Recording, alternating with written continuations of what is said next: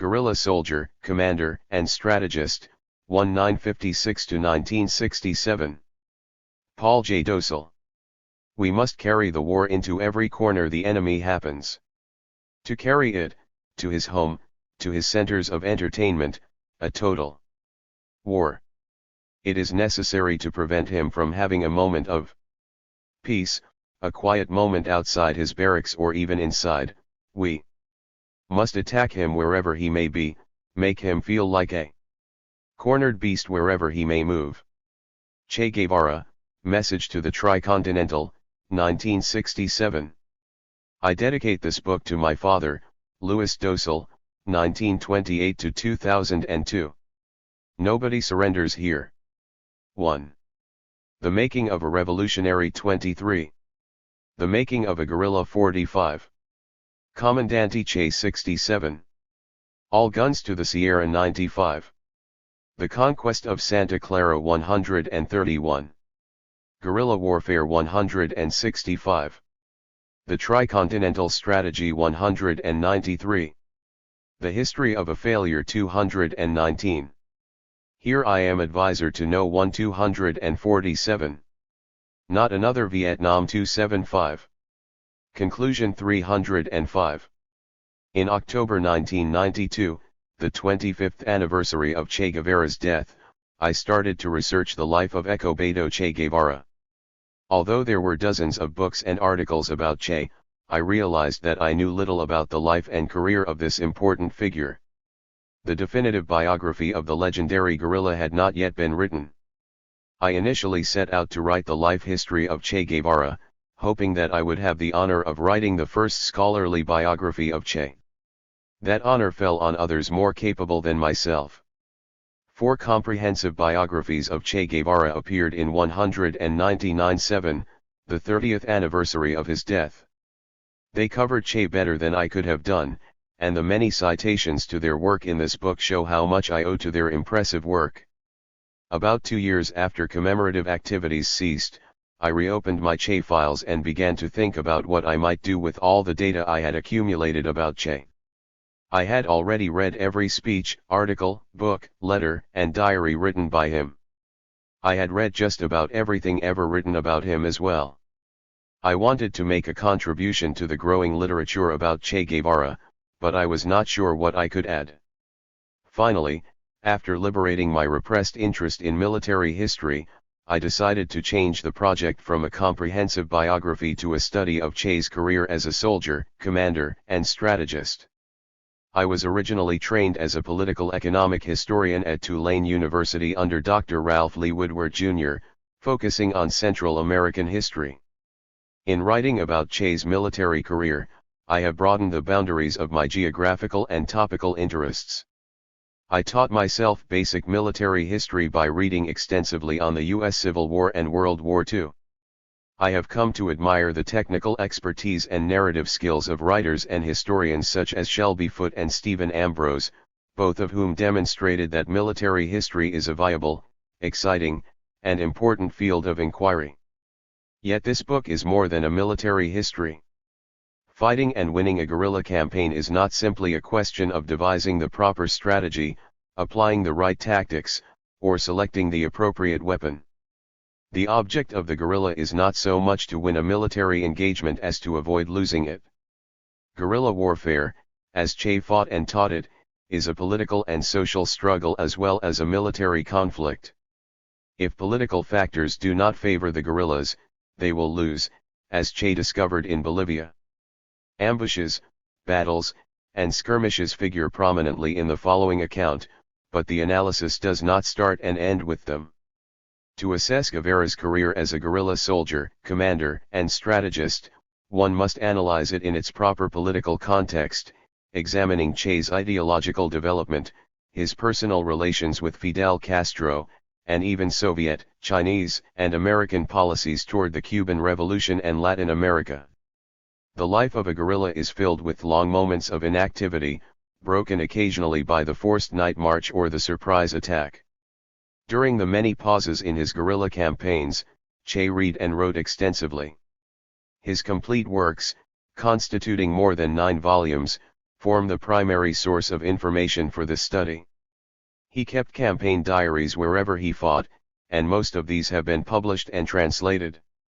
Parts of his diaries have been censored, and more documents are locked away in Cuban archives, but the available literature, including a rich vein of memoirs written by people who fought for and against Che, forms a solid foundation for the study of Che Guevara's military career. Che Guevara remains a well-known figure, whether adored or reviled, to millions around the world. The 30th anniversary of his death, highlighted by the discovery of his unmarked Bolivian grave and the transfer of his remains to Cuba, demonstrated the remarkable durability of his image and his message. I have tried not to get caught up in the Che mania that swept the world then. Students, colleagues, and friends who knew of my research on Che gave me Che posters, shirts, socks, and underwear, thinking that I would appreciate such gifts.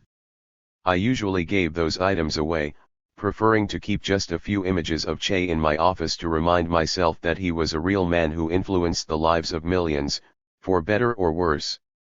He killed for a cause, he ordered people to kill for that cause, he advocated war to the death against imperialism, and he died for his principles.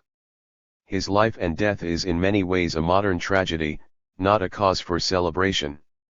We must study who he was, why he fought, why he died, and why so many followed him into battle. I have tried to analyze his career as objectively as possible, sorting myth from reality in an effort to assess Guevara's actual impact on 20th century military history. My research on Che has taken me to Washington, D.C., Austin, Texas, Havana, Buenos Aires, and Cordoba. A research and creative scholarship grant from the University of South Florida and a faculty research grant from the University of Massachusetts allowed me to complete my research. I have received generous assistance and encouragement along the way. And Shu was with me from the start to the finish of the project, sharing my frustrations. Her careful reading of the manuscript showed that she also shared my ambitions. John Belalevec, my friend and colleague from the University of South Florida, reviewed the manuscript and offered his military expertise. I thank him for his assistance and the many happy hours we spent together talking about the Civil War. I also want to thank Mike Conniff, a wonderful friend and supportive colleague, for all the encouragement he has offered. Neil Macaulay and Charles Ameringer offered perceptive and constructive critiques of the manuscript as well. I hope that I have addressed their questions and concerns in this final product. A number of friends and colleagues in Cuba have helped me. Meryl Garcia shared her expertise and put me in contact with some of Che's closest associates. I also want to thank Miriam Rodriguez of the University of Havana for facilitating my research and travel. Gabriel Cartaya kindly escorted me in and around the Sierra Maestra to see La Plata, Santo Domingo, Alegria del Pio, and other sites associated with the Cuban insurrection. The late Enrique Sosa, a dear friend, shared with me his love of Cuba before his passing in March 2002. I offer a special thanks to my old soccer buddy Rick Pope, who graciously offered to prepare my maps. My good friends Joe Costa and Christy Paul read and commented on earlier versions of the manuscript, helping me to bring out aspects of Che's life that I might otherwise have overlooked. Joe, like Teresa, Ross, Tammy, John, Belinda Allen, Dave, Kenny, Jocelyn, Jimmy, Mike, Dodd, Scott, Valerie, Mike Ortiz, and Tara, have helped me just by making sure that I had a good time. The same goes for all my friends at the revived Cuban Club of Tampa, particularly Jorge and Eliana Diaz, Mario Gonzalez, Alex Solera, Alex de Quesada, Frank Castillo, Raul Lavin, Reynaldo Garrido, Fernando Mesa, Dr. Angelo Perez, Jose Vivero, and many others. I have a large, loving, and supportive family to thank: Mom, Dad, Michael, Cindy, Jessica, Dwayne, Rhonda, Lindsay, Brooke, Madison, Darlene, Michael, and Andrew. We have all suffered in recent years, but we are stronger for having lived through it. 16. I am not sure that I am any better for having worked so long on this project, but I hope that the literature on Che is richer for it. This book is offered as a modest contribution to a controversial historical subject and is designed for both scholars and the general public. I do not intend to settle the arguments about Che's record, but I will enjoy participating in the debates to come. Until he arrived at the port of Tuxpan, Mexico, on November 24, 1956, Escobedo Guevara, a 28-year-old doctor from Argentina, did not know how Fidel Castro, a 30-year-old revolutionary from Cuba, intended to transport his rebel army across the Caribbean Sea.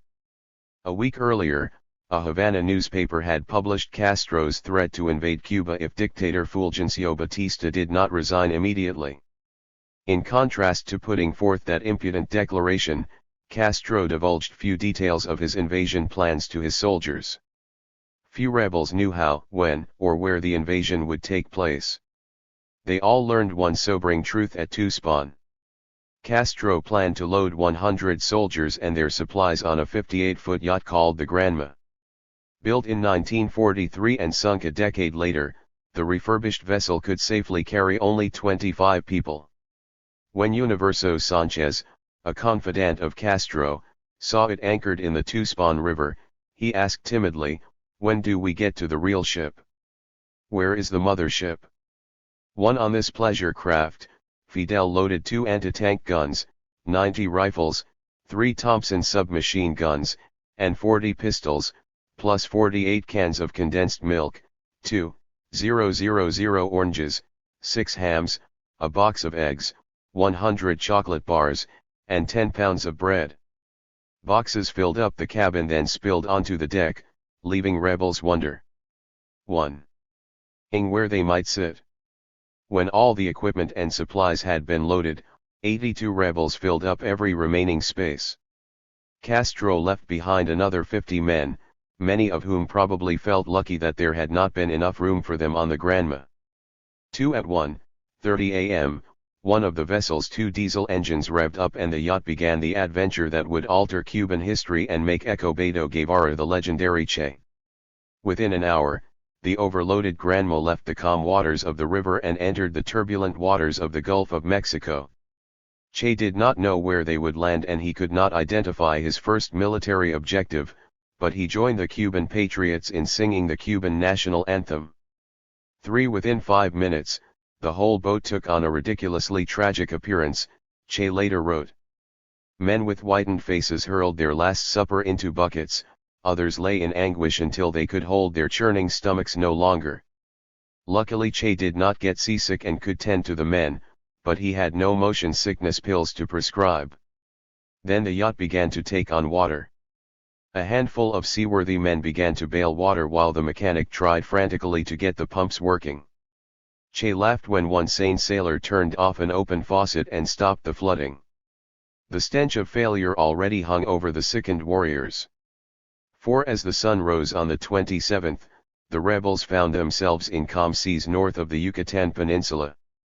Fidel set a course directly eastward, hoping to make up for lost time. He had calculated that the journey from Mexico to Cuba would take 5 days. Because of rough seas, excessive weight, and one non-functioning motor, the Granma had been plugging along at 7.2 knots instead of the 10 knots that Castro had anticipated. The progress of the boat through placid waters lifted spirits and soothed stomachs, but it also resulted in an increasing demand for food, forcing Fidel to ration his scarce supplies.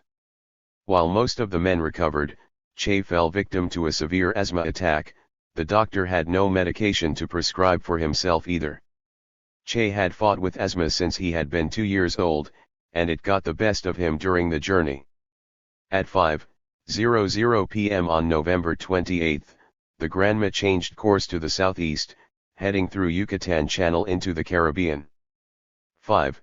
See Map 1. With the abrupt change in course, it became obvious that Fidel did not intend to invade anywhere near Havana or western Cuba. Castro intended to land the main body of the Movimiento 26 de Julio, 26th of July movement, or M26-7, in eastern Cuba on November 30, at the same time that M26-7 militants in Santiago and elsewhere would launch diversionary strikes on selected army garrisons and police stations.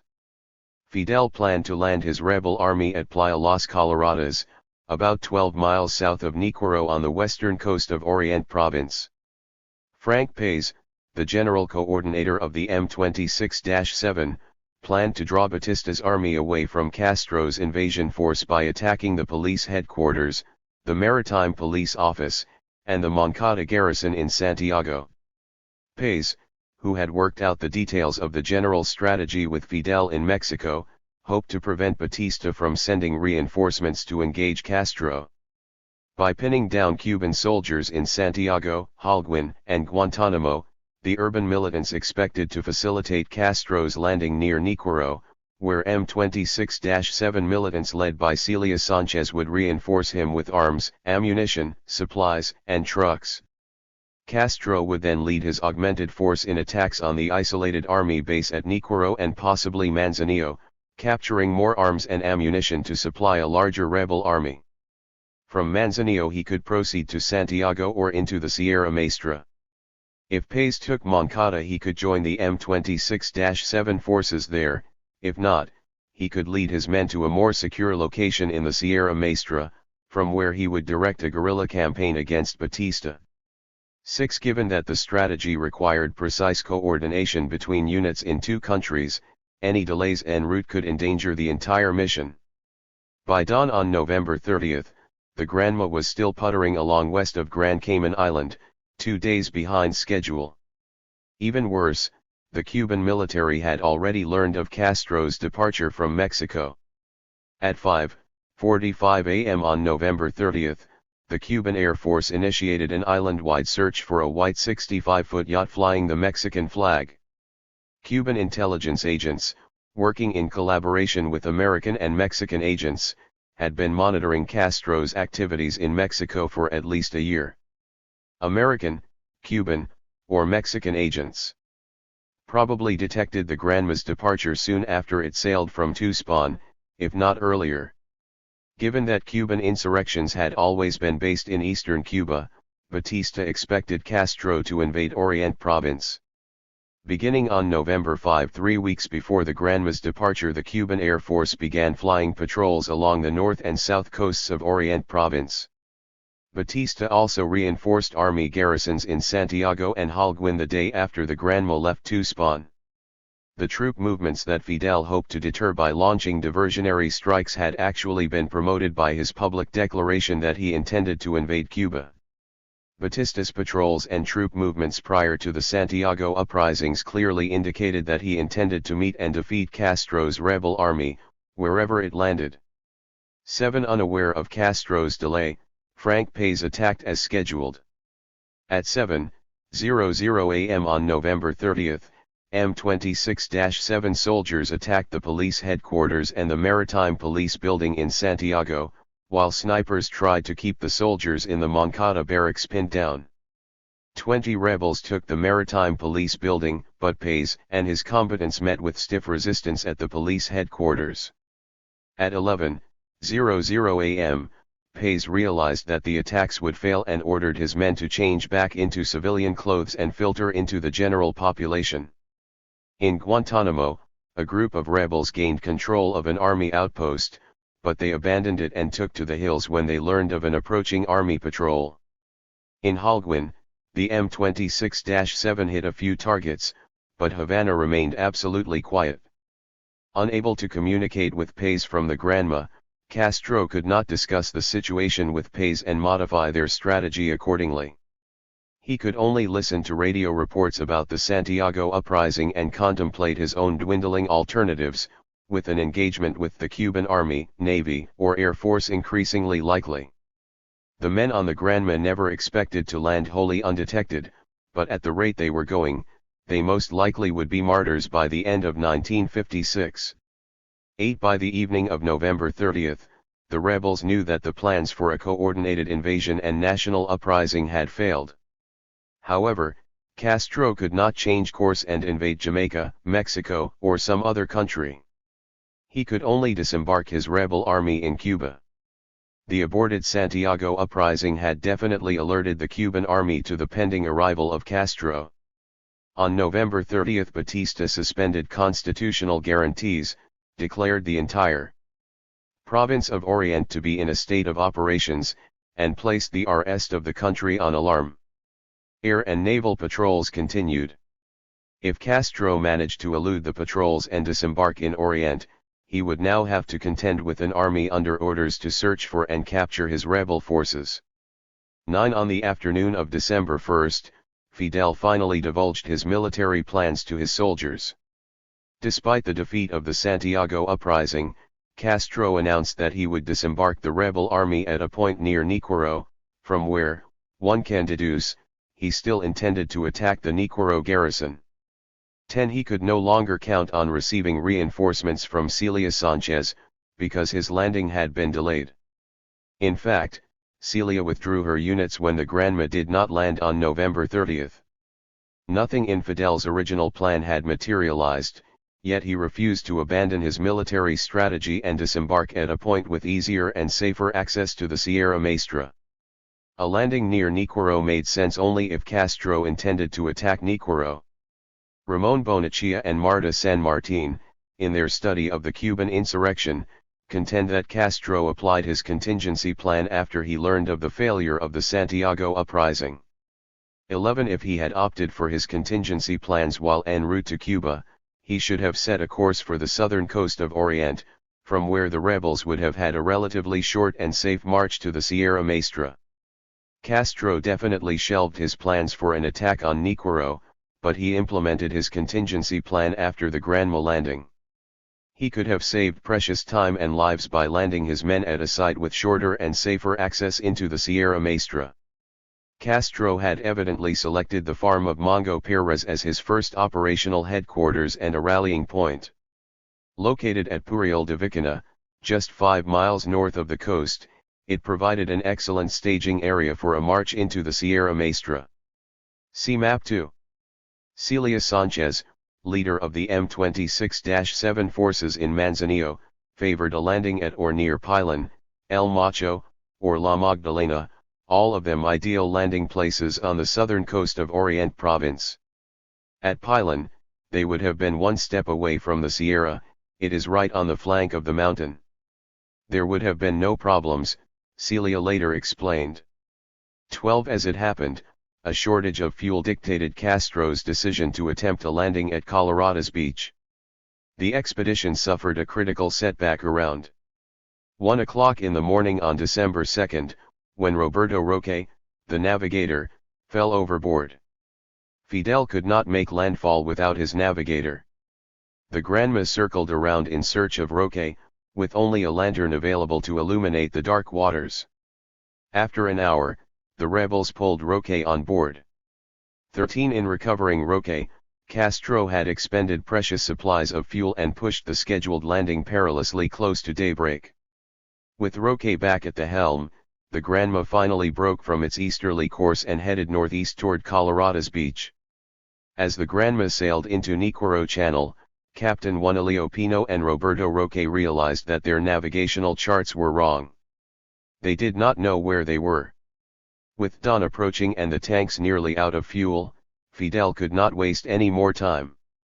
He ordered full speed ahead, directly toward whatever coast lay in front of them. At 4:20 a.m., the Granma slid into the mud 100 yards offshore, in a mangrove swamp more than a mile south of Colorado's beach. Fidel's long-anticipated invasion of Cuba looked more like a shipwreck than an amphibious assault. 14 Around 6 o'clock that morning, Captain Jose Smith Comas, a veteran of the Korean War, began to disembark his vanguard platoon. The men lowered the lifeboat and loaded it with their heavy weapons. It sank. Unable to bring the yacht any closer, the men jumped into the water, carrying only their personal weapons overhead. Some men sank hip-deep in mud. Captain Juan Almeida's center platoon went into the water next, followed by Castro and his general staff, which included Che, and Captain Raúl Castro and his rear guard. As the men watched their boots sink into the mud, their hearts sank with them, as they gradually realized that they had landed in the wrong place at the wrong time.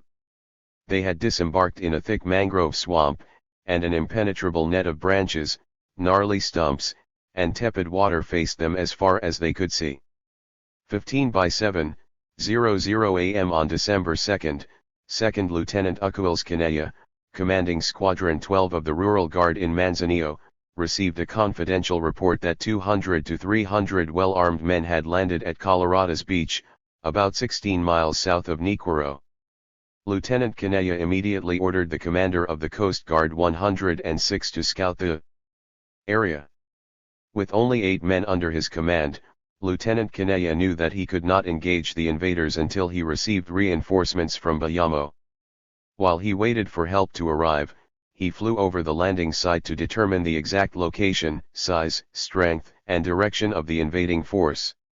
16 As the rebels hacked their way through the mangroves, 2 planes randomly strafed the swamp.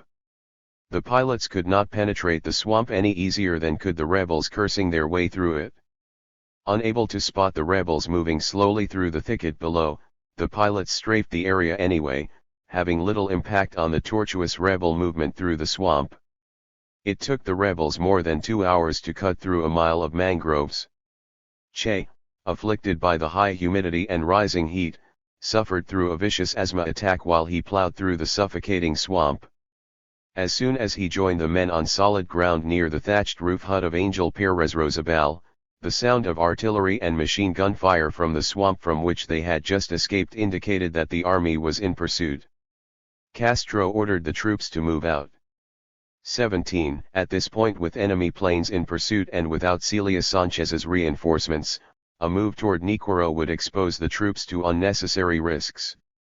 Castro finally abandoned his conventional strategy and ordered the rebels to march toward the Sierra Maestra. Unfortunately, a march to the Sierra Maestra now carried risks almost as high as an attack on Niquero because the rebels would have to travel more than 60 miles through Alegría del Pio and La Esperanza, along the only route to the Sierra. Castro could only have suspected that the army would attempt to block his movement, as indeed it had. The army had already mobilized 1,000 troops to block Castro's path toward the mountains. Fortunately for him, some misinformation filtered into the Cuban army on December 2, when army patrols picked up rumors that Castro intended to attack Niquero that night, temporarily diverting the army's attention away from the path that Castro actually took from the beach. Castro kept his men marching until nightfall, then they camped just a few miles from where the Granma actually landed. 18 At dawn on December 3, the men resumed the march south and eastward, looking for the quickest route into the Sierra Maestra. Few of them knew the terrain. Only 9 of the men came from Orient Province, the rest of the rebels came from western and central Cuba, with Havana supplying 38 of the 82 men in the rebel force. Che, one of 4 foreigners in the group, was just a year older than the average rebel, but he had more education than most of them. 19 He had never even been to Cuba before this, but he was willing to sacrifice his life and career for the cause. Around noon, he and his new comrades ate their first hot meal in days: yucca, bread dipped in honey, and some chicken broth at the home of Zoilo Vega, a local peasant. Vega's brother Tato then guided Fidel's troops to a path that ran through a large sugar plantation. The rebels settled for the evening at a clearing, while scouts and foragers searched for stragglers and food. During the night, 8 stragglers rejoined the rebel army, bringing it back to its full strength of 82 combatants.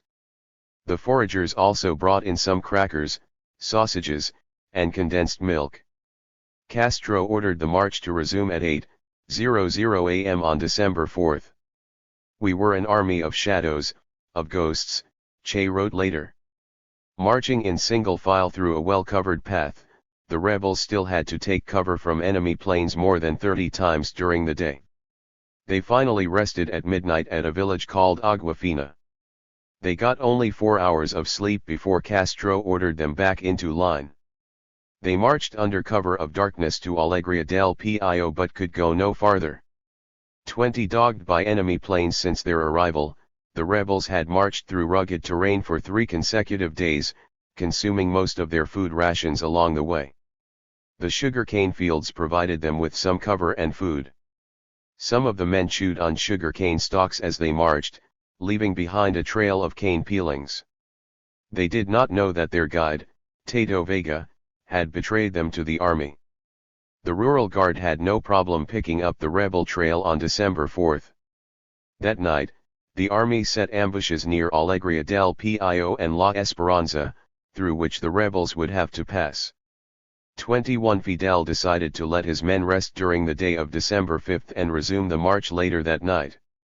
Around noon, Che noticed aircraft circling overhead at low altitudes. The rebels, however, rested and consumed their few rations, unaware of the approaching storm. Castro had encamped on a low unprotected hill bordered by cane fields to the front and left and a thicket to the right. The guards were posted so close to the camp that they were practically in it, making it impossible for them to warn the rebel army of an approaching army patrol. Most of the soldiers found a shady place to sleep and lay down with their weapons. Che tended to the men, most of whom suffered from blisters or fungal infections caused by the march through the mangrove swamp. Around 4:30 p.m. on December 5, Che sat down next to Jesus Montaigne to eat his ration of half a sausage and 2 crackers. Escobedo and Jesus were leaning against a tree, exchanging happy memories of their respective children, when a single shot suddenly fathered a terrifying silence. 22 Within seconds, a hurricane of bullets ripped through the camp. Rebel soldiers scattered, looking for cover or their commanding officer. Others, including Escobedo, hugged the ground as bullets whizzed above them. They could not see their enemies and their enemies could not see them. But Squadrons 12 and 13 of the Rural Guard, commanded by 2nd Lieutenant Ucuils Canella and Captain Jose C. Tandrin, respectively, unleashed a withering fire on the unsuspecting rebels. The Rural Guards had picked up the rebel trail at Aguafina and followed them to the rebel camp at Alegria del Pio. They had decided to attack with machine gun and rifle fire before nightfall, and they caught the rebels completely by surprise. 23 Fidel and a few members of his general staff fled from the attackers and took cover in the adjacent cane field. From there, Fidel attempted to withdraw and reorganize his men. But the surprise attack dispersed the rebels as soon as it began. Rebels hit the dirt, ran for cover, and fired back at an enemy they could not see. Although they had taken the rebels by surprise, the 140 men of the Rural Guard inflicted only 3 casualties in their initial assault, finding it difficult to hit their targets because of thick vegetation and a slight elevation that separated them from the rebels. 24 The remaining 79 combatants could have been reorganized for a counterattack, but Castro had not selected a rallying point before setting camp. In the heat of battle, he and his commanders could not organize a retreat or redeployment. A degree of panic ensued among the soldiers and their commanders, some of whom, including Che, were facing hostile fire for the first time. In Che's account of the battle, he implied that the rebel command structure broke down. I recall that Juan Almeida, then a captain, came beside me to get orders, but there was nobody there to issue them. 25 Only Fidel Castro could have given orders to Captain Almeida, and from Fidel's position in the cane field, he could not communicate effectively with his squad leaders. To get to his position, the rebels had to cross a path that exposed them to enemy fire. 26 Captain Almeida returned to his group and tried to organize a defense on his own initiative. Che, not one to shy away from risk, tried to follow Castro into the cane field. As he and Emilio Albentosa attempted to cross the path, a burst of gunfire dropped both men to the ground. One bullet struck a box of ammunition in Guevara's shirt pocket and the ricochet grazed his neck. It was a minor injury, but in the heat of battle, with blood spilling over his uniform, Che was convinced that he and Albentosa, whose mouth and nose were spewing blood, had suffered mortal wounds. Guevara thought about killing himself, knowing that Batista's soldiers would torture and execute any rebel they captured. He thought about the heroic character in To Build a Fire, a short story by Jack London, one of his favorite authors. When the hero of London's story realizes that he is about to freeze to death in the Alaskan wilderness, he calmly leans against a tree and accepts death with dignity. Che did not want to die screaming in agony. To prevent such an undignified end, he might have to kill himself before the enemy captured him. 27 The firing suddenly stopped and the enemy called on the rebels to surrender. One rebel, crawling near Che, shouted, "We'd better surrender." "Nobody surrenders here," yelled Camilo Cienfuegos, a wild, wiry young soldier. Camilo answered the ultimatum with a blast of his submachine gun, cursing at the enemy troops as he thrust himself back into the battle. 28. Captain Almeida, who also refused to entertain the notion of surrender, rushed over to Che. "Leave me, they've killed me," Che pleaded. Almeida refused to abandon Che and, with help from Ramiro Valdez, carried him off the field, heading toward a thicket that would provide them with some highly demanded cover. 29 Soon after Che fled the battlefield, low-flying planes strafed the rebel positions again, sowing even greater confusion among the retreating rebels. The Cuban army then set fire to the cane in an effort to smoke the rebels out. With smoke and flames rising from the cane fields behind them, Almeida led Che and 3 other men into some wooded ground, having survived a dreadful, 30-minute baptism of fire. The Cuban army routed Castro's rebel army at Alegria del Pio.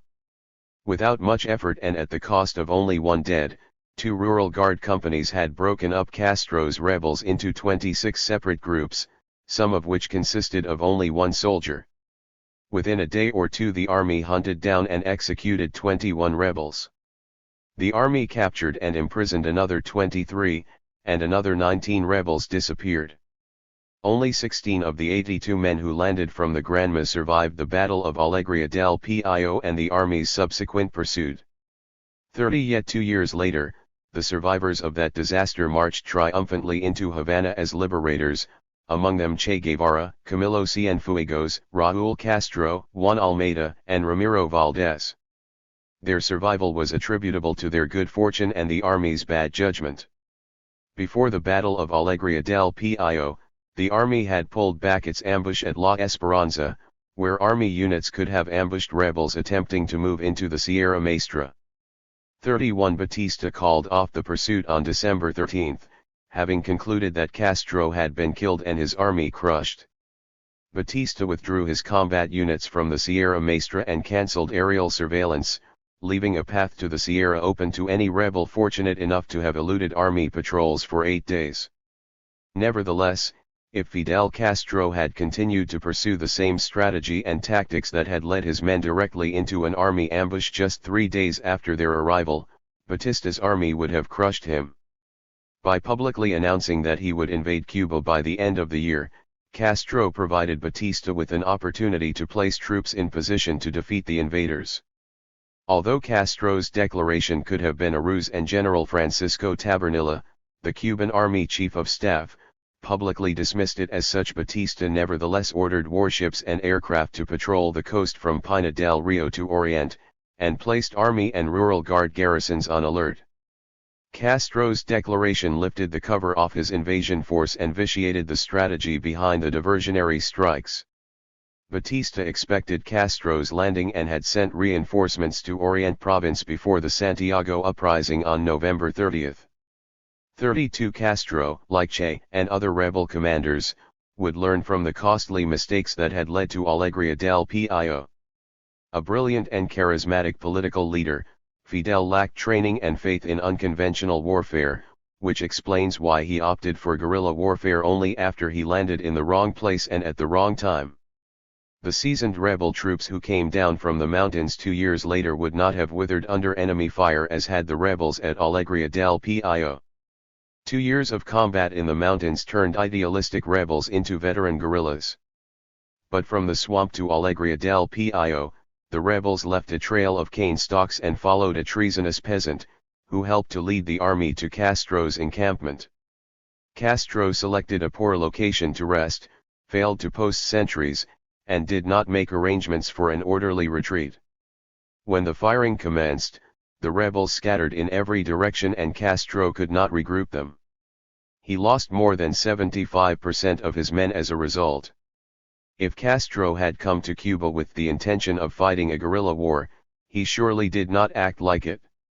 The war he launched from a swamp was overt, anticipated, and conventional. Che learned from the grandma how not to launch a guerrilla campaign.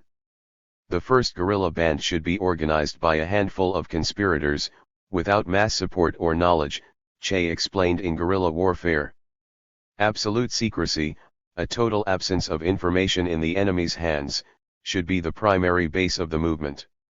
33 The Granma rebels who followed Fidel across the Caribbean lacked the training, strength, and secrecy required for launching any hostilities, whether a guerrilla campaign or conventional operations.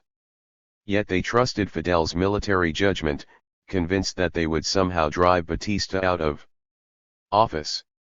Only a handful of trusted advisors knew that behind Fidel's strategy was the assumption that a combination of conventional and unconventional strikes against the Batista regime would spark a mass uprising. Castro did not believe that his rebel force, by itself, could topple Batista in one decisive blow. If other anti-Batista forces, including, and perhaps especially, disaffected military units, did not join the insurrection, Castro planned to implement his contingency plan, calling for his troops to reassemble in the Sierra Maestra, from where they would launch a guerrilla campaign. At the outset of the Cuban insurrection, Castro's strategic planning placed more emphasis on conventional warfare than on a guerrilla campaign. He and his close advisors, including Che, believed that the Batista regime lacked the strength and legitimacy to withstand coordinated uprisings. The rebels believed that they could initiate the disintegration of the Batista regime with a few decisive strikes. Che later explained how he first envisioned the triumph that would follow the invasion of Cuba. We all thought about arriving at some place in Cuba and after a few cries, several heroic battles, a few radio broadcasts and several deaths, we would expel dictator Batista and achieve power. 34 The Granma rebels did not conceive of themselves as a FOCO, as Guevara later defined a guerrilla band, and they did not initially intend to launch a guerrilla campaign against Batista. They conceived of themselves as the spearhead of a broadly based insurrectionary movement that would topple the dictatorship with attacks on military garrisons, general strikes, and guerrilla warfare. The Cuban insurrection became a guerrilla campaign, but it began with a conventional attack supplemented by some unorthodox assaults on well-fortified positions. The rebels never envisioned an armed struggle based principally in the mountains. According to Faustino Perez, one of Fidel's two chiefs of staff, the Granma rebels intended to spark a general insurrection with attacks, strikes, and sabotage on urban and rural fronts. 35 The success of this ambitious plan hinged on the ability of urban militants to pin down the Cuban army in Havana and Santiago long enough to convince Batista and his generals that they faced a nationwide insurrection rather than just an invasion force of 82 men in Orient province. Batista would not likely vacate the Havana or Santiago garrisons to engage Castro in Orient if Castro did not secure the two largest cities.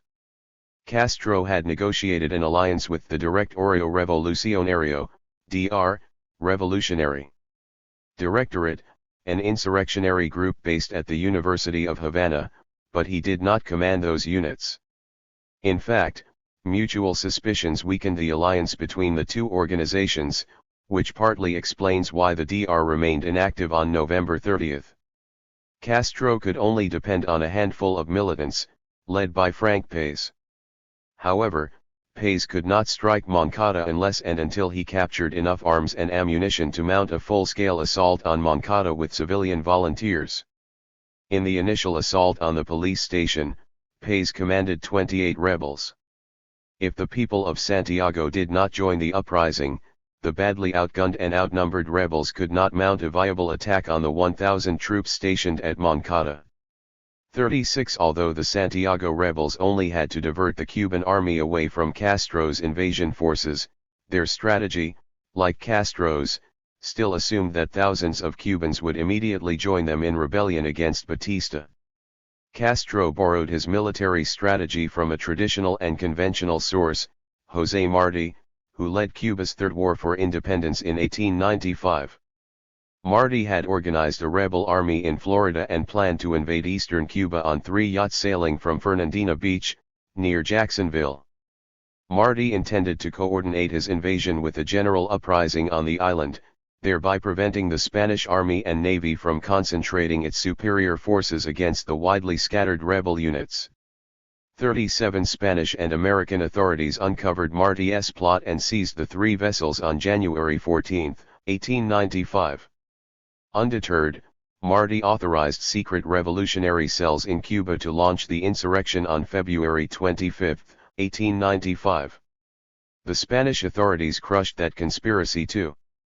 Martí eventually slipped into Cuba 6 weeks later on a small boat, and he came, not with an invading army, but with General Máximo Gómez and 4 other men in a quiet, covert operation, undetected by the Spanish naval patrols. 38 Castro adopted an honored military strategy from Cuba's greatest patriot for the compelling political reason of linking himself to Martí. However, instead of adopting the covert plan that had worked, Castro borrowed the insurrectionary plan that had failed. Martí's experiences had demonstrated that scattered groups of rebels could infiltrate the island safely and relatively easily, while larger, overt operations offered easy prey to the authorities. Castro wanted to accomplish what Martí had failed to do, despite overwhelming logistical barriers. His strategy required absolute secrecy, precise timing, and effective coordination of units in 2 countries. Castro had to maintain secure lines of communication with his allies in Santiago and Havana, particularly during the 1,200-mile odyssey of the Granma from Tuxpan to Orient Province. Once the Granma left port, however, Castro could not transmit radio messages to the island. If something went wrong and the diversionary strikes did not succeed, he could not alter or postpone his plans. He could not even communicate with his own men by radio or walkie-talkie. As a result, Castro lost command and control of his rebel army when navigational errors or enemy fire forced them into swamps and cane fields. In his first 3 days back on Cuban soil, Castro knew little about the strength or location of his enemies or his allies. The absence of communications equipment did not deter Castro or his men. Even though he could not transmit or receive messages to or from Celia Sanchez about the delivery of critical supplies and reinforcements, Castro pinned his initial hopes on an amphibious landing followed by an attack on the nearest army garrison. He faced formidable statistical and logistical odds. Che Guevara recognized the weaknesses in Castro's military strategy. Soon after meeting Fidel in July 1955, Guevara expressed grave concerns about the prospects for success. "What do you think of this crazy idea of the Cubans invading an island completely defended by coastal artillery?" Guevara once asked Hilda Guidi, his first wife. Guevara enlisted enthusiastically in the rebel army anyway with Guidi's support. 39 Guevara, like so many other rebels who enlisted in the rebel army, eventually developed a conviction that with bold, courageous, and determined leadership, the rebels could inspire a nationwide rebellion and overthrow Batista. Castro had tried and failed in his assault against the Moncada army barracks in 1953, but he still had enough power and charisma to raise another rebel army for another attack on terms that still favored the Cuban army. Instead of attacking the weak points in the enemy's armor first, Castro launched his second rebellion in the same way that he initiated the first, with an attack on strong army and police units in Santiago. Although Castro's 1956 strategy called for the main body to hit a relatively easy target in Niquero, the campaign would once again begin with an attack in Santiago, on ground and terms chosen by his enemy. To Castro's credit, he developed a contingency plan to regroup his rebel forces and launch a guerrilla campaign from the Sierra Maestra if he failed to take the Niquero garrisons. Yet Castro clearly preferred a victory through quick and rather conventional strikes to the more daunting prospect of victory through a protracted guerrilla campaign. Castro questioned the viability and potential of guerrilla warfare. If his initial strikes had generated the popular uprising he had anticipated, he might have rolled into Santiago at the head of a conventional army a few short weeks after the Granma landing. As it turned out, he rolled into Havana 2 years after the Granma landing at the head of a guerrilla army whose most accomplished commander was Escobedo Che Guevara. Although Che Guevara had mastered the theory of guerrilla warfare in Mexico, he, and Castro, perfected the practice of it in the Sierra Maestra. Abstract concepts became hard realities at Alegría del Pio, where the disaster left no doubt that the initial strategy contradicted fundamental principles of guerrilla warfare. From these negative experiences, Guevara developed the basic tenets that he subsequently elaborated in guerrilla warfare. The fundamental principle is that no battle, combat, or skirmish is to be fought unless it will be won. In the initial phase of a guerrilla campaign, the essential task of the guerrilla fighter is to keep himself from being destroyed. 40 Guevara learned these painful truths 3 days after the Granma landed. To launch his guerrilla campaign in Bolivia in 1966, he dispatched small rebel units around the continent and assembled them in eastern Bolivia, a textbook example of covert infiltration. A credible guerrilla campaign did not begin with the Granma's departure, an overt shipment of men and materiel across 1,200 miles of hostile waters. There was no certainty of victory in Castro's strategy, complete annihilation was the more likely outcome. Although Batista had only a few units trained in counterinsurgency warfare, he had more than enough resources to crush any conventional attacks.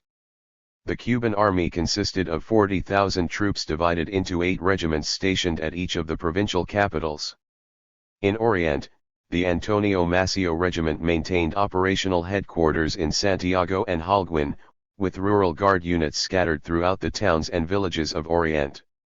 In Western Orient, where Castro intended to land, Niquero, Media Luna, Campechaula, Manzanillo, and Pilan were defended by at least a company of rural guardsmen, 100 men.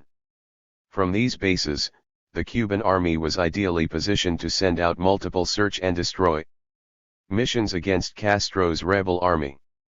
41 In addition, the army could call in air and naval support to locate and destroy the invading army.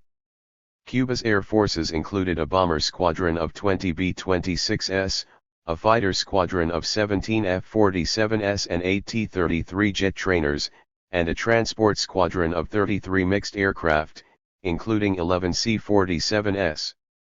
The Navy could deploy up to a dozen small submarine chasers, several World War II-era PT boats, and several small gunboats for coastal defense. 42 In addition to the advantage in material resources, the Cuban army had more accurate and reliable intelligence. From the moment the Cuban rebels began training in Mexico, they attracted Mexican, Cuban, and American intelligence agents. The Mexican police first raided Castro's training camp in June 1956 and, in collaboration with Cuban and American agents, continued to track the movements of the rebels for the following 5 months. On November 21, 3 days before the Cubans assembled at Tuxpan, Mexican police arrested 3 Cuban conspirators and then gave Castro 72 hours to leave the country. Mexican police dutifully reported to the Cuban government that Castro and his men were about to leave Mexico. Armed with that information, the Cuban army placed all army and rural guard outposts on alert and ordered constant surveillance of the coast from Pina del Rio in the west to Orient Province in the east. 43 The only thing that Batista did not know was the precise location of Castro's intended disembarkation. The military strategy that ultimately led the rebels to victory was covert, unpredictable, and unconventional. The survivors of Alegría del Pio applied basic rules of guerrilla strategy and tactics because Castro's more conventional approach failed. Fortunately for Fidel, his best guerrilla commander and strategist Che Guevara survived the battle and guided the transition of the rebels from a conventional insurrectionary force into the most accomplished guerrilla army in 20th-century Latin America. The recovery of Castro's army and its subsequent success was attributable in no small part to the training, strategy, and leadership provided by Escobedo Guevara. Despite the deluge of biographies, memoirs, and documentaries that appeared on the 30th anniversary of Guevara's death in 1997, none of the recent analysts has re-examined Guevara's career as a guerrilla soldier, military commander, and revolutionary theorist. New evidence has come to light, including some of Guevara's previously unpublished campaign diaries and declassified Central Intelligence Agency, CIA, documents. These new sources can be used to re-evaluate Guevara's fame and impact as a guerrilla warrior and theorist. In the 1960s, several scholars debunked Guevara's contributions to the theory and practice of guerrilla warfare, but around the world, Guevara was and is still ranked in the pantheon of the great guerrilla theorists, along with Colonel T.E. Lawrence, Mao Zedong, Augusto Cesar Sandino, and General Vion Wenjup. The aim of this study is to evaluate Guevara's record as a guerrilla soldier, commander, and theorist, from his first skirmish in Cuba to his defeat in Bolivia 11 years later. How did Guevara perform in battle, as a soldier and as a commander? Were his theories of guerrilla warfare sound and applicable? The examination of these and other questions will separate the mythical Guevara from the real guerrilla, the doctor who received his baptism of fire at Alegria del Pio, drafted a revolutionary doctrine of guerrilla warfare, and died fighting for his ideals in Bolivia. The objective is to examine Guevara's complete military record as a soldier, commander, and theorist and draw conclusions based on the best available evidence. With a nod to both Guevara's critics and admirers, the record indicates that Che was underrated as a conventional military strategist, overrated as a guerrilla commander, and often misrepresented as a guerrilla theorist. Che achieved his greatest military victory by applying a conventional military strategy in his campaign to take the city of Santa Clara, December 1958. Widely regarded as an offensive and aggressive commander, he orchestrated a brilliant defensive campaign during the Army's summer offensive of 1958. As a guerrilla commander, he scored impressive victories in ambush after ambush in Cuba and later in Bolivia, but he rarely commanded more than 100 troops in battle. The strategies and tactics he presented in guerrilla warfare did not substantially deviate from the doctrines advocated by other strategists, and he violated most of his own precepts during his disastrous Bolivian campaign, 1966-67. Credited with developing Foucault theory, Che never attempted to devise a new theory of guerrilla warfare. He wanted to practice guerrilla warfare, and during a relatively brief military career, 1956-67, he practiced it more than he theorized about it. Che was a man of action rather than theory. He fought on the front lines, commanded his own columns, trained guerrillas, and organized guerrilla fronts in almost every Latin American country. The fact that Che served under and took orders from Fidel Castro does not diminish the value of his contributions to revolutionary strategies and practices. For most of the campaign in the Sierra Maestra, Che served as the rebel army's top military strategist. Fidel, after 6 months and several skirmishes as the field commander, eventually ceded tactical military command to Che and his other military subordinates, Raúl Castro, Juan Almeida, Camilo Cienfuegos, and Ramiro Valdez. Fidel directed general insurrectionary strategy, but even there, he sought and accepted advice and criticism from Che, whom he regarded as his best strategist and commander, despite Che's overly aggressive tendencies in battle. Moreover, it was Che not Castro who literally wrote the book on guerrilla warfare. The manual of that title, which served as the basic text for Cuba's revolutionary armed forces, exposed a truth that had been concealed during the insurrection: Che Guevara was the principal architect of Castro's military strategy. He undoubtedly learned and benefited from Castro. Fidel certainly profited from the military advice and leadership provided by Che. Ironically, Escobedo Guevara never studied military affairs formally. In chapters 2 and 3, I will examine how Che developed from a medical doctor into a revolutionary and a guerrillero, identifying the events and people that shaped his principles and strategies. A well-read intellectual with a sharp analytical mind, Guevara discovered an inclination and aptitude for armed conflict, learning quickly from Castro's initial military fiasco and developing into Fidel Castro's trusted and most accomplished guerrilla commander. In chapters 4 through 6, I analyze Guevara's record as a soldier and Comandante in Cuba, from his earliest days as the Army's medical doctor to the triumphant commander of the rebel forces that took Santa Clara and forced the resignation of Fulgencio Batista. Guevara's education in guerrilla warfare did not begin or end in Cuba. In 1954 he witnessed the quick and easy collapse of Jacobo Arbenz' revolutionary regime in Guatemala. From that experience he learned to expect a counter-revolution sponsored by the United States. When he marched into Havana in January 1959, he knew what had to be done to consolidate a radical revolution. If and when the United States intervened militarily, Guevara intended to wage a defensive guerrilla campaign against the occupying forces. Thus, Che wrote guerrilla warfare primarily as an instruction manual for the Cuban army and militia, but he also intended to teach other Latin American revolutionaries how to wage unconventional warfare.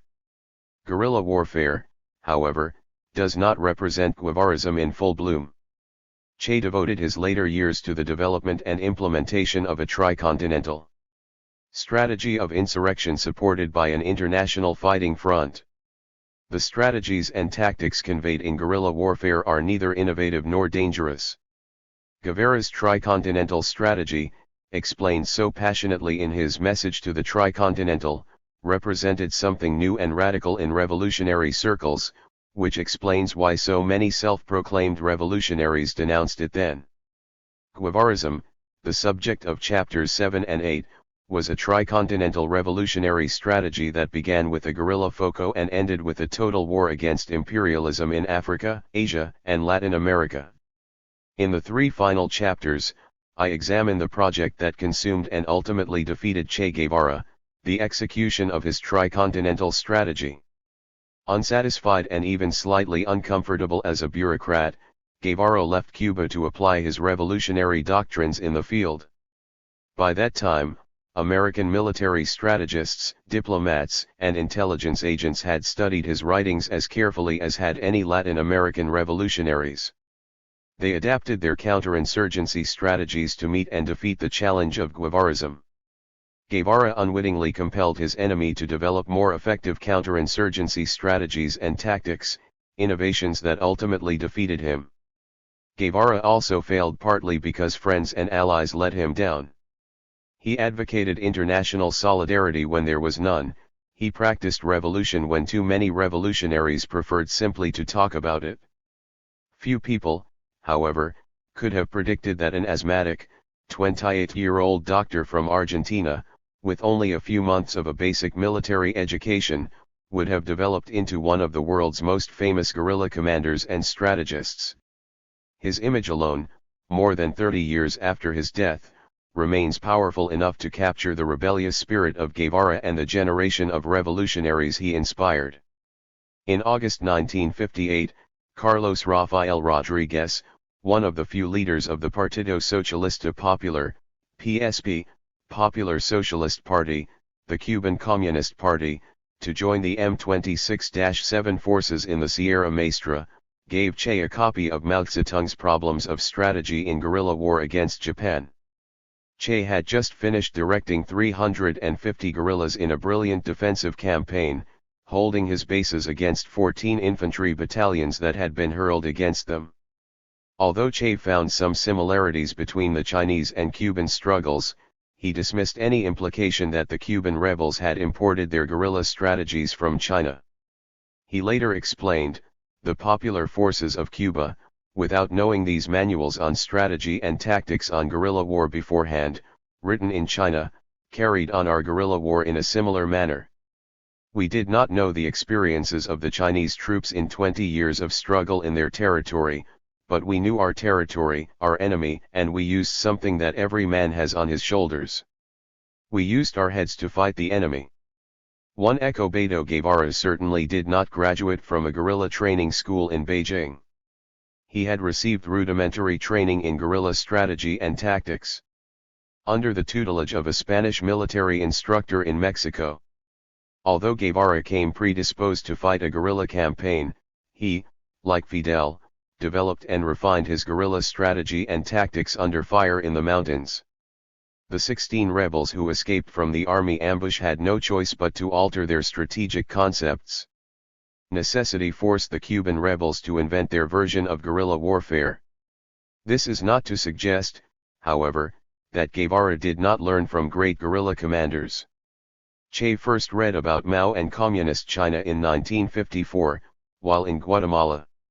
In Mexico, Guevara studied guerrilla warfare under Alberto Bayo, a Cuban-born Spanish military officer who had directed guerrilla operations during the Spanish Civil War.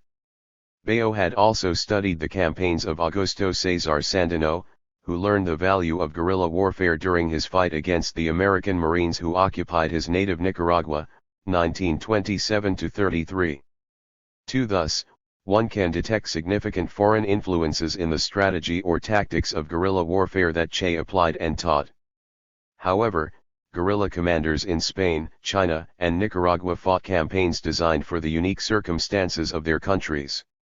Military strategy must be shaped by and adapted to the fighter's terrain, technology, and weapons, the size and strength of the enemy, and the national and international political climate. The conditions under which the Chinese Communists pursued their guerrilla campaigns could not be replicated in Cuba, nor could Che Guevara replicate his Cuban model in the Bolivian highlands. Che's greatest guerrilla success came in Cuba, where he fought on the front lines and commanded troops in battle, developing guerrilla strategies and tactics as he fought the enemy in the field. Neither Che nor Fidel sailed for Cuba with the intention of applying a Chinese, Soviet, or any other revolutionary model to Cuba. According to Ramon Bonachia and Marta San Martin, two students of the Cuban Revolution, the Cuban insurrectionists borrowed no model from abroad to carry out their fight against the dictatorship. 3. Escobedo Guevara certainly did not bring any revolutionary model with him to Cuba. He arrived with only a basic military training that included some lessons in guerrilla strategy and tactics. He had absolutely no formal military training when he met Alberto Bayo in Mexico. Prior to that time, Guevara had studied everything but military affairs, primarily literature, political philosophy, and medicine. Guevara only became a student of war after he became a revolutionary. He became a revolutionary in Guatemala, in 1954. An asthmatic child born into an upper-class Argentine family in 1928, Guevara lacked the physical strength, inclination, and education for a military career. From the age of 2 until his death in Bolivia, Guevara suffered through serious asthma attacks that frequently incapacitated him. For even on his military campaigns in Cuba, the Congo, and Bolivia, Guevara needed medicines and rest to relieve his suffering. His asthma had a direct and often negative impact on his military campaigns. He occasionally suffered so seriously that he had to halt his guerrilla column while he recuperated or send men to acquire medication to alleviate his symptoms. Aside from a boyhood fascination with playing war games, the young Escobedo showed little inclination for a military career.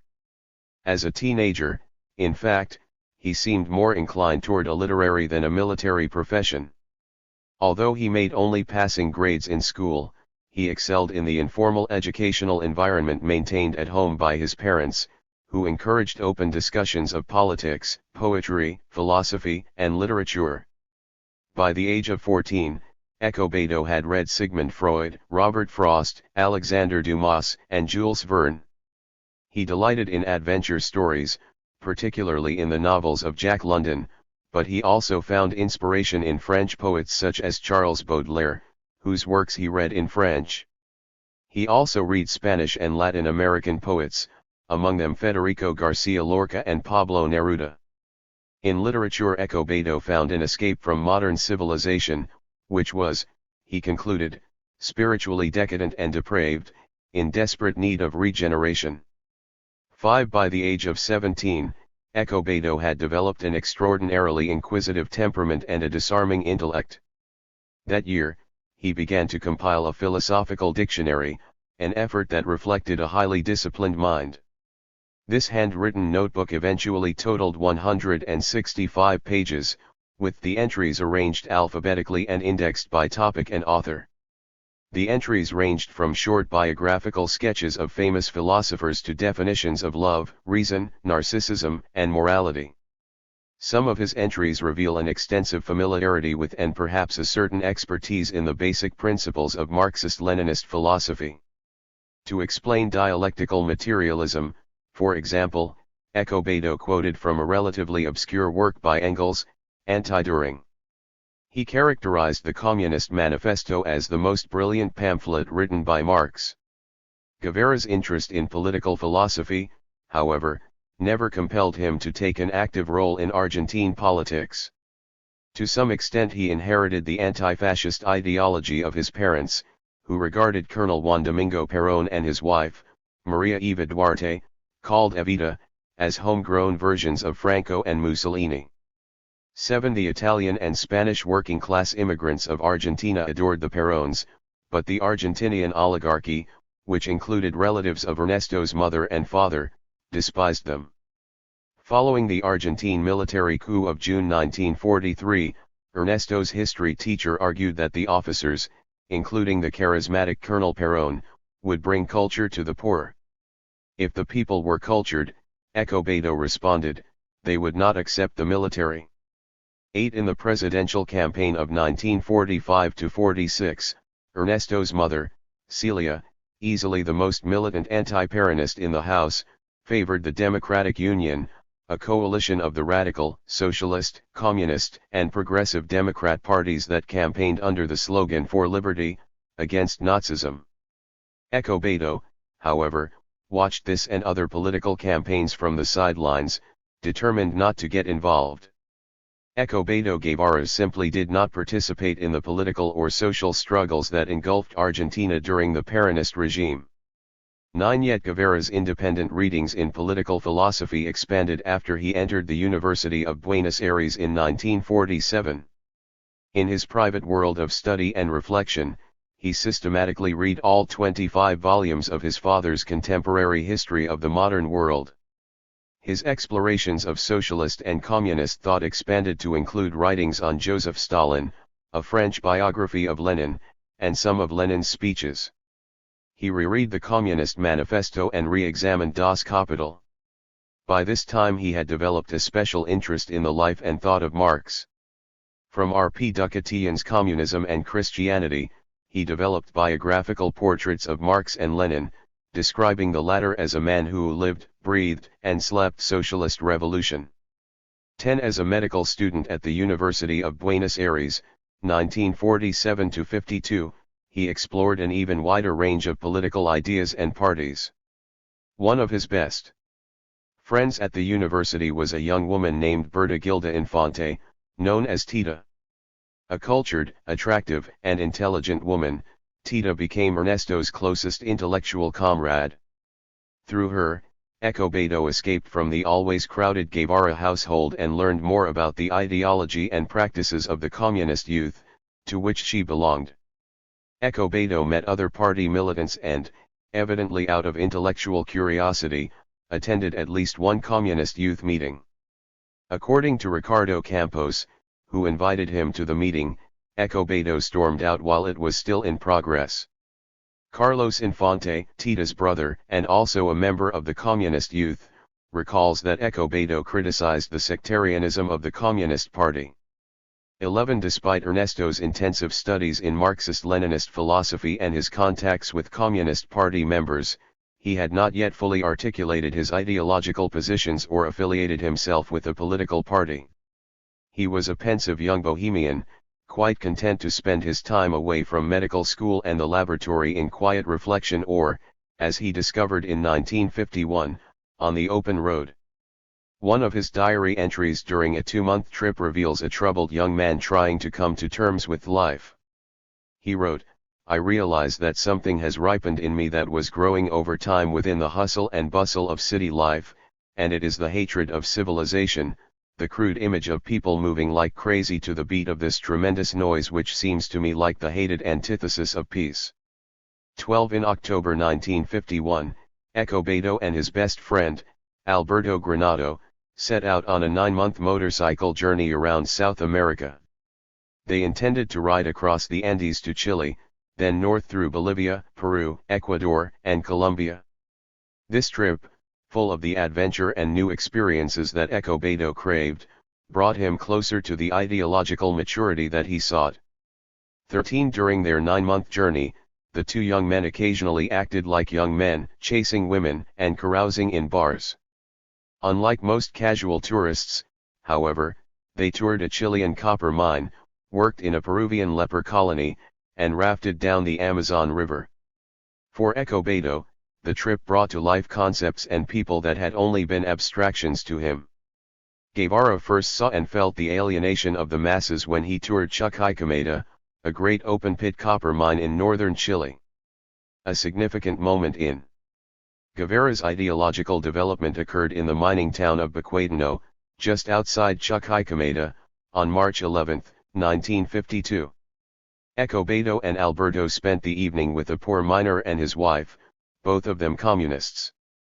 The man's shrunken features struck a mysterious, tragic note, as Escobedo observed him by the light of a candle. The man explained how he had been imprisoned for 3 months because of his membership in the Communist Party. Now he could not find a job in the copper mines, which explained why he and his wife had little food to share with their guests. Escobedo could have lectured them about the Marxist concept of alienation, but instead, he learned more from them, the living symbol of the proletariat the world over. He confided to his diary, "They didn't have a single miserable blanket to sleep under, so we gave them one of ours and Alberto and I wrapped the other round us as best we could. It was one of the coldest nights I've ever spent, one which made me feel a little closer to this strange, for me anyway, human species." 14. This passage in Ernesto's travel diaries has been studied carefully by Che's biographers. Jean Cormier argues that the night spent at Baquedano marked the political awakening of Escobedo Guevara. From that moment on, Cormier argues, Escobedo started to become Che. 15. Even Jorge Castañeda, the most critical of Che's recent biographers, agrees that the visit to the copper mines represented part of a gradual political awakening for Che, noting that Che was disturbed by the chasm between the mine foremen, the masters, the blonde and efficient, insolent administrators, the Yankee masters and the miners. 16. The politicization of Escobedo Guevara accelerated during his first South American venture. The poverty and injustice that he observed struck a sensitive chord and intensified his desire to study, but he stopped short of making a political commitment to search for and apply solutions to those problems. He still had to analyze the Latin American condition more carefully, and he looked more frequently to Marxist-Leninist thought for answers. In Castañeda's critical assessment of Guevara's ideological development, his approach remained naive and incomplete. Indignation and common sense made up for serious deficiencies in analysis. 17. The journey, which ended with a month-long layover in Miami, generated a strong anti-American strain in Ernesto's increasingly pan-American nationalism. He had gradually come to identify United States imperialism as the source of the injustices and poverty he had observed in South America. A brush with the law in Miami fueled his growing anti-Americanism. Some biographers have dismissed the alleged arrest in Miami, but a declassified CIA document confirms that Guevara had a police record in Miami. Although the CIA did not identify the crime for which he was charged, other reliable sources, Alberto and Tomas Granado, indicate that Escobedo and a Puerto Rican friend had caused a disturbance in a Miami bar by expressing some strong criticisms of the United States and the Truman administration. 18. If Ernesto's South American journey did not constitute a full political awakening, the trip certainly changed his career plans. He returned to Buenos Aires only to complete his medical degree. He had decided to find his destiny somewhere outside Argentina and the medical profession. Sometime after his return to Buenos Aires, Escobedo reviewed and rewrote his travel diary, as he usually did with the diaries he kept throughout his life. He also added a mysterious epilogue called Notes on the Margin. These notes are the first indication of Guevara's commitment to the revolutionary struggle in Latin America. Without mentioning any time, place, or people, Guevara cryptically described his political activation as the result of a strange meeting with an unidentified man who challenged Guevara's convictions. The future belongs to the people, and gradually or suddenly they will take power, here and all over the world, the anonymous man proclaimed. The problem is that the people must be educated first, and they can't do that until they take power, he continued. They can only learn by their own mistakes, and these will be very serious and will cost many innocent lives. Then he turned his attention to Echo Beto.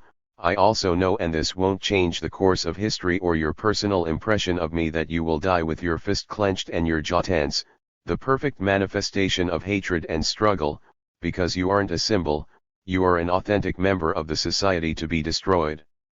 Echo Beto, puzzled by the playful grin with which the man foretold history, shook the man's hand and said goodbye. As he described the encounter, the starry night closed in around him, and his future was revealed in an instant. When humanity is divided into two antagonistic halves, I will be with the people, Echo Beto decided. And I know it because I see it imprinted on the night that I, the eclectic dissector of doctrines and psychoanalyst of dogmas, howling like a man possessed, will assail the barricades and trenches, will stain my weapon with blood and, consumed with rage, will slaughter any enemy I lay hands on. And then, as if an immense weariness were consuming my recent exhilaration, I see myself being sacrificed to the authentic revolution, the great leveler of individual will, pronouncing the exemplary mea culpa. I feel my nostrils dilate, savoring the acrid smell of gunpowder and blood, of the enemy's death. I brace my body, ready for combat, and prepare myself to be a sacred precinct within which the bestial howl of the victorious proletariat can resound with new vigor and new hope. 19. Che's biographers and his associates have hotly debated this enigmatic passage. Alberto Granado, who traveled with Che throughout South America, could not recall ever meeting a man who fit the description. Aleta March, Che's second wife, cannot identify the person either, but has suggested that he might have been a composite of several individuals whom Echo Beto created as a literary device to explain his self-revelation. Castañeda dismisses the entire passage, arguing that Guevara was simply ranting and raving. It was impossible, he argues, for Guevara to complete his political conversion by that time, because he had not yet met Fidel Castro or experienced the events that would eventually transform him. 20. Even Guevara recognized that he needed to continue his ideological development and political studies. What he recognized and described so eloquently in Notes on the Margin, however, is not his political awakening, but a fatal commitment to die fighting for a cause. He saw himself fighting on behalf of the people, fighting for the authentic revolution, even though he could barely define his version of this.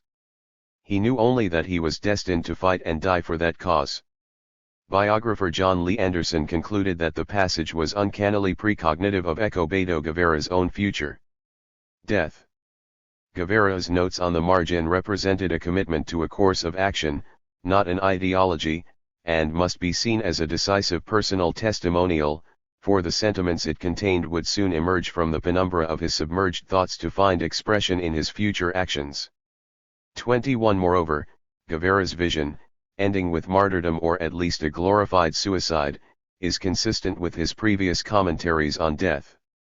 Back in 1947, during a tour of northern Argentina, he began to recognize his own suicidal tendencies. He had never been far from death anyway. Every asthma attack he suffered as a child produced a sensation of drowning or suffocating. At an early age he had learned not to fear death.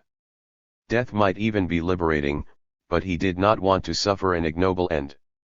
He developed a stubborn determination to die on his own terms, fighting for a cause.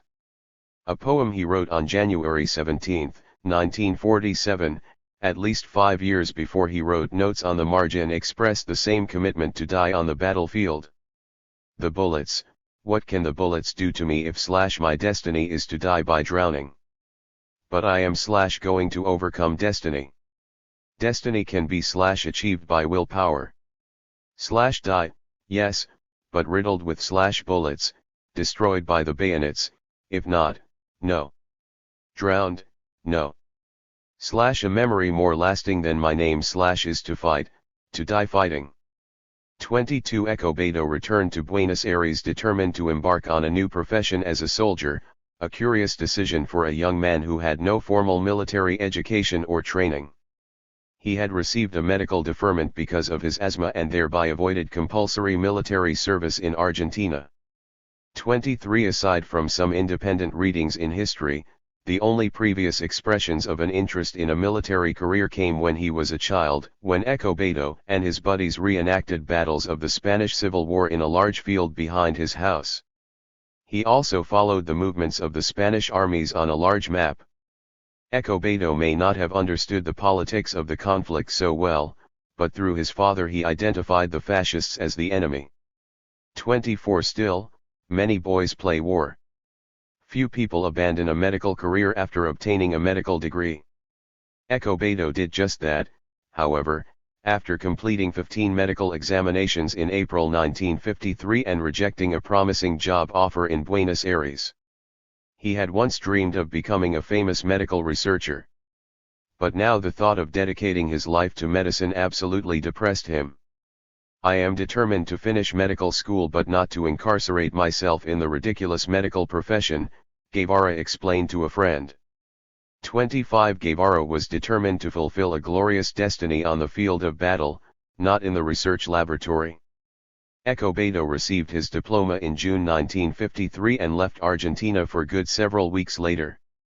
After a going-away party, friends and family went to see Escobedo depart from the Retiro train station.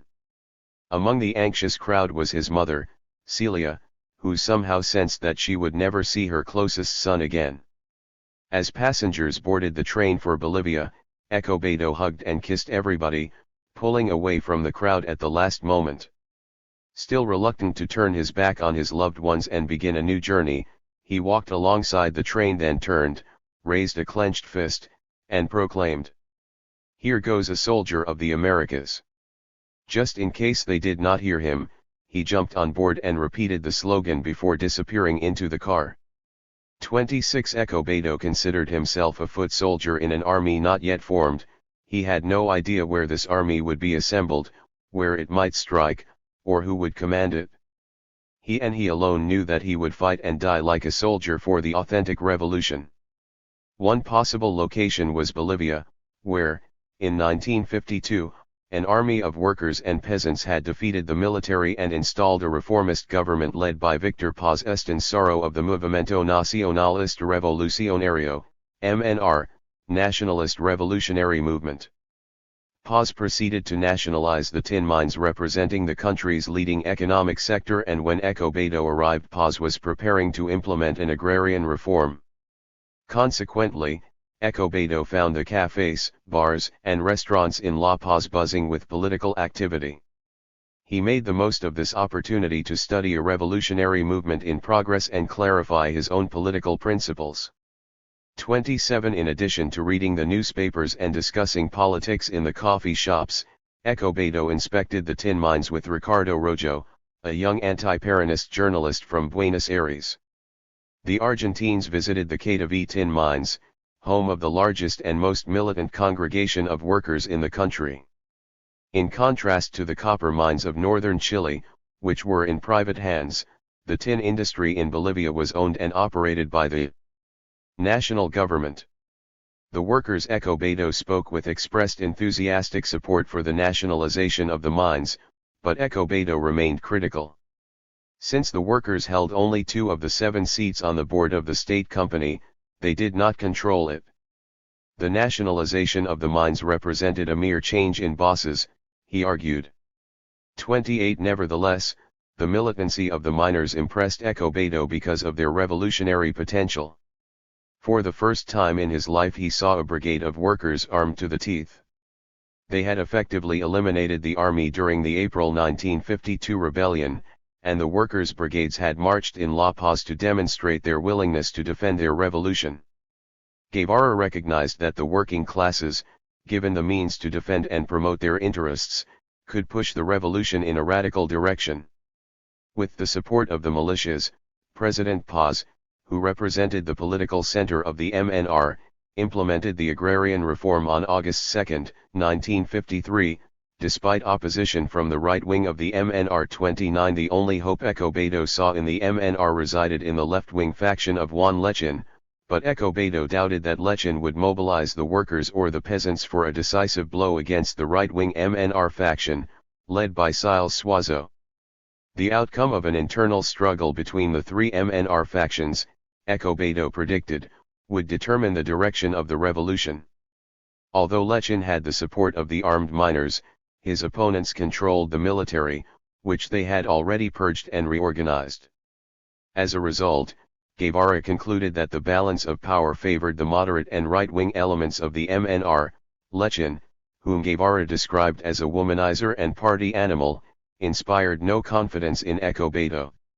He would not fight and die for Lechin or the MNR. Guevara left in disappointment in August 1952.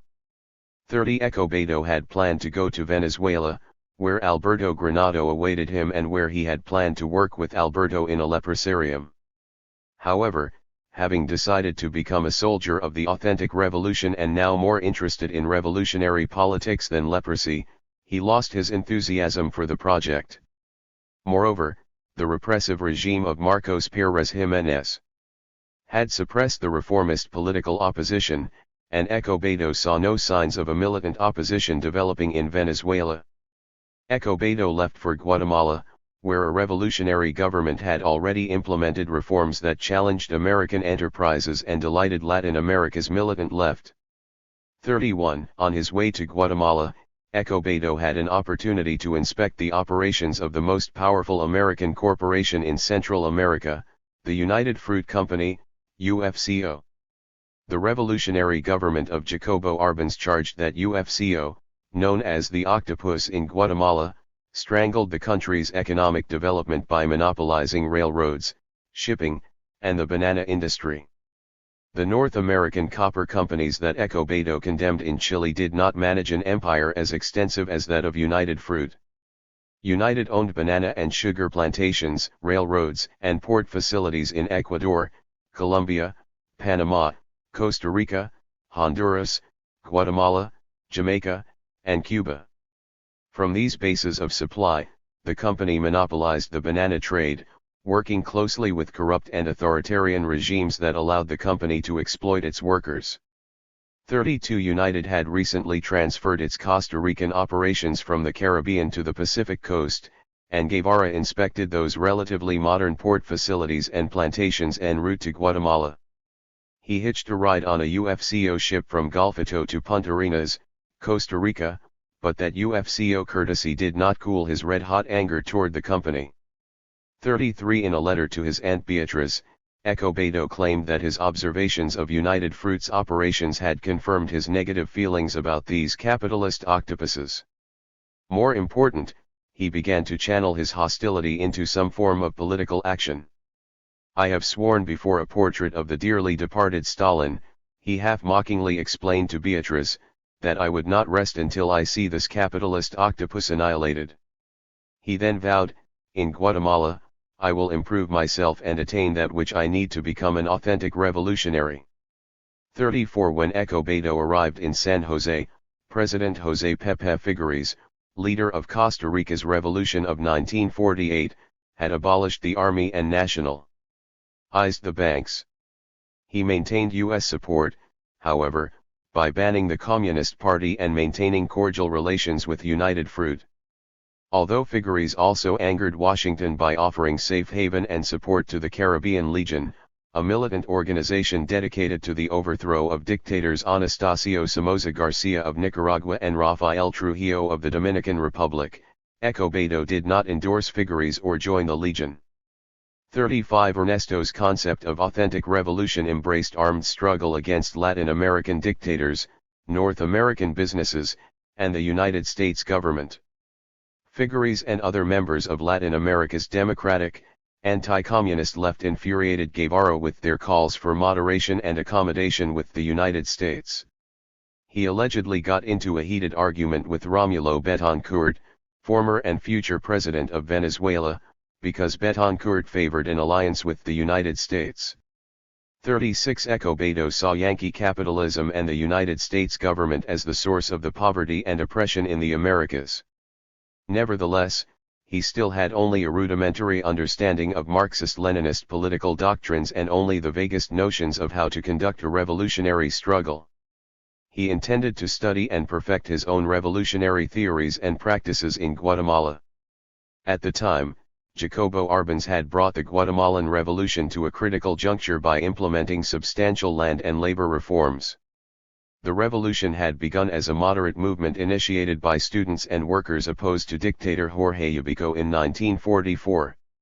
During the first government of the revolution, President Juan José Arevalo, 1945-50, attempted to steer the revolution on a moderate course, maintaining a tenuous alliance between a moderate faction led by Colonel Francisco Arana, and a more radical wing led by Colonel Jacobo Arbenz.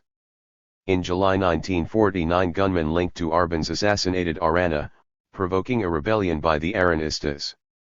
Arbenz crushed the rebellion with the assistance of armed workers, clearing his path to the presidency and setting the revolution in a more radical direction.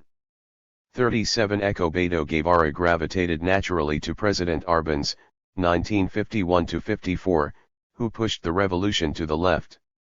He encouraged and supported the working classes, which gained formidable political strength through two labor-fed Aratians with more than 400,000 members.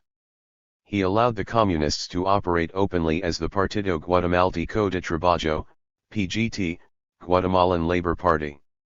Although only a handful of communists held elected or appointed offices, they occupied important positions in the labor unions, the bureaucracy, and in Arbenz's inner circle. Arbenz did not enlist in the PGT, but he shared its Marxist-Leninist philosophy and welcomed the advice of leading communists, particularly José Manuel Fortuny. Arbenz and Fortuny, determined to transform Guatemala's semi-feudal economy into a modern capitalist system, wrote and passed Decree 900, a monumental agrarian reform and the most precious fruit of the revolution. 38 Compared to Mexico's agrarian reform, Decree 900 was relatively moderate, providing for the confiscation and distribution of uncultivated lands, with compensation. The government would assume ownership of most tracts of land and lease them to individuals or cooperatives. By the time Escobedo arrived in Guatemala City in December 1953, Arbenz had already confiscated 80% of United's banana plantations on the Pacific coast. With militant labor unions, peasants, and the military apparently behind him, Arbenz had issued an unprecedented challenge to UFCO and the American government that supported it. If he carried out his agrarian reform, Arbenz would transform the Guatemalan countryside and score a decisive victory over the Americans. 39 Guevara quickly realized that Arbenz had drawn a decisive battle line between the revolutionaries and imperialists, and he knew which side he would join.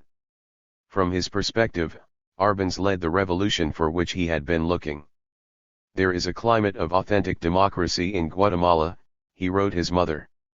Whereas the international media portrayed the government as a cave of robbers, communists, and traitors, Escobedo saw a revolutionary movement committed to social change and justice. "I'm going to stay here a while," he informed his aunt in January 1954. 40 Guatemala offered safe haven and a congenial political environment to a wide variety of progressive, liberal, and radical intellectuals and activists. Within a few days of Ernesto's arrival, Ricardo Rojo introduced him to Hilda Guidi, a Peruvian economist working at a Guatemalan development bank. 41 Escobedo quickly became a popular member of a vibrant intellectual circle that included the 23-year-old Edilberto Torres Rivas Jr., a graduate of Guatemala's University of San Carlos and the Secretary General of the Communist Youth. He had just returned from a trip to Communist China when he met Escobedo at the Casa de la Cultura, a popular gathering place for artists, poets, and intellectuals. Guevara, dressed modestly and always short of cash, nevertheless surprised the other intellectuals by expressing his political ideas with such conviction, according to Edilberto. 42 In this radical political environment Guevara met 4 Cuban rebels with actual combat experience. Following the disastrous attack on Moncada, a number of Cuban exiles had taken asylum in Guatemala, where they spread tales of their courageous exploits among their comrades. Escobedo suspected that the Cubans tended to embellish their stories with a bit of bravado and machismo, but he grew particularly fond of a lanky 21-year-old named Antonio, Nico, Lopez, who towered over Escobedo at 6 feet 6 inches. From Nico, Escobedo first learned about the struggles and objectives of Fidel Castro's revolutionary movement. 43 Amid avant-garde artists, unconventional intellectuals, and Cuban insurrectionists, Ernesto's studies of revolutionary doctrines flourished. Hilda Guidi became his intellectual soulmate and main romantic interest. The most educated and politically active woman whom Escobedo had ever met, she joined Ernesto's private world of study and reading. Together, they read or discussed classic novels, poetry, and philosophy. They analyzed advanced Marxist-Leninist works, including Imperialism, The Final Stage of Capitalism, Das Kapital, The Origins of the Family, Private Property and the State, Landmarks of Scientific Socialism, and Anti-Düring, which Escobedo had read as a teenager. Hilda Guidi observed and participated in the political transformation of Escobedo Guevara. In theory he was already a partisan, but it was not until Guatemala that he adopted the role, she explained. 44 Hilda recognized that Ernesto's understanding of Marxist-Leninist philosophy surpassed her own. When Professor Harold White, a Marxist professor from the University of Utah, asked her to translate his book on Marxism, she asked for Ernesto's assistance. Once Escobedo convinced himself that White did not work for the CIA, he undertook the translation project and began, in effect, to study Marxism under the tutelage of Professor White. Over the following 6 months, Escobedo developed a synthesis, an outline of the profound and comprehensive structure that makes Marxism a science. According to White, Escobedo had developed an exhaustive knowledge of Marxism by the time he left Guatemala, having learned Marxism as a means of interpreting and changing the objective forces of imperialism. 45 Guevara had even studied the unorthodox contributions to Marxist theory and practice that were being made in communist China. He probably learned something about the Chinese Revolution through his friend Edilberto Torres Rivas. Hilda Guidi also encouraged his studies of the Chinese Revolution by lending him Mao Zedong's New China. According to Guidi, he studied the Chinese Revolution carefully and came to admire Mao and the struggle of the Chinese people. In The Chinese Road to Socialism, based on a massive peasant uprising in the countryside, Escobedo recognized a revolutionary option that might be more appropriate for Latin America's Indians and peasants than was the Soviet road. His intellectual curiosity piqued by the Chinese, he half-jokingly invited Guidi to join him on a trip to China.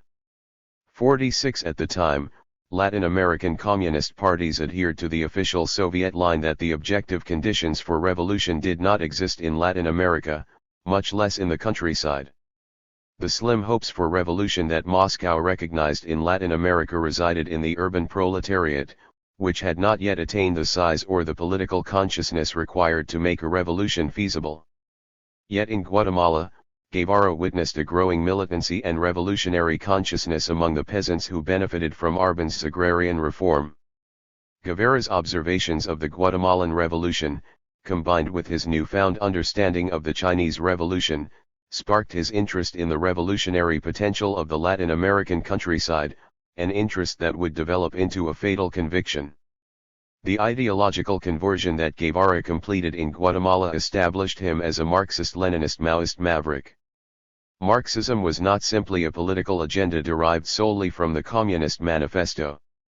Guevara learned Marxism as a methodology, dialectical materialism, a means of interpreting and changing reality, as Lenin and Mao had done. Hilda Guidi, the most astute observer of Guevara's conversion, certainly recognized the philosophical foundations of Guevara's ideology. According to Guidi, Escobedo developed a materialist philosophy of life and a socialist conception that takes account of the individual as part of society. 47 Escobedo first disclosed his newfound political convictions to his family 2 months after his arrival in Guatemala. On February 12, 1954, he informed his Aunt Beatriz, "I have taken a definite position in support of the Guatemalan government, and, within it, the PGT, which is communist." 48 As a sign of his revolutionary commitment, he began to work as a doctor with the labor unions, but like Arbenz, he refused to join the Communist Party. An official at the development bank where Hildagati worked offered Escobedo a job on the condition that he join the PGT. When Hilda relayed the offer to Guevara, he responded angrily, "You tell him that when I want to join the party I will do so on my own initiative, not out of any ulterior motive." 49 Escobedo, already a revolutionary renegade, criticized Arbenz for being too tolerant of his opposition. In February 1954 Arbenz nationalized 68% of United Fruit's Caribbean plantations, less than a year after he had expropriated its Pacific Coast properties. In response, UFCO mobilized its supporters in the United States and Guatemala in an attempt to reverse or terminate the revolutionary movement. Arbenz nevertheless allowed his opponents to express their treasonous positions on the streets and in the press. Escobedo wanted Arbenz to suppress the opposition and prepare for an armed struggle against the United States, which, he suspected, had organized the counter-revolutionaries. Arbenz took a step in that direction in February 1954, when he crushed a minor rebellion. 50 However, the increasingly militant Guevara wanted Arbenz to eliminate all internal opposition. In Ernesto's view, Arbenz granted excessive liberties to his political opposition, allowing reactionaries to organize, publish, and conspire against the revolution. With the Guatemalan reactionaries plotting openly against Arbenz, Guevara urged his comrades to discard their democratic pretenses and fight. "True patriots know that victory will be achieved by blood and fire and that the traitors cannot be pardoned. The total extermination of the reactionary groups is the only way to assure the reign of justice in America. It is time to answer the garrote with the garrote, and if one has to die, let it be like Sandino." 51 Escobedo saw the world divided into two antagonistic and irreconcilable camps. The capitalist world, led by the United States, controlled the developing countries of Asia, Africa, and Latin America. The Soviet Union and China, two great revolutionary powers, challenged the United States but did not threaten Latin America militarily or economically. The United States, however, exploited the resources and cheap labor of developing countries, and whenever any Latin American country tried to assert its economic independence and promote a more equitable distribution of wealth, the United States used the pretext of international communism to justify armed intervention. Guevara therefore urged Latin Americans to recognize this hard reality and prepare to fight the United States in a war for economic liberation and social equality. 52 Escobedo believed that Colonel Arbenz would fight if and when the Yankees intervened. Tensions between Guatemala and the United States escalated after the Guatemalan military confiscated a shipment of communist bloc weapons on May 16. To the Eisenhower administration, the arrival of the arms demonstrated the aggressive intentions of the Soviet Union and its client, Jacobo Arbenz. In response, Eisenhower imposed a naval quarantine on Guatemala to prevent further shipments of arms and ammunition. To defend the revolution, Escobedo offered himself for night guard duty with the Communist Youth Brigades. 53 On June 17, 1954, the long-anticipated intervention began when Colonel Carlos Castillo Armas led an invasion force of 150 Guatemalan exiles from a secret base inside Honduras toward Zacapa, a small town in eastern Guatemala. Escobedo studied the counter-revolutionary movement carefully and prepared to defend the Guatemalan revolution against mercenaries. He recognized that only a direct intervention by the United States military would pose a significant threat to the Guatemalan army. Arbenz would surely fight and die at his post before surrendering to these imperialist agents, Guevara informed his mother. Guevara would defend the revolution as well, supporting the resistance either as a doctor or fighting on the front lines with the youth brigades. 54 Over the following week, rebel planes bombed storage dumps and other targets in Guatemala City, causing little material damage but inflicting a serious psychological blow on the civilian population.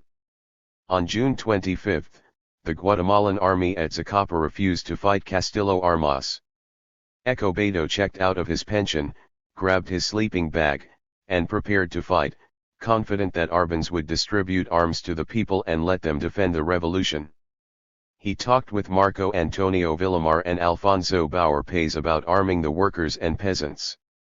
Several hundred volunteers showed up for duty at a military base on June 26, but the officer corps refused to obey Arben's late order to arm the militias. Fearing a direct military confrontation with the United States, the officers instead demanded Arben's resignation. Arbenz resigned and fled the country the following day. 55 Escobedo was stunned.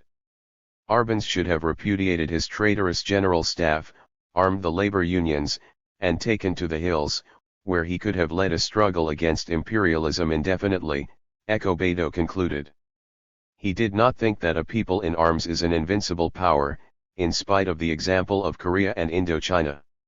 He could have given arms to the people and he did not want to, and this is the result.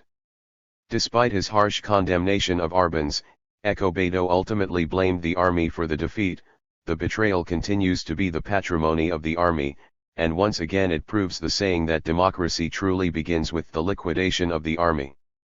56 From the crucible of this Cold War confrontation emerged an angry young revolutionary. Although Guevara took asylum in the Argentine embassy, he refused an opportunity to return home, preferring to avenge the Guatemalan Revolution. He had been willing and eager to defend that revolution, but Arbenz's refusal to fight sent the young Guevara into a controlled rage, desperate for an opportunity to do battle with American imperialists or their mercenaries. He would now have to fight with another army of liberation in another country, commanded by a leader who recognized the necessity of taking up arms. In any event, he informed his Aunt Beatriz, "I will be ready to go to the next revolution that takes up arms." 57 The Guatemalan counter-revolution sponsored by the United States turned Escobedo Guevara into a revolutionary. Within a decade, he became the most popular and dangerous revolutionary in the hemisphere, the ironic, bitter creation of the United States Cold War policies. From the failures of the Guatemalan revolutionaries, Guevara learned 3 lessons that he subsequently incorporated into his revolutionary strategy. First, in order to carry out and defend their program, revolutionaries had to destroy or purge the old army and create a new revolutionary army. They could not create a new society using an institution created to preserve the old one. Although Arbenz had placed loyalists in key army positions, they obviously did not share his revolutionary convictions. In the end, they betrayed Arbenz and the revolution. Second, revolutionary leaders should give the people the means to defend their revolution.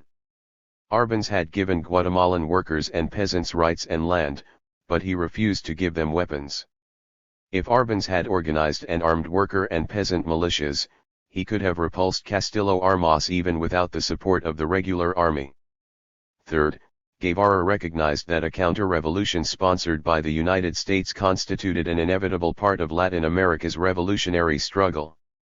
Any revolutionary who confiscated American property and challenged American hegemony, and Guevara believed that any true revolutionary should prepare for some type of American intervention, whether a covert operation sponsored by the CIA or a direct invasion by the United States military. Given that Guevara now aimed to destroy American imperialism, he saw armed struggle as necessary and inevitable. He saw no reason to delay the inevitable, he saw every reason to prepare for the confrontation. If and when the Americans intervened militarily, they would come with overwhelming power, so Guevara began to see the potential for resisting American aggression through guerrilla warfare, as Sandino had done. Arbenz failed to implement any of these strategies and succumbed to an invasion of 150 poorly armed exiles. Che would not make the same mistake in Cuba. From Arbenz's failures he drew the lessons on which he would sharpen his revolutionary ideology, strategy, and tactics. Guevara certainly recognized his Guatemalan experience as a turning point in his life. "I was born in Argentina, I fought in Cuba, and I began to be a revolutionary in Guatemala," Che later wrote. 58 Guevara left for Mexico in mid-September, determined to transform his Marxist convictions into revolutionary action, fighting for some revolutionary movement somewhere in Latin America. "After the experience I went through," Guevara later explained, "my long walks throughout all of Latin America and the Guatemalan closing, not much was needed to convince me to join any revolution against a tyrant." 59 Guevara learned how to defend revolutionary power by observing how the Guatemalan revolutionaries had not. He still needed to learn how to take power. Although he sensed the might of armed workers and peasants, he did not know how they could defeat a disciplined army. He only knew that politicians and diplomats would not defeat American imperialism by using ballots instead of bullets. Revolution could only triumph through revolution. Escobedo concluded that moderate politicians such as Romulo Betancourt and José Figueres advocated political strategies that represented a betrayal of the true revolution and independence of our countries. In hoping that Arbans would have led the resistance from some mountain refuge, Guevara gave the first indication that he recognized guerrilla warfare as a viable defensive strategy. However, he had not yet begun to recognize the possibility that a small guerrilla band could constitute the main offensive weapon against an old regime. He would learn the offensive potential of guerrilla warfare under the tutelage of Alberto Bayo in Mexico. He left Guatemala angry and bitter, determined to avenge Guatemala's loss by attacking the Yankees or their puppets. He left Guatemala thinking, the struggle begins now. 60. 58 Che to Compañero Guillermo Lorenzen, May 4, 1996-3, in Escobedo Guevara, Reminiscences of the Cuban Revolutionary War, 265. 59. Interview with Jorge Massetti, in Guevara, Che, Selected Works, 364. 60. Gadi, Escobedo, 5-6.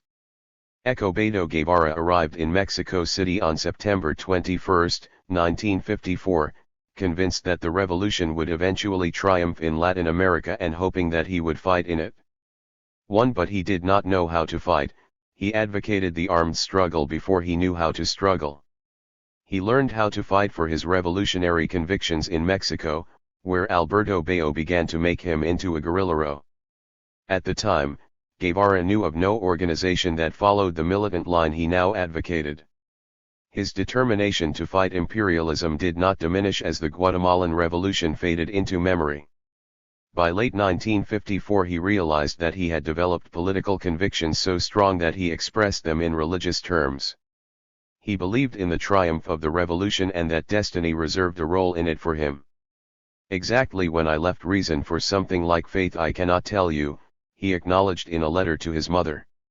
Guevara's odyssey continued for another 10 months before he decided to place his faith in Fidel Castro. During that time he considered several options, including a return to Argentina to promote his revolutionary ambitions there. Determined to fight, he could have enlisted in any revolutionary army. Castro just happened to catch Guevara at the right time. I am waiting for some recommendation to march to the fields where a new day is dawning, Escobedo explained to his father on May 27, 1955. Should his first marching orders come from Cuba, he had already decided to obey them. I will not lose an opportunity to make an extra trip. Havana, in particular, appeals to me. It would fill my heart with landscapes well blended with passages from Lenin. 3. By this time Guevara had developed a close relationship with some of the Cuban exiles he had met in Guatemala. He grew particularly close to the long-legged Nico Lopez, who already had the military experience Guevara only craved. 4. Through Lopez and the other exiles, Guevara learned enough about the Cuban revolutionary movement to consider joining it even before Fidel Castro arrived in Mexico. Guevara admired the Cuban exiles primarily because they had fought for their ideals. The Cubans saw in Escobedo an ideological comrade and a mentor, whose understanding of Marxist-Leninist thought exceeded their own. They eventually became his students in an informal school. Guevara described himself as a little roving prophet who was announcing that Judgment Day was at hand. 5. The communist parties of Latin America, including the PSP of Cuba, then adhered to the Popular Front strategy adopted by the 7th Congress of the Communist International in 1935. Soviet ideologues and their doctrinaire followers held that Latin America lacked the objective conditions for revolution, namely an industrial proletariat. Therefore, Orthodox communists officially opposed armed struggle, even against brutal dictatorships. While they waited for the objective conditions to develop, Communists worked within the political system, forming alliances with other political parties and hoping to gain a measure of power through the established democratic processes. 6. The collapse of the Guatemalan Revolution demonstrated the fallacy of this strategy to Escobedo. He believed that an authentic revolutionary could not work within the existing system, he or she had to fight against it. In June 1955, Escobedo met Raúl Castro, a 24-year-old Cuban Marxist committed to armed struggle. Raúl had joined the youth wing of the Cuban Communist Party and toured the Soviet Union and Eastern Europe, giving him some travel experience that Guevara also longed for. Despite his ties to the Orthodox Communists, Raúl supported the direct action of his brother, leading one squad of rebels at Moncada garrison, despite the PSP's opposition to the attack. Raúl agreed with Escobedo that the people could only take power through armed struggle. He expressed a great faith in the ability of Fidel to lead the people to power in Cuba and promised to introduce Escobedo to him as soon as he arrived. 7. Fidel Castro considered it a right and a duty to rise against an unjust government. After his release from prison in May 1955, he refused to renounce his right of insurrection and publicly denounced Batista and top Cuban generals. Rather than join the Communists, a revolutionary organization that would not fight, Fidel had formed an organization that would, the M2627. Established secretly on June 12, 1955, the M2627 created an underground network in Cuba to recruit and sustain an army of liberation, which Fidel intended to train in Mexico, far removed, he hoped, from Batista's secret police. On July 7, 1955, Fidel left for Mexico, because all doors of peaceful struggle had been closed to him. As a disciple of José Martí, Fidel believed that the hour has come to take rights and not to beg for them, to fight instead of pleading for them. 8. Soon after Fidel arrived, Raúl introduced him to Guevara, who felt drawn to Fidel from the beginning by a liking for romantic adventure. 9. Castro, the full-time insurrectionist, recognized in Guevara the Marxist intellectual that he was not. Guevara, the aspiring revolutionary soldier, recognized in Castro the charismatic military leader he was not. Thus each man immediately recognized in the other qualities that he either lacked or needed. Fidel and Che would form a political and military partnership that ultimately transformed Cuba, but only a solid determination to fight drew the men together initially. Escobedo saw that Castro had an unshakable faith that once he left he would arrive in Cuba, that once he arrived he would fight, that once he began fighting he would win. Escobedo, already tired of pseudo-revolutionaries, also thought that it was imperative to act, to fight, to concretize. It was imperative to stop crying and fight, and Escobedo resolved to do just that the night he met Fidel. 10. When their first meeting broke up at dawn the following day, Escobedo had enlisted as the doctor of Fidel's rebel army. He joined not because he fell under Castro's spell but because Fidel offered him his first opportunity to fight for his revolutionary convictions.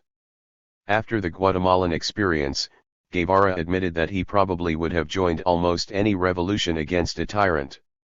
11. Escobedo doubted that Fidel would lead the authentic revolution, but he joined the struggle against Batista because it would be well worth dying on a foreign beach for such a pure idea. 12. The soldier of the Americas had finally found his army and its commander. Guevara joined the M2627 not because of Castro's ideology but in spite of his moderation. Castro had proposed a moderate agrarian reform and a rather conventional industrial development policy, but he said nothing about the construction of a socialist society or the destruction of imperialism. Castro intended to overthrow Batista and restore the Constitution of 1940, hardly the objectives of an authentic revolutionary. When Escobedo met Castro in 1955 he had already embraced Marxism-Leninism, Fidel had not. Although Fidel later claimed that he had gained a basic understanding of Marxism in 1948, Guevara certainly did not view Fidel as an ideological comrade in 1955. 2 years after he met Fidel, he admitted that he had characterized Castro's movement as one of the many inspired by the bourgeoisie's desire to free themselves from the economic chains of imperialism. As for Castro, he confessed, "I always thought of Fidel as an authentic leader of the leftist bourgeoisie, although his image is enhanced by personal qualities of extraordinary brilliance that set him above his class." 13 Escobedo enlisted in the rebel army without any hope of going any further than the liberation of the country, and fully prepared to leave when the conditions of the later struggle veered all the action of the movement toward the right. 14 Guevara had no idea that he would have such a profound impact on the political ideology and military strategy of the movement that the rightward drift he anticipated would never occur. He planned, in fact, to return to Argentina after Castro's rebels defeated Batista.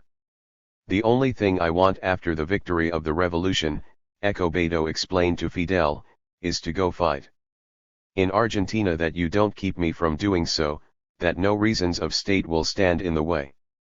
Fidel promised him that he could return to his native country after the liberation of Cuba. 15 Fidel and Escobedo shared a determination to fight as well as a total lack of formal military training.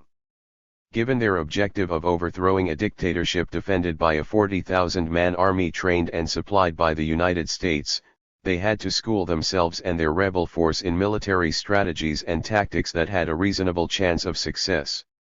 Castro and Guevara had already begun to recognize the potential of guerrilla warfare before they met. Castro viewed guerrilla warfare as a viable contingency plan that could be implemented after a conventional assault failed. Guevara saw guerrilla warfare as a viable defensive strategy that could have enabled Jacobo Arbenz to resist the American-sponsored intervention. Alberto Bayo, who had fought, taught, and studied guerrilla campaigns, knew that guerrilla warfare could constitute much more than a contingency plan or a defensive strategy. Bayo believed that Latin American rebels could overthrow Caribbean dictatorships by using guerrilla warfare as the principal military strategy against armies trained and supported by the United States. From Bayo, Guevara learned the strategies and tactics that would lead the Cubans to victory over Batista. Guevara referred to Bayo as his master, the only one he ever recognized. 16 Bayo, then a 64-year-old veteran with a distinguished military career behind him, bridged the traditional forms of guerrilla warfare with the modern innovations of Sandino and Mao Zedong. He had served for 11 years with the Spanish army in Morocco, where Islamic guerrillas known as RIFs used guerrilla tactics against the occupying Spanish and French forces. Although the RIFs failed to gain their independence, Bayo came to respect their guerrilla tactics. When the Spanish Civil War erupted, Bayo sided with the Republicans against General Francisco Franco, who had also served in Morocco. In August 193-6, Bayo commanded an amphibious invasion of the Balearic Islands in the western Mediterranean, held by Franco's forces and supported by the Italian Air Force. With 3,000 men and a small naval flotilla under his command, Bayo fought to recover Majorca, the largest of the islands. Italian airplanes pounded Bayo's forces and forced him to withdraw after 1 month of intense fighting. 17. Upon his return to Spain, Bayo became a strong advocate of guerrilla warfare, a form of combat as old as war itself. Some military historians, however, credit the Spanish with developing the name and methods of guerrilla warfare during their fight against the occupying French forces from 1808 to 1814.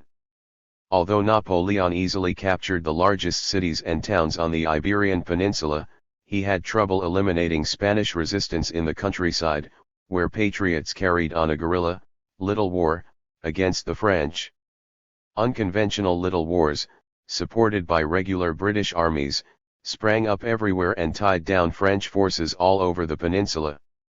As the guerrilla armies gained strength and sapped their enemy of men and morale, they adopted conventional strategies and fought alongside British regulars in Spain and into France.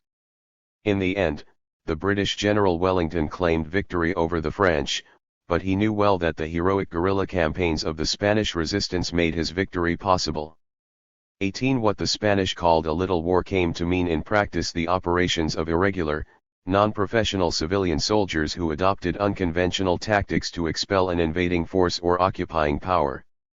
According to one military historian, guerrilla warfare is conducted by civilians who usually have little formal military experience and little patience with the science of tactics by which modern mass armies operate. The abiding impetus which spurs the guerrilla is the intense desire to expel the invader, the occupier, or the colonizer. 19. Guerrilla warfare has in fact been used most often and with greatest effect as a means of resisting to an invading or occupying force. Cuban rebels used guerrilla tactics effectively during their wars for independence in the late 19th century. In the 1890s, the insurgent army commanded by General Maximo Gómez never numbered more than 54,000 soldiers. Facing regular Spanish forces of 240,000, Gómez knew that the Cubans could not afford to fight any decisive battles. Instead of fighting a traditional war of positions, with each army defending territory, the rebels fought a war of movement, constantly pressing the Spanish forces but never attacking unless they held a numerical advantage. Few rebel leaders applied guerrilla strategies and tactics as effectively as General Antonio Maceo, the bronze titan of Cuban independence. Maceo and the peasant soldiers who followed him, known as mambises, struck fear into the Spanish troops by hitting supply lines, communication facilities, and sugar plantations, rarely offering the enemy an opportunity to strike back at a fixed position. The rebel strategy of Maximo Gómez envisaged no fixed battle lines, no large campaigns, and no great concentrations which the Spanish army could overwhelm, explains historian Philip S. Foner. 20. Escobedo Guevara clearly did not introduce the concept of guerrilla warfare to Cuba. In fact, Bayo, Castro, and he studied and learned from Cuban military history. A long tradition of unconventional warfare existed in Cuba, a heritage particularly important in the mountains of Orient Province, where guajiros, or peasants, recalled the campaigns of Maceo and the mambises with pride. But even the guerrilla model developed in Cuba by the founders of the Republic could not be applied without modification to Cuba in the 1950s. Great advances in military science and technology rendered Gómez and Maceo obsolete. Bayo knew of these advances, and more important, he learned how guerrilla innovators such as Augusto César Sandino had modified modern guerrilla warfare. Bayo gathered first-hand information about Sandino's campaigns from some of the Nicaraguan veterans who sought his advice in Guadalajara, Mexico, where he taught at the aviation school. Some Sandinista veterans had joined the Caribbean Legion and asked Bayo to provide military instruction to their rebel volunteers. Bayo, still burning with a hatred of fascism and dictatorship, readily agreed. After studying the Sandinista campaigns against the American Marines and the Nicaraguan National Guard, Bayo came to believe that Sandino provided a military blueprint for fighting the Caribbean dictatorships. 21. Sandino launched his campaign with a conventional assault on Ocotal in July 1927. The hardcore of his rebel army consisted of about 60 officers and soldiers, but as many as 800 local peasants joined the attack on the 39 American Marines and 48 Nicaraguan National Guardsmen who occupied several buildings in the town square. The Sandinistas caught the defenders by surprise and pinned them down behind the walls. The Marines called in an air strike to repulse the Sandinistas. 5 de Havilland planes, each carrying 4 bombs and 1,200 rounds of ammunition, caught the startled Sandinistas in an open field outside of town. Diving from 1,500 feet, the planes opened with deadly machine gun fire and dropped a bomb at the end of the dive. As the planes climbed away, a rear gunner mowed down Sandinista volunteers as they fled for cover. Within an hour of the air assault, Sandino ordered a retreat, having lost as many as 400 men in the first dive-bombing attack in history. 22. The Battle of Ocotal taught Sandino that recent developments in military technology and tactics, namely the use of airplanes, machine guns, and dive bombing, made it impossible for roving bands of cavalry to mass in open fields or deserts. Latin American guerrilla leaders, including Generals Antonio Maceo in Cuba and Pancho Villa in Mexico, had typically massed their cavalry forces for unconventional attacks on enemy positions, even on unfavorable terrain. But the new military technologies compelled commanders to modify their tactics and usher in a new era of guerrilla warfare. The new guerrilla who emerged that year 1927 spurned the horse and the lance and avoided massed formations in the open, where he could be cut down by automatic fire or aerial bombardment, writes Neil Macaulay. The habitat of the new guerrilla was the forests and the mountains, where he moved about in small groups, often under cover of dense foliage, practically secure from observation and attack from the air. 23 Sandino divided his army into self-supporting columns of only 100 men, each unit operating independently. The Sandinistas remained mobile and flexible, striking only when the odds favored them and avoiding combat under unfavorable circumstances. Sandino realized that his success depended not on defending terrain but on retaining the support of the people, who provided him with intelligence, supplies, and recruits. From his secure mountain bases, Sandino gradually attempted to expand his area of operations and take the war to the cities. 24 He had to engage the enemy in a protracted campaign, avoiding decisive engagements wherever possible and attacking the enemy at its weakest points. He still aimed to liberate Nicaraguans of the American occupation, but he realized that it would be easier to convince the occupiers to leave than to drive them out. Macaulay explains the strategy as a process of attrition directed against the morale of the target government and its supporters, military and civilian, native and foreign. 25.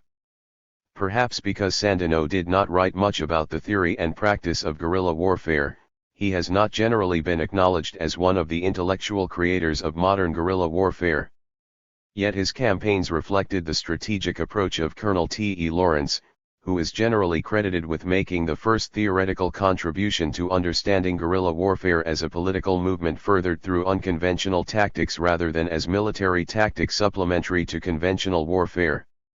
26 In World War I, the British assigned Colonel Lawrence as an advisor to the Arab rebels fighting for their independence from the Turkish Empire. Lawrence, a student of classical military doctrines, adopted a guerrilla strategy after his conventional approaches against the Turkish army failed. Instead of trying to defeat that army in open battle, he changed his objectives to attacking supply lines and communications. Between 191-6 and 1918, Lawrence directed attacks on railway bridges, tunnels, railroads, and lines of communication. He occasionally threatened isolated posts and garrisons, not with the intention of gaining territory, but to force the Turks to reinforce the garrisons. After the reinforcements arrived at the garrisons, Lawrence let the soldiers exhaust their rations while he attacked their supply lines. According to one military expert, Lawrence's plan was to convince the Turks they couldn't stay, rather than drive them out. 27 Sandino may not have studied Lawrence's military classic, Seven Pillars of Wisdom, but in his campaigns against the American Marines, he certainly applied Lawrence's revolutionary principles. Alberto Bayo, who was fighting Moroccan guerrillas at the same time that Lawrence was waging his guerrilla campaign in Arabia, certainly recognized the wisdom of Sandino's strategy. Even in exile, Bayo continued to press the Republicans to launch a guerrilla campaign against Franco. His compatriots objected, claiming that a poorly equipped guerrilla band had no chance of defeating an army equipped with heavy artillery, tanks, and airplanes. In response, Bayo pointed out that Sandino's army of peasants fought against a much stronger American army for 7 years and eventually persuaded the Americans to withdraw. Bayo insisted that all Latin American revolutionaries study Sandino, a model guerrilla warrior and a revolutionary martyr. In a pamphlet he wrote for the Caribbean Legion in the 1940s, Bayo wrote, "Always remember Sandino." 28. To understand the contributions of 20th-century guerrilla strategists, including Sandino and Che, one must distinguish between the irregular tactics of a conventional army and the guerrilla tactics of a guerrilla army. Conventionally organized forces, even massed formations of infantry and artillery, have often used irregular tactics. The Confederate cavalry divisions led by Nathan Bedford Forrest, for example, harassed enemy supply lines, cut lines of communications, and terrorized the Union armies, striking secretly, quickly, and with overwhelming firepower. 29 These unconventional tactics, applied at a time when in the main most generals fought with conventional methods, complemented the conventional war waged by General Robert E. Lee. Forrest did not operate independently. The presence of a formidable Confederate army in the Union front made it possible for Forrest and his cavalry to attack the Union flanks and rear. Conventional military strategists, even those as brilliant as Lee, viewed irregular or partisan units as bandits who dishonored the cause for which the regular armies fought. Although Lee praised the military skills of Nathan Bedford Forrest, he rejected unconventional or partisan warfare as a viable means of resistance to the Army of the Potomac. After he surrendered to General Ulysses S. Grant at Appomattox, Lee rejected a suggestion that he disperse the Army of Northern Virginia into bands of partisans, fearing that such bushwhacking would only bring more destruction to the South. 30 military commanders from ancient times to the present have used guerrilla tactics, but few conceived of guerrilla warfare as a viable, honorable, and effective strategy. Prior to such 20th-century innovators as Sandino, military strategists considered guerrilla warfare as an occasionally effective complement to the operations of a regular army. The influential Prussian military strategist Karl von Clausewitz recognized that guerrilla warfare, as part of a campaign coordinated by a regular army, could inflict heavy damages on and sap the morale of an occupying force. In the American Revolution, Colonel Francis Marion, the famous Swamp Fox, used guerrilla tactics effectively against General Lord Charles Cornwallis in the Carolinas. Marion's guerrilla operations depleted the economic resources of the enemy, pinned down large numbers of conventional troops, and demoralized their soldiers. But in the end, General George Washington's conventional army, supported by a large French fleet, defeated Cornwallis at Yorktown. Marion's irregular operations constituted an important yet peripheral aspect of the regular military campaign. 31 Even Lenin failed to recognize the possibilities of using guerrilla warfare as a means of revolutionary combat. In fact, he did not even conceptualize guerrilla warfare in the terms later defined by Lawrence, Mao, and Guevara. Lenin reluctantly advocated selective assassinations and bank robberies, the only irregular forms of combat that he approved.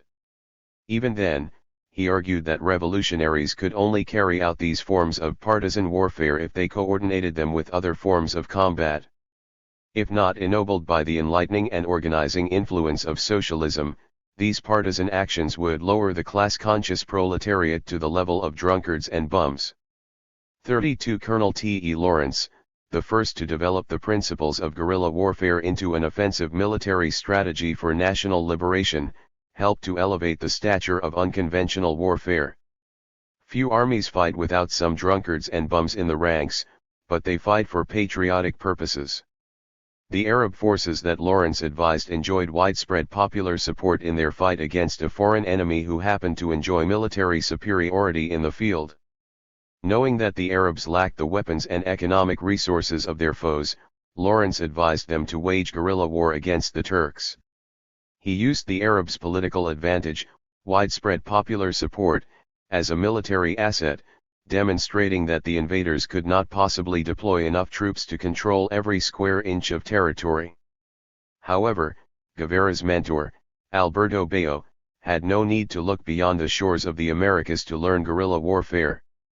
Although his understanding of guerrilla warfare bears an undeniable resemblance to that expressed in the theories of Lawrence and Mao, Bayo recognized only Sandino as his mentor, making the Nicaraguan patriot the intellectual grandfather of Che Guevara. Sandino had already demonstrated in practice the virtues of tactics that Lawrence and others developed into theory. Sandino divided his guerrilla army into small, self-supporting units and carried out a war of attrition against a superior enemy. Moreover, these guerrilla units did not complement the operations of a regular army. They were the army. A people in arms, Bayo had learned from Sandino, could present a formidable military challenge to a more powerful conventional army.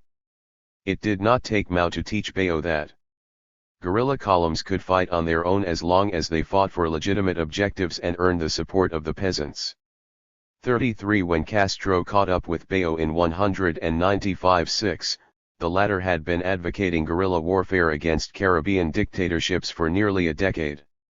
The failure of Nicaraguans and Dominicans to launch campaigns against Somoza and Trujillo, respectively, had not shaken Bayo's confidence in guerrilla warfare.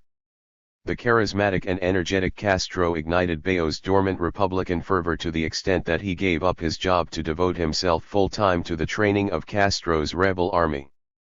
34 The training of the Cuban rebel army began in earnest in January 195-6. Bayo, assuming that Fidel intended to launch an unconventional military campaign, began his training program with a lecture on the hardships and risks of the guerrilla fighter. He warned the Cuban rebels that they would face overwhelming odds in combat, one individual against 1,000. 90% of the guerrillas would be killed or captured, the surviving 10% of the guerrilla army would triumph, Bayo predicted confidently. Che and the Cuban recruits proudly accepted the risks and agreed to submit themselves to the rigid discipline required of a guerrilla army. To prepare the men for the life of the guerrilla, Bayo ordered them on long night marches over rough terrain without food or water. The recruits also rowed boats in Chapultepec Lake, played basketball, and learned hand-to-hand combat. After a month devoted to physical conditioning, Bayo began to teach the men how to fire a weapon properly. 35 In the evening, Bayo lectured on the theory of guerrilla warfare. He found it difficult to convince the young men that they should not engage the enemy face to face. He advised them to attack only when they had a clear advantage, and even then they should hit and run, always disappearing into the mountains or forests when confronted by the enemy. Some of the Cuban recruits refused to fight in such a cowardly manner. Bayo argued that Batista's army assassinated, tortured, robbed, and abused the Cuban people. The strength and brutality of the Batista dictatorship, Bayo continued, compelled the rebels to use guerrilla warfare, an honorable form of resistance. 100 armed soldiers, no matter how courageous, could not defeat an army of 40,000 if they used conventional methods. They had to hit weak links in the army, flee to the security of the mountains, and reorganize for another attack, always careful to avoid combat at places and times chosen by the enemy. Even though Fidel had initially asked Bayo to train his men in guerrilla warfare, he also expressed skepticism about the use of guerrilla tactics. After hearing Bayo's lecture on guerrilla combat, he asked Bayo to train his men in conventional attacks. Bayo agreed to do that, but he advised Fidel not to practice regular warfare, because they would all be killed within a month of landing on Cuban soil. But Fidel still objected. "I find it repugnant to win a fight by cowardice, low blows, not showing your face." Bayo replied, "If we use guerrilla warfare in Cuba, I am certain that we will win, absolutely certain.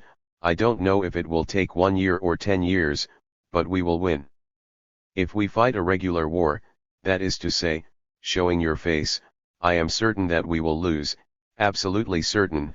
I don't know if it will be 1 week or 3 weeks, but we will lose." 36 Fidel thought carefully about Bayo's arguments, but he remained skeptical about using guerrilla warfare as his principal method of attack. Bayo continued to lecture on the philosophy and tactics of such warfare to the other men, but Fidel rarely attended the evening classes or participated in the military training. He had studied some military history, including the Cuban Wars for Independence, the Spanish Civil War, and World War II.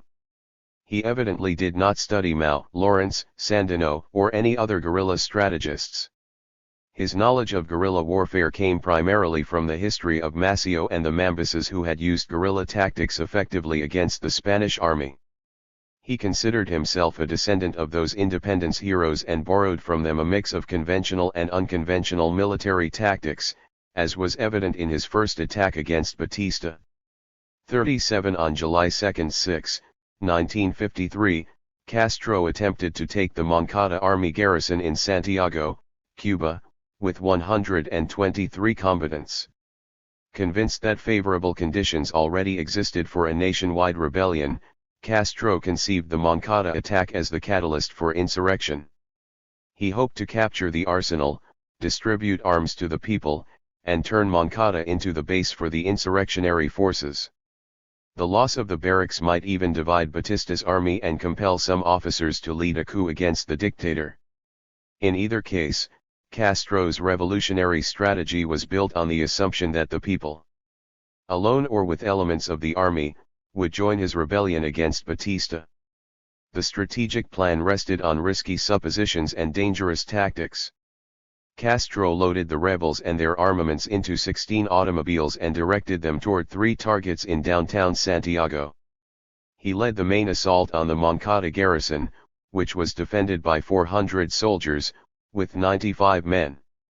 Attacking at 5:15 a.m., he banked on the element of surprise to give his men the advantage as they stormed the garrison through gate number 3 in the southeastern corner.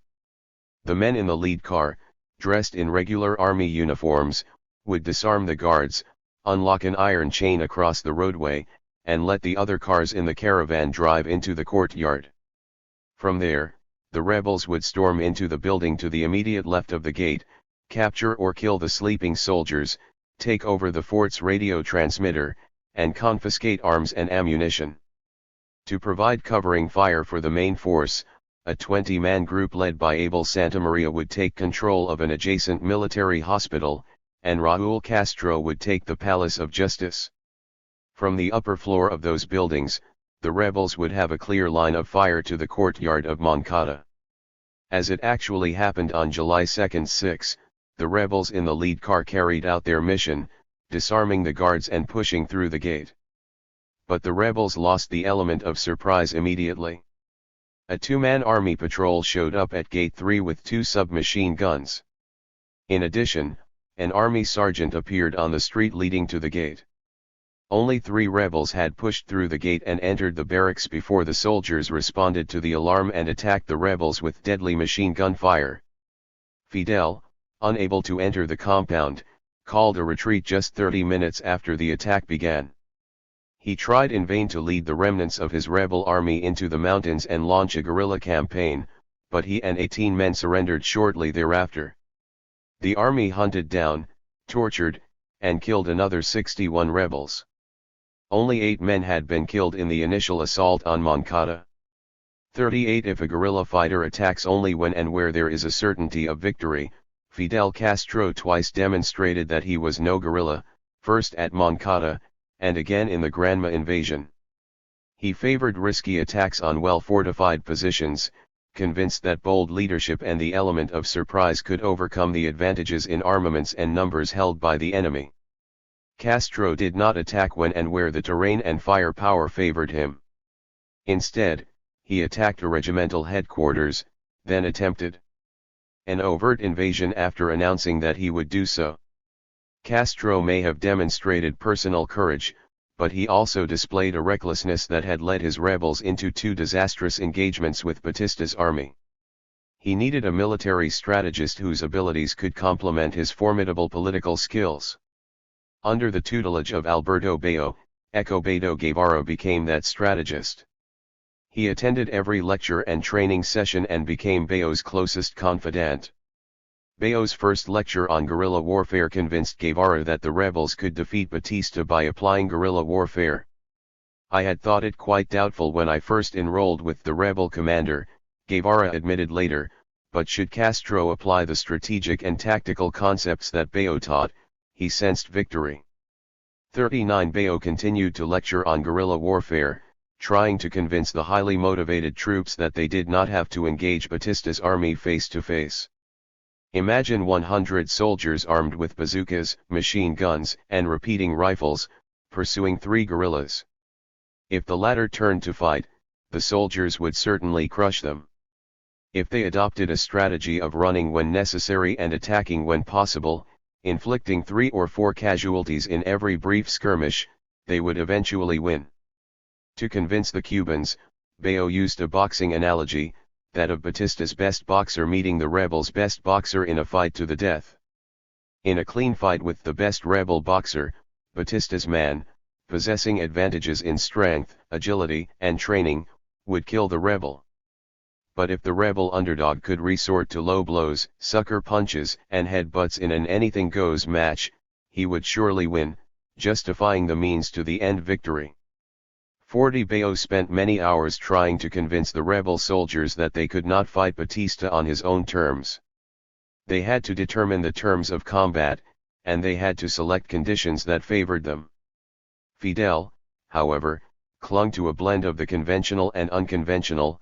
He would initiate a guerrilla campaign from the Sierra Maestra if the Granma landing and the Santiago uprising failed to generate the popular rebellion he anticipated. Fortunately for the rebels, Escobedo Guevara embraced Bao's principles and survived the disaster at Alegria del Pio, so that he could guide the implementation of Fidel's contingency plan and train the rebel recruits in guerrilla warfare. Bao divided a guerrilla campaign into 3 phases. In the first stage, the guerrillas waged war from a base in the mountains, launching sporadic hit-and-run attacks against vulnerable enemy units and supply lines. Once the rebels had established a strong defensive position in the highlands, they could take the war into its second phase, on the plains. With their ranks swelled by recruits, the guerrillas could take on larger enemy forces, but they would still use hit-and-run tactics to avoid encirclement. Only when the guerrillas had control of the transportation routes and secondary cities in the plains could they launch the third and final phase of the campaign, an assault on the great cities, by which they would finally defeat the enemy. 41 Bao's 3 stages of guerrilla warfare bear some resemblance to Mao's concept of protracted war, which he developed in the 1930s to resist Japanese aggression. Mao recognized that his Chinese forces could not match the Japanese in military or economic terms. China, however, possessed certain advantages that Mao could use to gain leverage over the superior Japanese armies. With huge expanses of land and a seemingly infinite supply of soldiers, China could sustain a long war against Japan, which because of its limited human and material resources had to strive for a quick and decisive victory.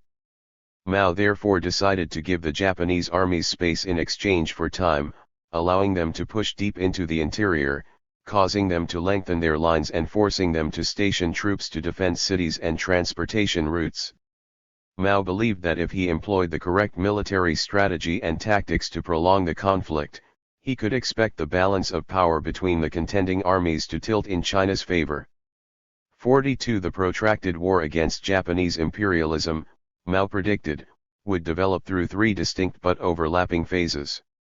In the first stage, the Japanese would take the offensive while the Chinese adopted a strategic defensive posture, avoiding decisive engagements and concentrating on developing bases beyond Japanese control.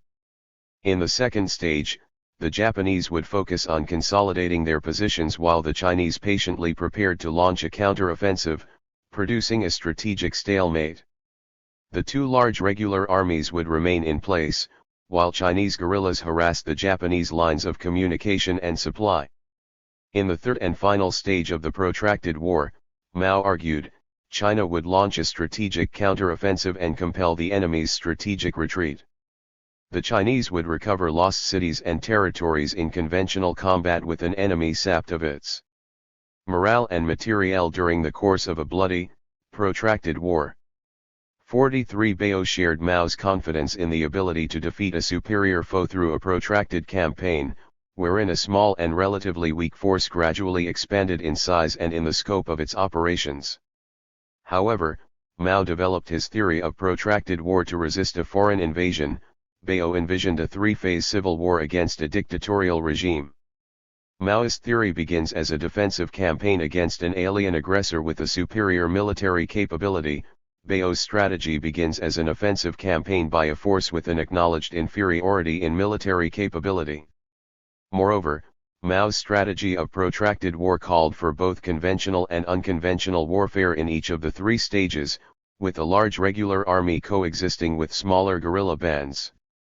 Bao advocated a guerrilla campaign by a guerrilla army.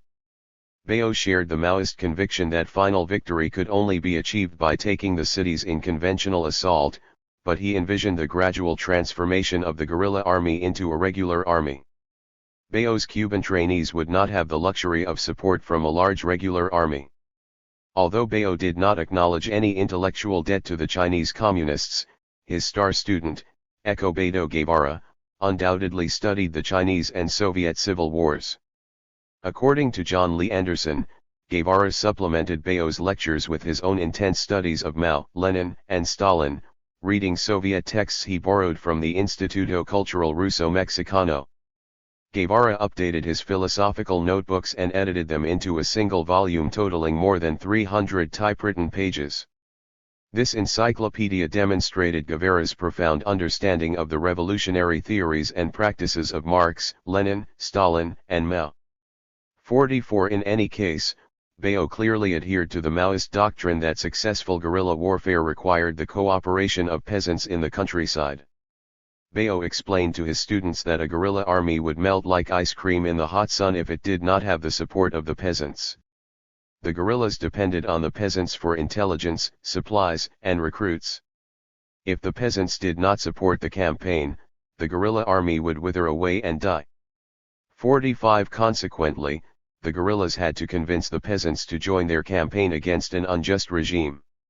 Although Bayo wrote little about the political aspects of a guerrilla campaign, he left no doubt that those who engaged in guerrilla war had to fight for a just cause, whether liberation from a foreign invasion, a cruel dictatorship, or an oligarchic regime. If these conditions do not exist, the guerrilla war will always be defeated. Whoever revolts unrighteously reaps nothing but a crushing defeat, Bayo asserted. 46 Bayo's training regimen, however, emphasized the military and physical aspects of guerrilla warfare. The physical training of the Cuban rebel army intensified in May 195-6, when Bayo set up a camp at the Santa Rosa Ranch, 25 miles east of Mexico City. With a 6,600 square foot ranch house, it accommodated more than 50 men and still offered enough privacy to train a guerrilla army in the nearby fields and mountains. Behind 9-foot stone walls with 4 observation towers, Bayo directed a rigorous training program designed to prepare the force for conventional combat and guerrilla warfare. Escobedo Che Guevara, now called simply Che by his Cuban comrades, served as Bayo's assistant. Fidel had appointed Che the chief of personnel, a sign of the respect Che had gained from Fidel and Bayo. 47 The rebels rose at 5:00 a.m. and practiced military tactics until dark. Bayo taught them how to attack in a series of steps rather than with a frontal assault. He showed them how to flank an enemy position, defend themselves against airplanes and tanks, conduct night marches, use camouflage, and set ambushes. To simulate combat conditions, Bayo set up 2 mountain camps and had the opposing forces engage in small-scale war games, complete with forced night marches and guard duty. Although the training included conventional tactics, undoubtedly at Fidel's insistence, Bayo still trained the men in guerrilla strategy and tactics. 48 The best student also turned out to be the best soldier. Che dedicated himself to the training regimen more intensely than any of the Cuban volunteers. After one long day of training, many of the rebels collapsed on the ground. Fidel wanted to calibrate the rifle sights, but only Escobedo had the energy to keep working with him. When they finished, Fidel gathered the rebels and expressed his disappointment in the inability of the Cubans to endure the long, difficult tasks required of the rebel soldier. He noted with admiration the model behavior of Guevara, a foreigner who was pushing himself beyond endurance for a country he had never visited. After this rebuke from Fidel, none of the Cubans thought about getting tired again. 49. As chief of personnel, Che prepared daily reports for Fidel. He often consulted with Bayo on the performance of the trainees, becoming Bayo's de facto assistant instructor. Guevara actually led some of the training sessions and earned a reputation as a demanding disciplinarian. In one instance, Calixto Morales refused to obey a direct order from Che to continue on one of Bayo's forced night marches. According to Juan Almeida, Calixto sat down to protest the tyranny of the Spanish and Argentine instructors. Guevara ordered the men back to camp, where he convened a court-martial to try Morales on charges of insubordination, a crime punishable by death. Although Che and Bayo argued against the death penalty, the jurors convicted Morales and sentenced him to death. Fidel, however, still wielded supreme authority and later pardoned him. 50 At the Santa Rosa training camp, Che developed an intimate association with Bayo. During their evening talks, the apprentice peppered the master with more questions about the military subjects that Bayo had lectured about or demonstrated during the day. Bayo engaged Guevara in intellectual debate, often while they played chess by candlelight. Bayo came to enjoy these matches so much that he often helped Che prepare his reports so that they could devote more time to chess in the evening. Bayo claimed that he beat Guevara more often than not, a considerable accomplishment, given Guevara's experience. In 1945, at the age of 17, Escobedo was one of 15 challengers who played Argentine national champion Miguel Narsdorf. Escobedo lost that match, but he played Narsdorf to a draw in Cuba 17 years later. 51 In any case, Che impressed Bayo with his dedication, intelligence, and discipline. He absorbed Bayo's military knowledge, seeing in guerrilla warfare the means to the end he sought, revolution. Bayo advocated not a means to quick victory, but a slow process, a carefully planned sequence of offensive and defensive moves that would lead to ultimate conquest. Guevara, with the patience and deliberation of a chess master, learned how to devise a long-term military strategy. He fully embraced Bayo's philosophy of guerrilla warfare and won Bayo's highest praise. When Bayo evaluated each man in shooting, discipline, conditioning, and capacity to command, he gave Che the highest score, a perfect 10. Fidel asked Bayo why he ranked Che number 1. Bayo answered, because he is, without a doubt, the best of everybody. Fidel, who had observed but rarely participated in any of the training exercises, held the same high opinion of Che. 52 When Mexican police raided the Santa Rosa camp in June 195-6, Bayo had already gone into hiding, leaving Che in command. On the direct orders of Castro, Che and 12 men surrendered to the Mexican authorities, who charged them with violating immigration laws. The Cuban government, however, accused them of plotting Batista's assassination with Cuban and Mexican communists. When interrogated by the Mexican police, Che spoke freely about his communist convictions and the need for an armed revolution throughout Latin America. Guevara's reckless confessions infuriated Castro because they gave his enemies evidence of a communist presence within his movement.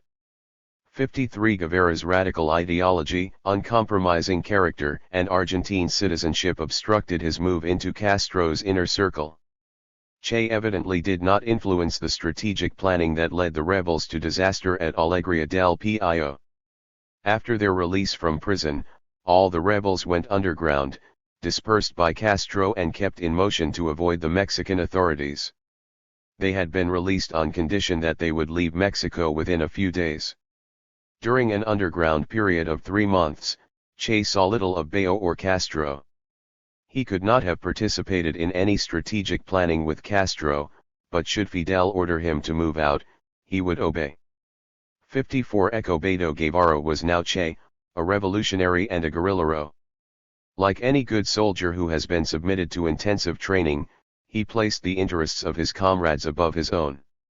He had refused to accept any deal that his parents could have arranged through their political contacts to secure his release from prison. He insisted on being given the same treatment as his Cuban comrades.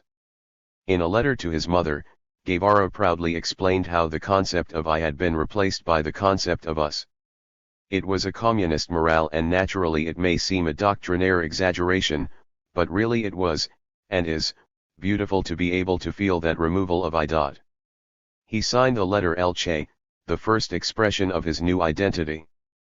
55 He trusted Fidel's leadership and his comrades, fully prepared to triumph with them or die fighting.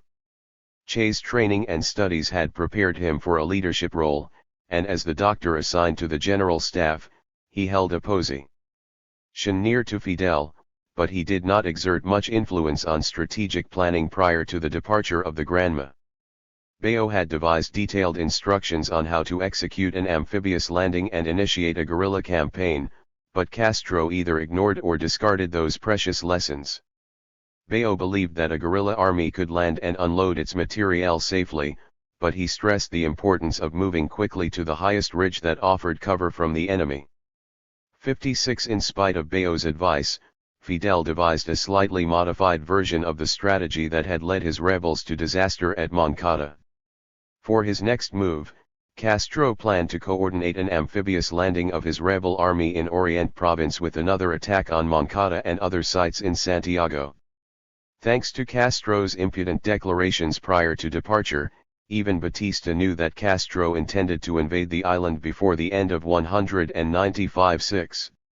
From the landing site he intended to move, not toward the Sierra Maestra, but toward the army garrison at Niquero. If the attack on Niquero failed, his men were to reassemble at a farm in the foothills of the Sierra Maestra, according to instructions that he apparently issued. From there the men would move into the mountains and launch a guerrilla campaign. Just as he had done at Moncada in 1953, Castro planned to spark a nationwide rebellion with a bold strike that relied on the element of surprise and precise coordination. He would retreat to the mountains and launch a guerrilla campaign if the initial attacks did not generate the popular uprising he anticipated. Castro's strategy violated the principles of guerrilla warfare that Bayo had taught in Mexico. The perfect guerrilla, Bayo wrote, is one who never invites the enemy to do battle. Nor does he accept a challenge to fight the enemy who hopes to meet us where he would hold the advantage. Every good guerrilla should attack by surprise, in skirmishes and ambushes, and when the enemy least suspects any action. 57 Castro had not only issued a public invitation to his enemies to do battle, he even offered to fight them at places where they would hold the advantage, the garrisons in Santiago and Niquero. If Castro had asked for Bayo's advice about the first military action his 8-man army should take after landing in Cuba, Bayo would have recommended an attack on the roads and railroads in Orient Province, to deny the enemy the use of vehicles and force them to travel on foot. 58 Bayo recognized the possibility of guerrilla companies attacking military garrisons, but only in the later stages of a war that had begun as a guerrilla campaign. He even offered detailed instructions on how guerrilla units should execute these and other conventional missions, including an amphibious landing. However, Castro drafted the military strategy that guided the 8-men who sailed on the Granma on November 25, 195-6. Among those 82 passengers, fortunately for Castro, was an attentive young Argentine who had studied Bayo's strategies and tactics carefully. From the charred cane fields of Alegria del Pio came a company of soldiers who had no choice but to apply Bayo's theories with the guidance of Che Guevara. After the initial battle at Alegria del Pio, Che, Ramiro Valdez, Juan Almeida, and 2 other soldiers took cover in a cave just a short distance from the battlefield. The occasional sounds of nearby gunfire indicated that the Cuban army intended to capture and kill the scattered remnants of Fidel's rebel forces. For all Captain Almeida knew, he commanded the only remaining combatants. They each had a weapon and some ammunition, but thirst or starvation might kill them before the enemy did. Under these desperate circumstances, the 5 men took a solemn vow to fight to the death. If Batista's soldiers found them, they would convert that cave into their tomb. They decided to resume their march toward the Sierra Maestra, as Castro had ordered them to do shortly after their landing. They made it safely to the Caribbean coast by dawn on December 7, then guided themselves eastward by keeping the sea to their right. On the 9th, they marched on the beach under a nearly full moon, Che and Almeida in the lead. They came to an abrupt halt when they detected 3 shadowy figures in a wooden shanty a short distance ahead. Too close to retrace their steps, Almeida decided to attack. He approached cautiously, Che and the others following closely behind, their weapons ready. The rebels jumped the supposed enemy troops and found 67 themselves pointing their guns at Camilo Cienfuegos and 2 other rebels. Camilo, one of the few heroes of the Battle of Alegria del Pio, accepted the surrender of his comrades, and welcomed them into his hideout. 2 left to their own misfortune, the rebels might have stumbled into an army patrol, in which case they would have been summarily executed. They knew that they had to get into the mountains as soon as possible, but to do that, they needed guidance, food, and shelter. In the unlikely event that the entire rebel army reassembled in the Sierra Maestra, they still faced the prospect of another military disaster if Fidel Castro adopted a more appropriate, that is, less risky strategy. Castro's daring surprise attack on Moncada, followed 3 years later by the ill-starred invasion of Orient Province, had decimated and demoralized the ranks of the rebel army. Twice, Batista's army had shown greater resilience and the people less discontent than Castro had anticipated. If Castro continued to rely on the elements of surprise and popular support to take fortified military positions, his outgunned rebels might not survive another engagement. Their only hope for survival lay in the adoption and deliberate execution of a guerrilla strategy, and Fidel had not yet shown much appreciation for guerrilla warfare. Luckily, Escobedo Guevara survived the Battle of Alegría del Pio. In the 6 months after the Granma landing, Guevara emerged as the rebel army's military instructor, top guerrilla commander, and closest military advisor to Castro. Although Fidel learned quickly and incorporated some elements of guerrilla warfare into his strategy, he still displayed a preference for positional warfare, as evident in the first major rebel victory, the Battle of El Lluvero.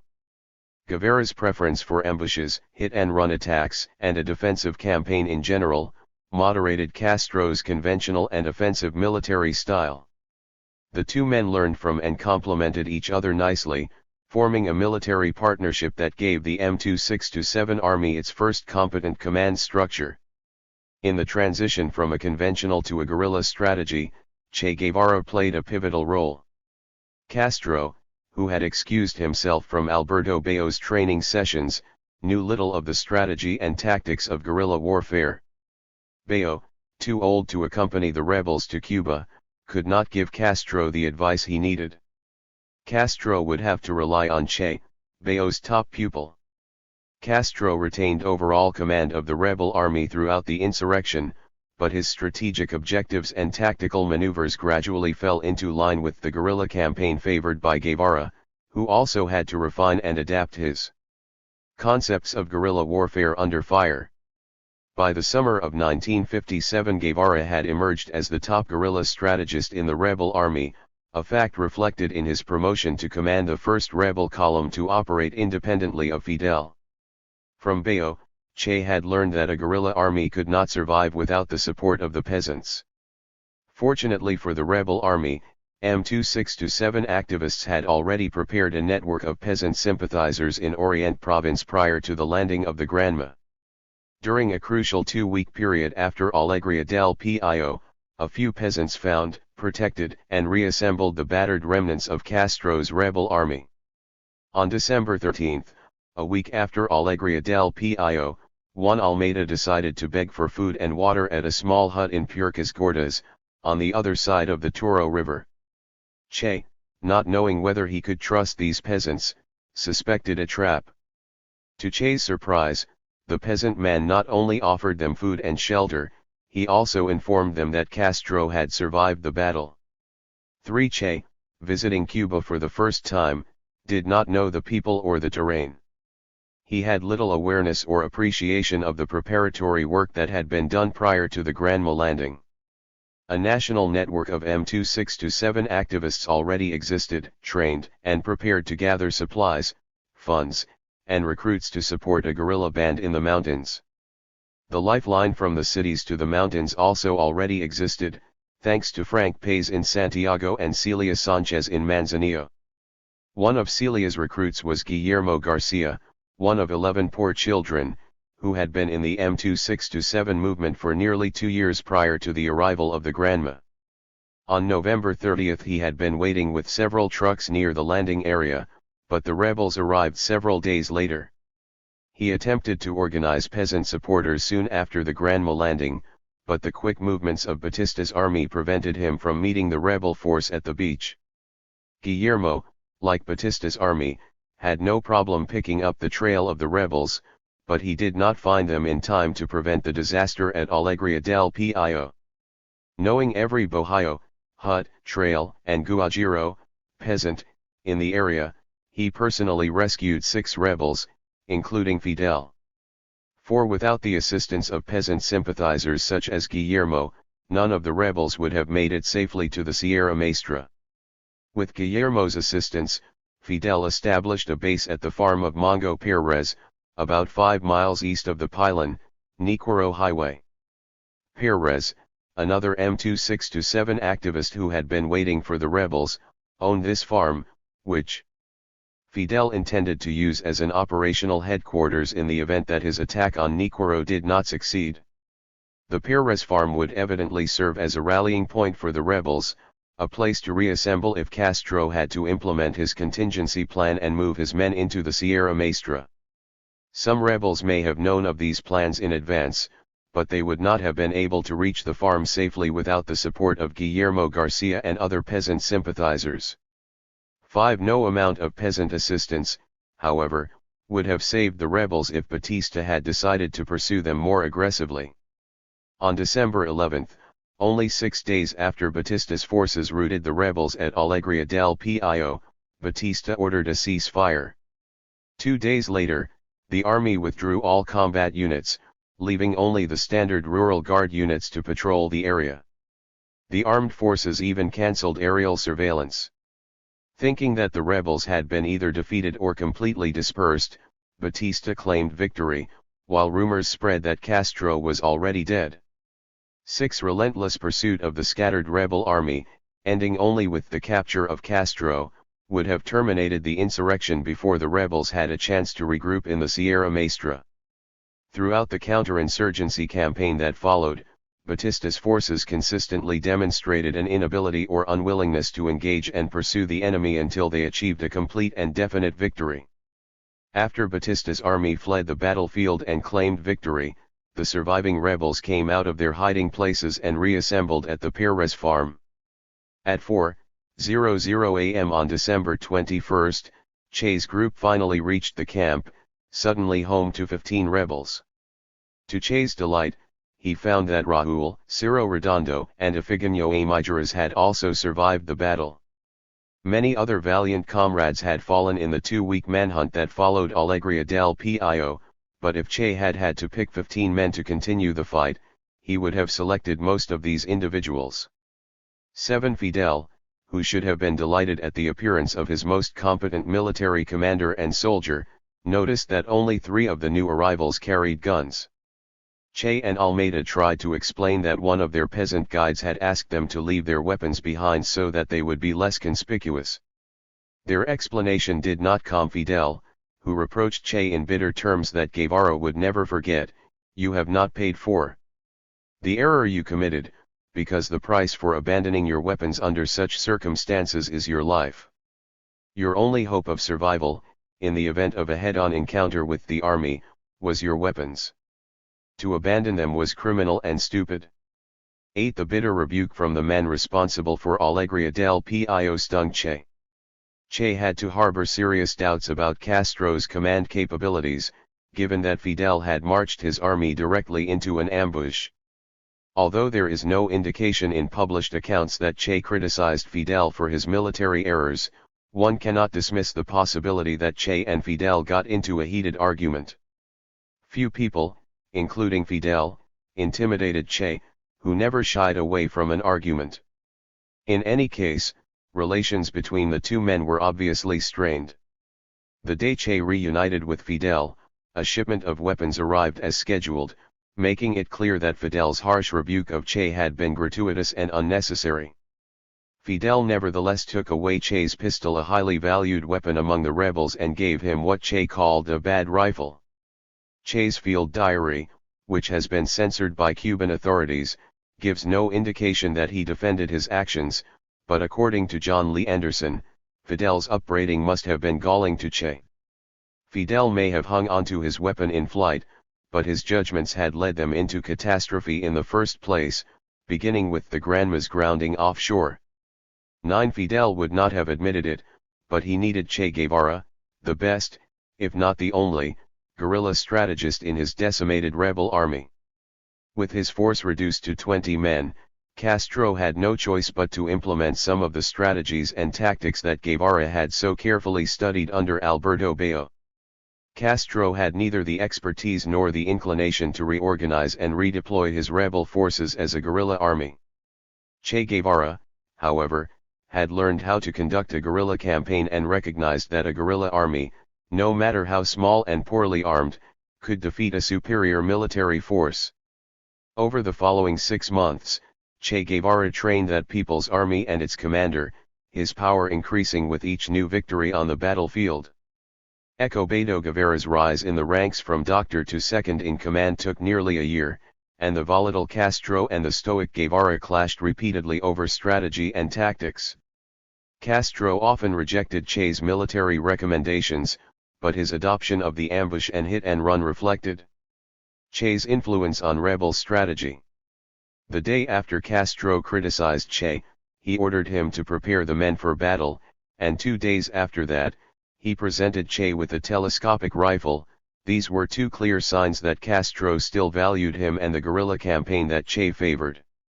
The day after Christmas, Fidel appointed Che to the general staff of a 22-man army, a presumptuous gesture that nonetheless marked Guevara's official entry into Castro's inner circle, from which he would push Fidel toward unconventional warfare. 10 Castro's gestures did not, however, muffle Guevara, who did not see any sense of purpose or urgency in Fidel's command. On December 22, he decried the almost total inactivity of the rebel band. On December 23, Che noted that they were still in the same place. On Christmas Eve, Fidel held them in a wait that seems useless to me. On Christmas Day, they began a slow march after feasting on roast pork. But the men marched carelessly, leaving broken fences behind them for the army or peasants to follow. The only action that they took, Che noted ironically, was an exercise of assaulting a house, and as we did the owner, Hermes, appeared. When they finally resumed the march after a 2-hour coffee break, they made so much noise that they alerted every peasant along the way. Despite such lack of caution, Guevara was ready to go into battle with the 20 men available. Che wanted to see more organization, discipline, and action. He wanted the war to begin, concludes Anderson. 11 However, Castro commanded the rebel army and still made the strategic decisions. He also rejected his brother's advice to attack 6 soldiers guarding a nearby estate, arguing that he had to acquire more arms, ammunition, and recruits before taking the offensive or moving to a defensive position in the Sierra Maestra.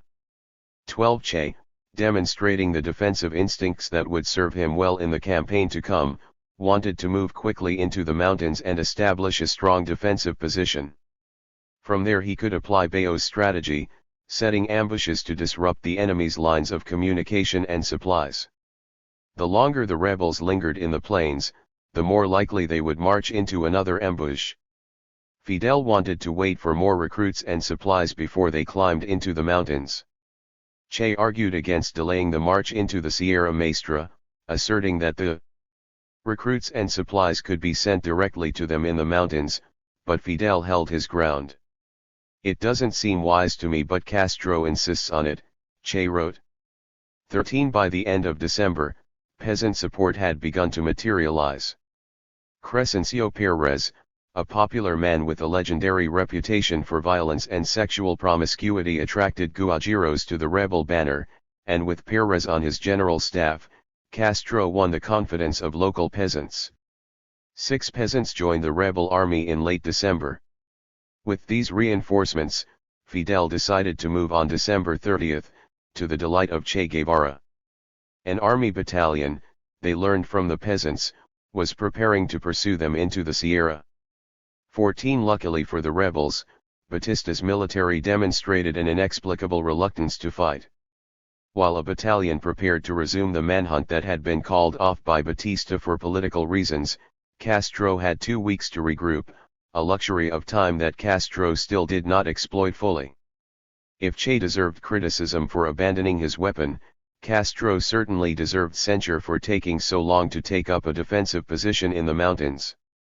Only on January 5, a month after Alegría del Pio, could the rebels see the hazy blue outline of the peak of Mount Caracas, in the heart of the Sierra Maestra. If and when they reached that position, they would finally be on terrain that favored them. The steep slopes would slow the movement of the enemy soldiers and force them to fight as infantry, while the forest would provide cover from aerial reconnaissance. The perspectives are good, Che wrote, because from here to La Plata is all steep and forested, ideal for defense. 15 Rather than going directly east across the mountains to the peak of Mount Caracas, Fidel decided to descend to the coast first and then climb into the mountains along the natural ridges and canyons cut by the rivers. On an 11-day march to the coast, the rebels gained confidence and strength, recognizing that conditions favored the kind of hit-and-run attack that Alberto Bayo preferred. Feeling secure, the rebel leaders began to debate their military options, hoping to select an appropriate and vulnerable target for their first offensive action. According to Bayo, a newly established guerrilla band should strike first at the roads and railroads leading into its base of operations, in an effort to force the enemy to fight on foot. 16. However, the rebel army had not yet established a base of operations. Once this was put in place, the rebels could launch attacks on enemy outposts and supply lines, but political circumstances dictated Castro's military strategy. Popular opinion held that the army had crushed the rebels and killed Fidel Castro. The morale of the rebels had sagged in the month after Alegría del Pio, and they needed a victory. Fidel wanted to boost the morale of his troops and make headlines in Havana, thereby refuting government claims that the rebels had been defeated. Che and Fidel argued about how to score the first rebel victory.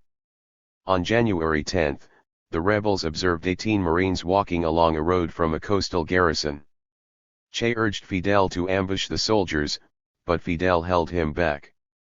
18 soldiers, even if caught by surprise, could have put up a stiff resistance. Castro had already decided to launch his first attack against the rural guard outpost at La Plata. From there he would move into the mountains with all the food, weapons, and ammunition that they could carry from the garrison, hoping that the army would pursue him. Che had doubts about Fidel's strategy. Fidel's plan doesn't seem bad to me, but it's a lot of weight to carry. My plan was to form a central camp with abundant food and from there send out assault troops. Castro, knowing that he would finally have the advantages of surprise and numerical superiority, rejected Che's proposal. 17 Guevara had little understanding or appreciation of the political conditions that shaped Castro's military concepts. He thought primarily in military terms. His plan to establish a base camp first made complete military sense because it would have increased the mobility of the troops before and after the attack on La Plata. Mobility in the initial stages of guerrilla warfare is essential. The guerrilla should never offer the enemy a fixed target. Although Fidel's plan to carry off the prizes of war he captured at La Plata would limit mobility in retreat, it aimed at a political target that had so far eluded him, an army outpost. Castro had failed miserably at Moncada, but by downsizing the scale of his target from a regimental headquarters, 1,000 men, to a rural guard outpost, 15 men, he could score his first unqualified military success and make an important political statement, locally and nationally. The villagers of La Plata and Palmamoca had recently been the victims of army atrocities that included several executions and the destruction of several homes.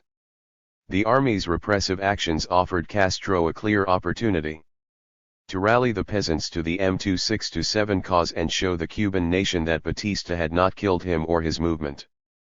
After a careful surveillance of the area, Castro concluded that his rebel army could take La Plata, where the river of the same name empties into the Caribbean.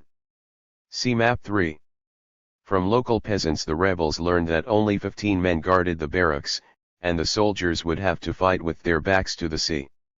If the rebels attacked under the cover of darkness, they would have a decided advantage over the unsuspecting soldiers.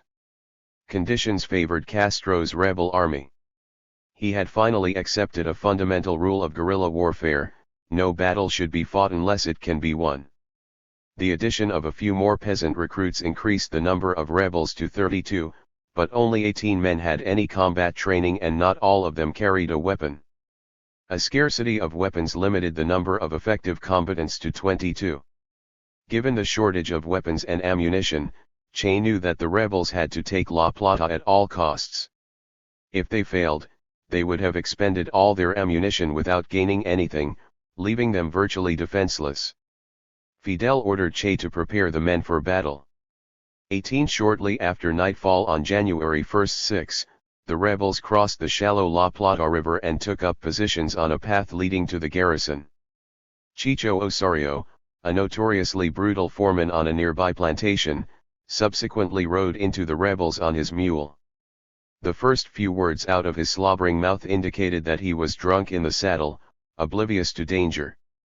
Fidel, pretending to be an army colonel, duped Osorio into guiding the rebels to the barracks.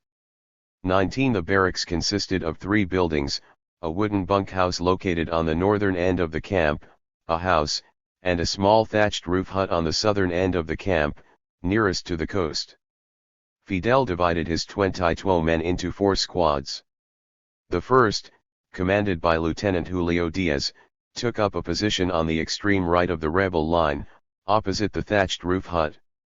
Che, as a member of the general staff, took his position near Fidel in the center. Raúl Castro commanded the squad to Fidel's left, fronting on the bunkhouse.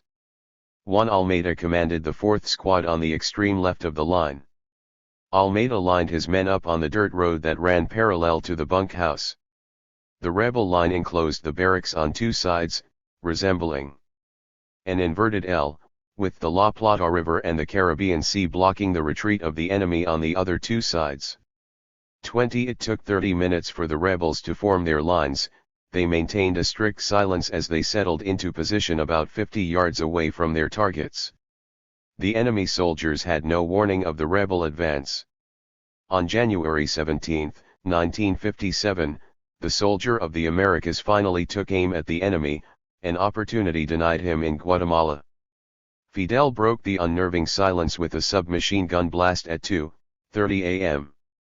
The rebels then opened up with all they had, 13 rifles, 5 semi-automatic rifles, 2 submachine guns, 2 machine pistols, and a 16-gauge shotgun. Then the guns fell silent.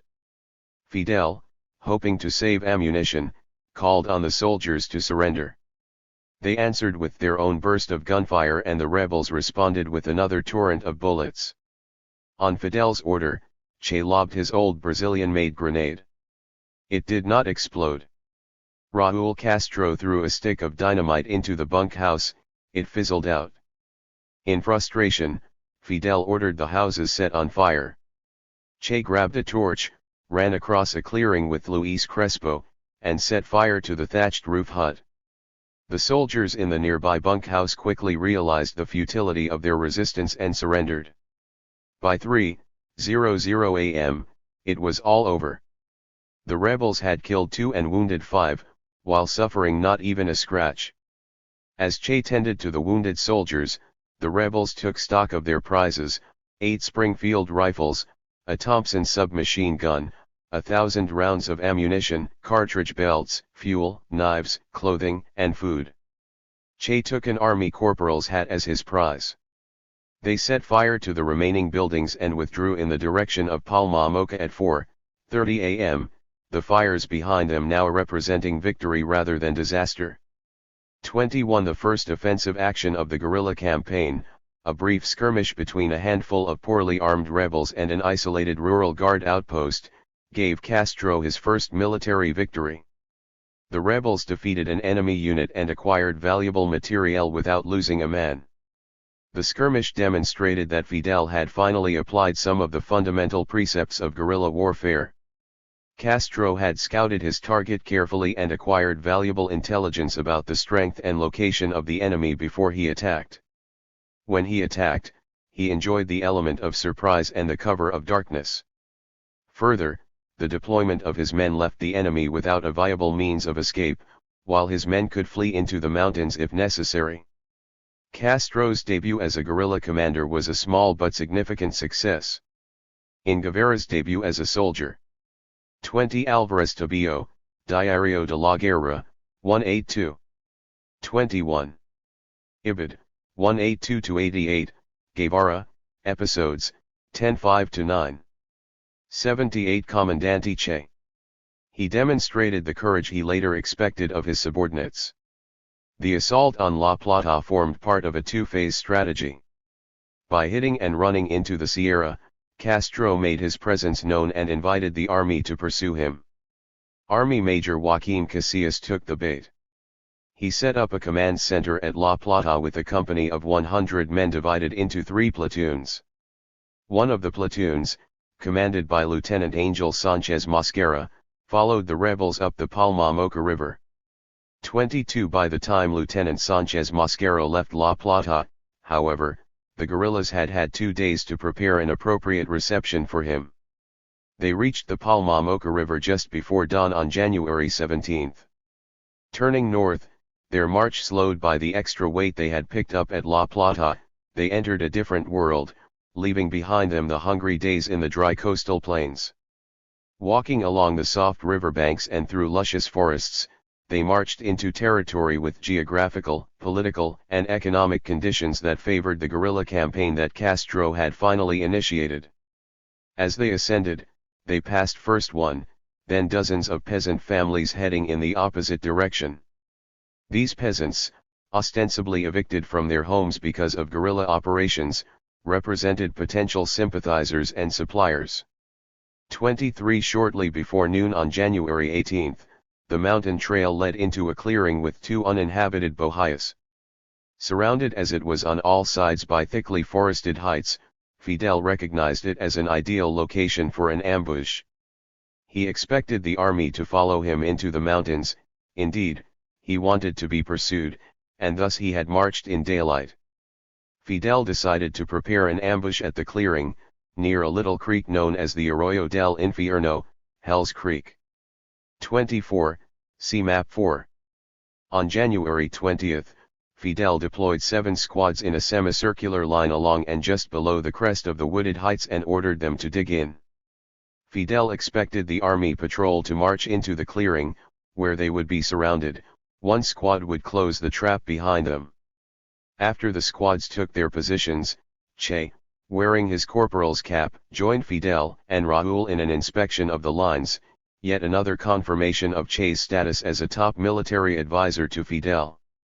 A shot suddenly rang out and they ran for cover, thinking the army had initiated an attack. It turned out that Camilo Cienfuegos had fired at Che, mistaking him for an enemy soldier because he wore an army cap.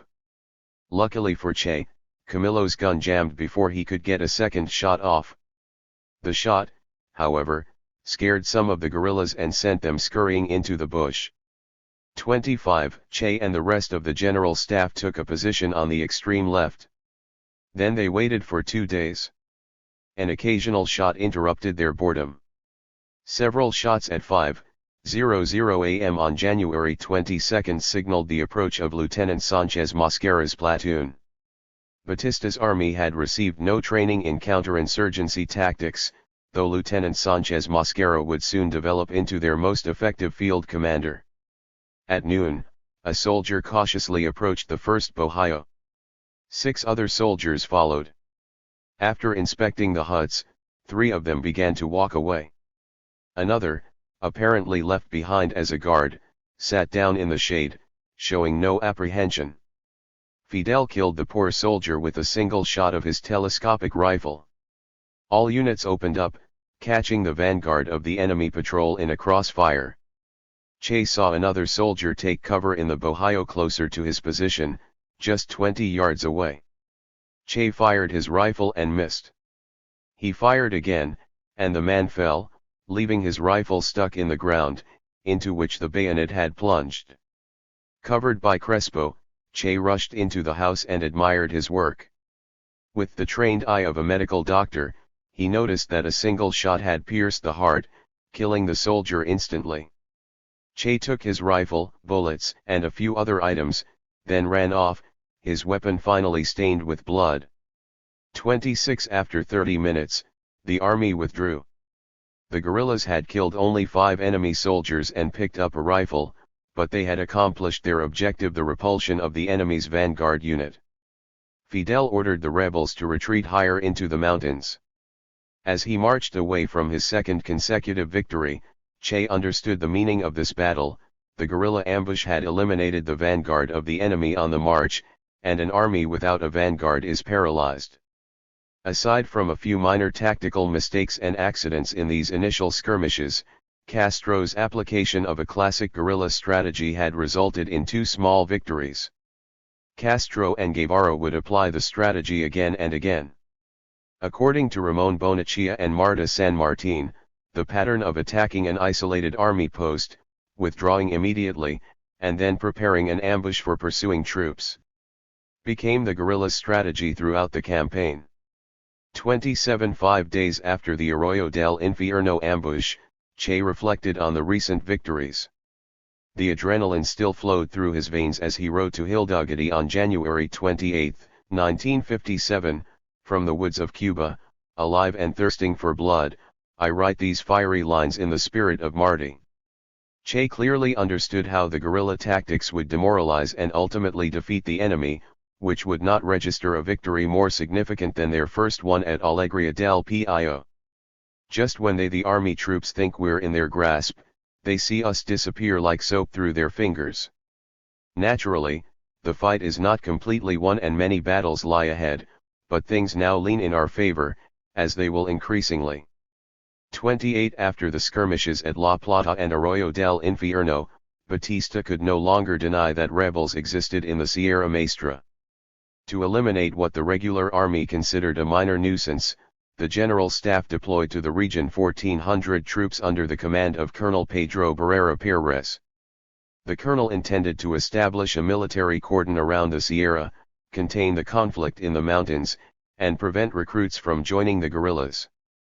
In addition, the army designed some minor social programs for the peasants, sending medical units into the area to provide basic medical services. 29 The army plan required officers and soldiers with the strength and determination to carry out the strategy, which was to pursue the rebels with all available infantry units, supported by the Air Force. If the officers coordinated operations on the ground and in the air, they could certainly tighten a noose around the guerrillas. The military unleashed its new offensive on January 30 with an impressive aerial assault on the guerrilla camp on the slopes of Caracas Peak. The Air Force attacked with 5 American planes used extensively in World War II, the B-26 Invader, the fastest bomber used in World War II, and the P-47 Thunderbolt, used in bomber escort and ground attack. The Americans had faster and deadlier planes on their airfields, but the Cuban pilots could destroy the rebels with the heavy payloads they carried. The B-26 alone could carry up to 4,000 pounds of bombs.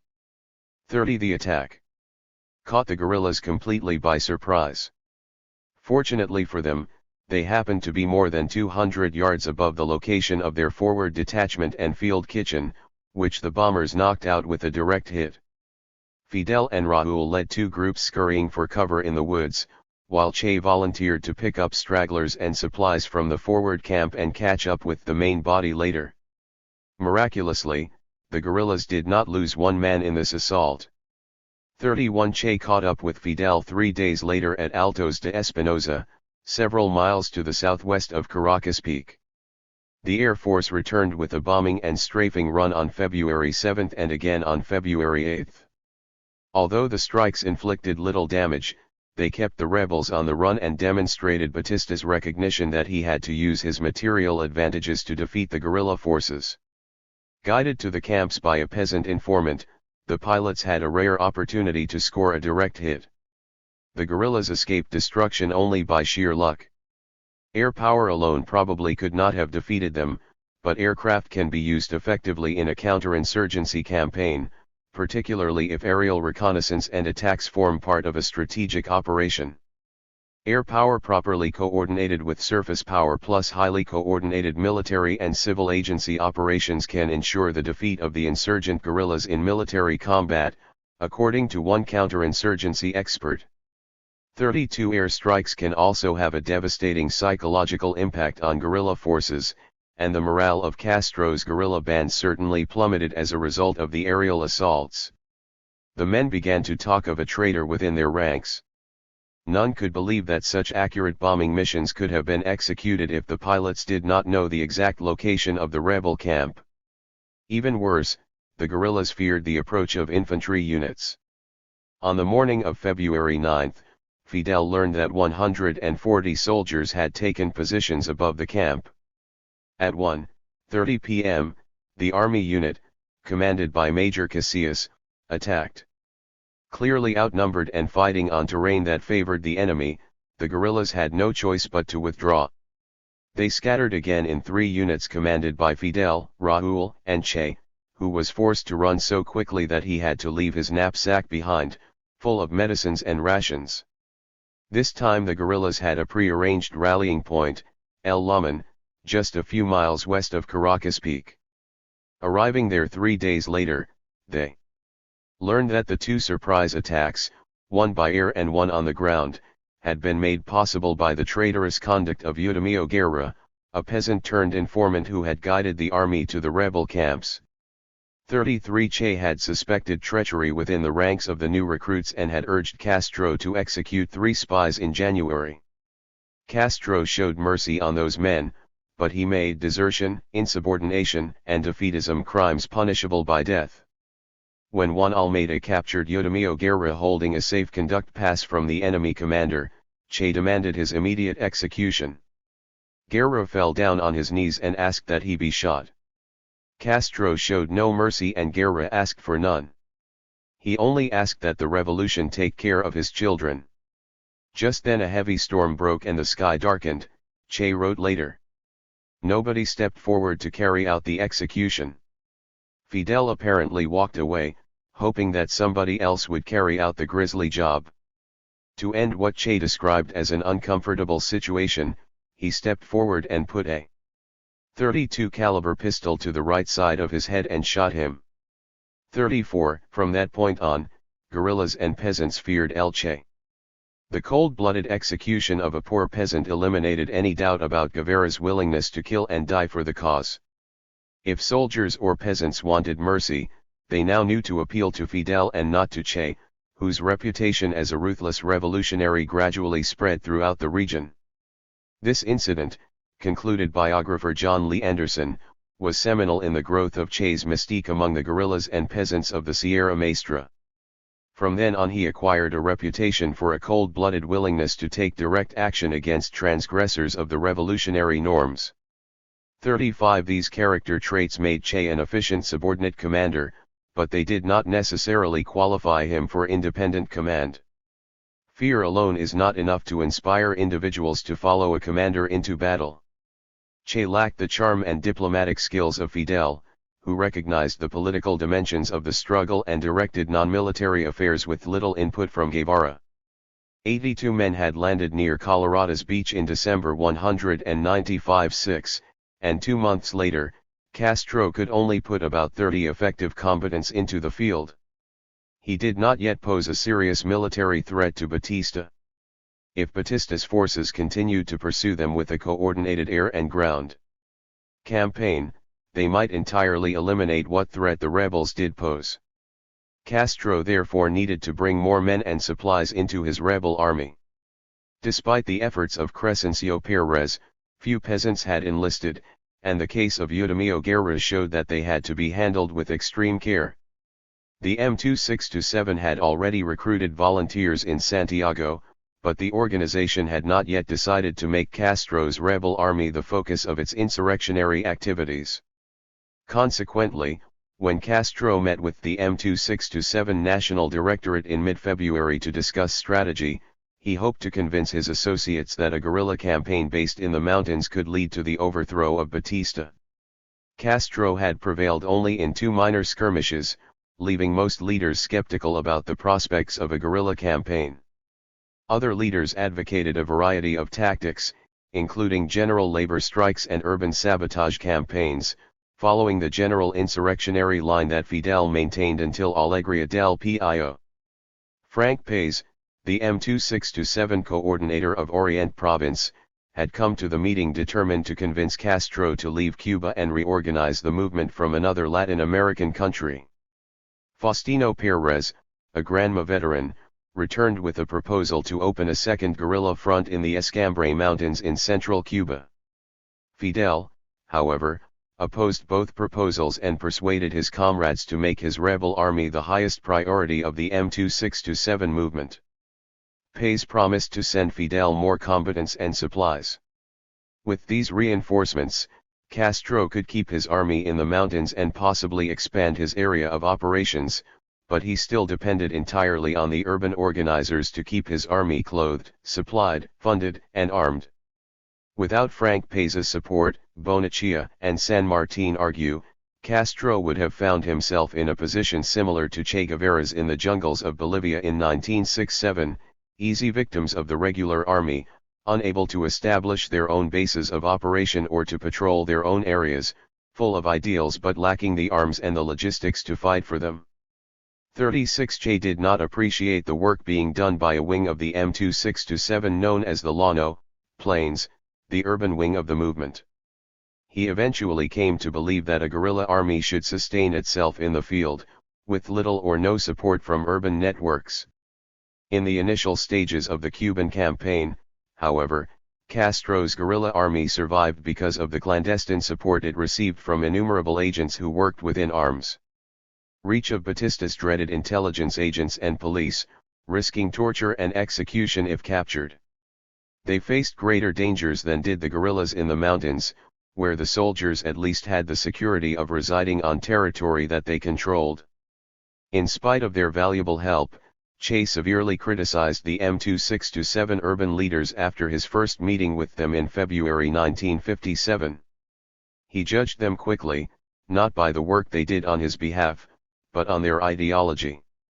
I discovered the evident anti-communist inclinations of most of them, above all Armando Hart, Che wrote in his diary.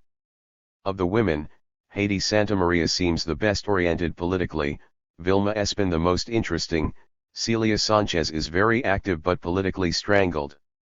Armando Hart is permeable to the new ideas. 37 At least Guevara came to admire the political skills that Castro brought to the struggle. On February 17, Fidel manipulated New York Times journalist Herbert Matthews so brilliantly that Matthews reported that Castro's rebels controlled the Sierra Maestra and were winning the war against Batista. Castro could not have written a more positive and sympathetic article, one that would help to win public support in the United States and neutralize American policymakers. The 30 rebels controlled nothing but the ground they stood on. In this initial, nomadic phase of the guerrilla campaign, with the guerrillas moving from mountain to mountain and struggling simply to stay alive, Castro could measure success by the number of battles his men did not fight. They rarely fought Batista's army and they never fought the Americans. Castro kept the Americans out partly through political maneuvers such as the Matthews interview. At the time, the presence of foreign reporters, preferably North American, was more important to us than a military victory, Che wrote later. 38 Shortly after the meeting of the M2627 Directorate, Che came down with such a serious asthma attack that he could not keep up with the marching pace of the other men. Castro nevertheless assigned Che the important mission of meeting the recruits promised by Frank Páez and guiding them into the Sierra. 50 men, only 30 of them armed, arrived on March 1, 11 days behind schedule. It took Páez less time to get more combatants into the mountains than it had Fidel. He doubled the size of Castro's rebel army without suffering a single casualty. If Páez recruited 50 soldiers in Cuba and sent them safely into the mountains, one can only wonder why the Granma veterans had not been sent to the mountains in the same way. It is difficult to resist the conclusion that Castro could have trained his 82 men in Cuba and filtered them into the Sierra Maestra without making a publicly announced invasion on an overcrowded ship. It may have made for great political theater, but it lacked a compelling military rationale. The 50 volunteers sent by Páez constituted a second guerrilla army. Guevara had been assigned the job of guiding them to Fidel's camp, the final leg of their journey.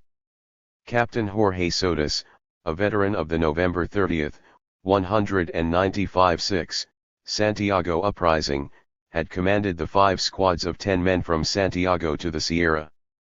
When Che met him, he informed Sotis that Fidel had ordered him to take command of the troops and lead them the rest of the way, but Sotis refused to relinquish command to anybody other than Castro.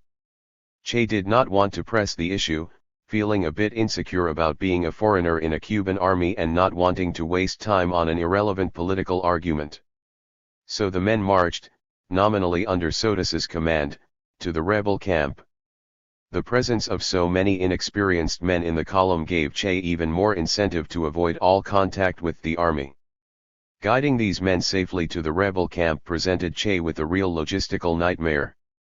He had to feed 50 hungry men more than Castro then commanded and avoid the enemy patrols. Although Che completed the mission safely, Castro actually criticized Che for not exercising the authority he had conferred on him and letting raw troops march under an inexperienced commander. Fidel convened a 9-man revolutionary council on March 24 to reorganize the rebel army and discuss military strategy. Castro reassembled the troops into 3 platoons, under the command of Captains Raúl Castro, Juan Almeida, and Jorge Sotis. Raúl advised Fidel to appoint Che as his political commissar, but Fidel, disappointed with Che's recent performance and reluctant to appoint a Marxist to the position, kept Che as lieutenant and general staff physician. 39 As for strategy, Che favored an immediate strike against the closest army garrison to give the recruits a taste of combat similar to the one the first guerrillas had experienced at La Plata. Fidel and the others, however, wanted to give the men time to train properly and get accustomed to the rigorous life of the guerrilla before they went into battle. So the council agreed that they would march eastward, toward Turquino Peak, while Guevara trained the new recruits in the fundamentals of guerrilla warfare. The men marched, carrying heavy backpacks and rifles, for the following 2 months. Moving constantly and avoiding contact with the army, the rebels gained valuable experience and learned the terrain during an extended period of apprenticeship under Che. 40 By late May, following the arrival of a large shipment of arms and ammunition, Castro's guerrilla army was ready for battle. The arsenal included 3 Madsen submachine guns, 9 M1 carbines, 10 Johnson automatic rifles, and 6,000 rounds of ammunition, acquired and dispatched by Frank Pace. Castro distributed the weapons in accordance with past performance on the battlefield. He gave Che one of the Madsens and assigned 4 men to his squad, including a 15-year-old named Joel Iglesias. When Che first held the Madsen, a submachine gun firing 450 rounds per minute, he felt as if he had finally become a full-time combatant. 41 With the arrival of the new weapons, Fidel had another opportunity to disprove the government's claims that the guerrillas had been eliminated. During the training march through the mountains, he had eluded the army patrols. The army, evidently unable to pinpoint the location of the rebels, could not mount an attack by air or land. The lack of contact with the guerrilla forces led Colonel Barrera Perez, commander of the offensive launched in January, to announce that he had completed his mission and reduced the size of the rebel army to 20 men. Orient Province, the government claimed, had been returned to normal. 42 On May 25, the guerrillas heard that a boat called the Corinthia had landed a group of rebels on the northern coast of Orient Province. Former President Carlos Prio Socarrás, leader of the Auténtico Party, had organized this expedition, adding his considerable resources to the armed struggle. At a secret meeting in Texas a year earlier, Prio and Castro had agreed to coordinate actions against Batista, and the former president had now made a substantial military contribution to the struggle. The news of the landing reminded the Granma veterans of their own terrible landing, and some might have wanted to initiate offensive operations to divert the army away from the Corinthia rebels, but few could have ignored the political implications of a rival organization opening a second military front. Cubans had not heard of any M26-7 military action in 2 months, so Castro wanted to demonstrate that he still presented the main military challenge to Batista. Che advocated an immediate ambush of an army patrol. Fidel, again showing a preference for attacking fixed installations, favored an assault on the garrison at El Lluvero, on the Caribbean coast. If they just captured a truck, he argued, the government would dismiss it as an isolated act of banditry, but if they took El Lluvero, they would deal a psychological blow to the dictatorship. Fidel won the argument, of course. On May 27, Fidel ordered his commanding officers to prepare for battle. 43 Fidel divided his 80 men into 9 squads and marched them down to the coast. Che volunteered to lead his squad in attack on the far left. The toughest assignment fell on Juan Almeida, who would lead his platoon in an assault on the center of the enemy compound.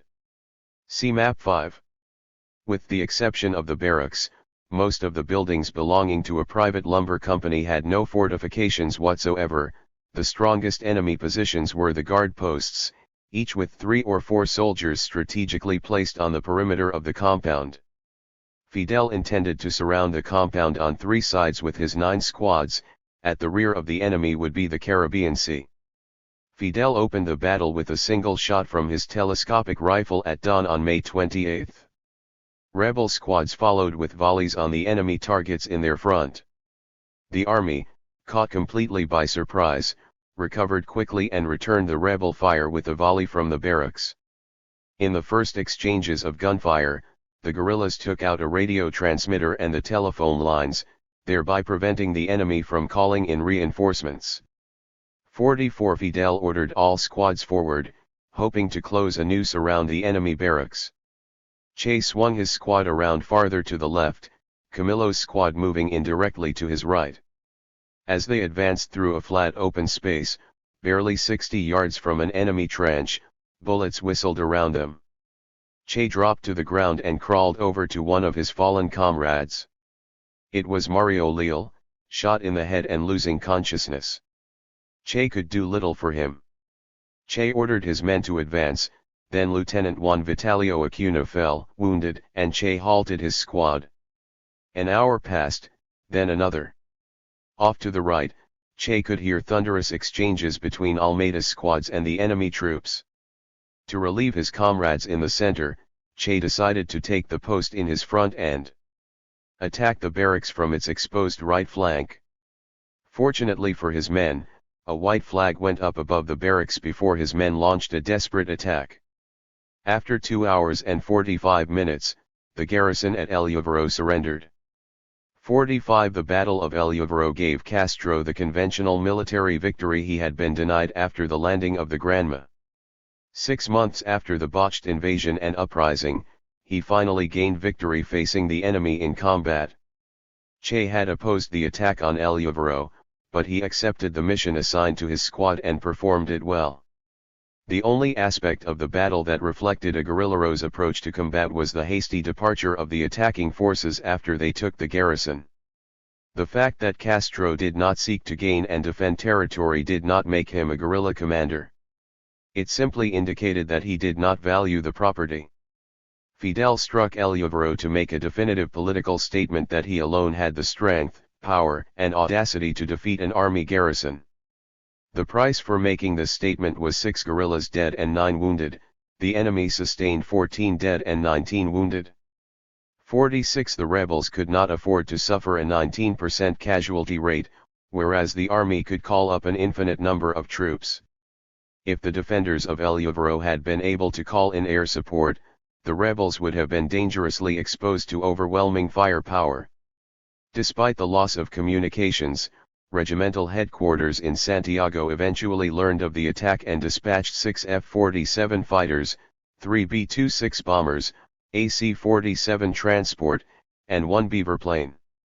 By the time they flew over the battlefield, however, the rebels had already withdrawn and the Air Force could not pick up their trail. 47 The victory at El Lluvero boosted the morale of the rebel forces and marked the coming of age of the rebel army.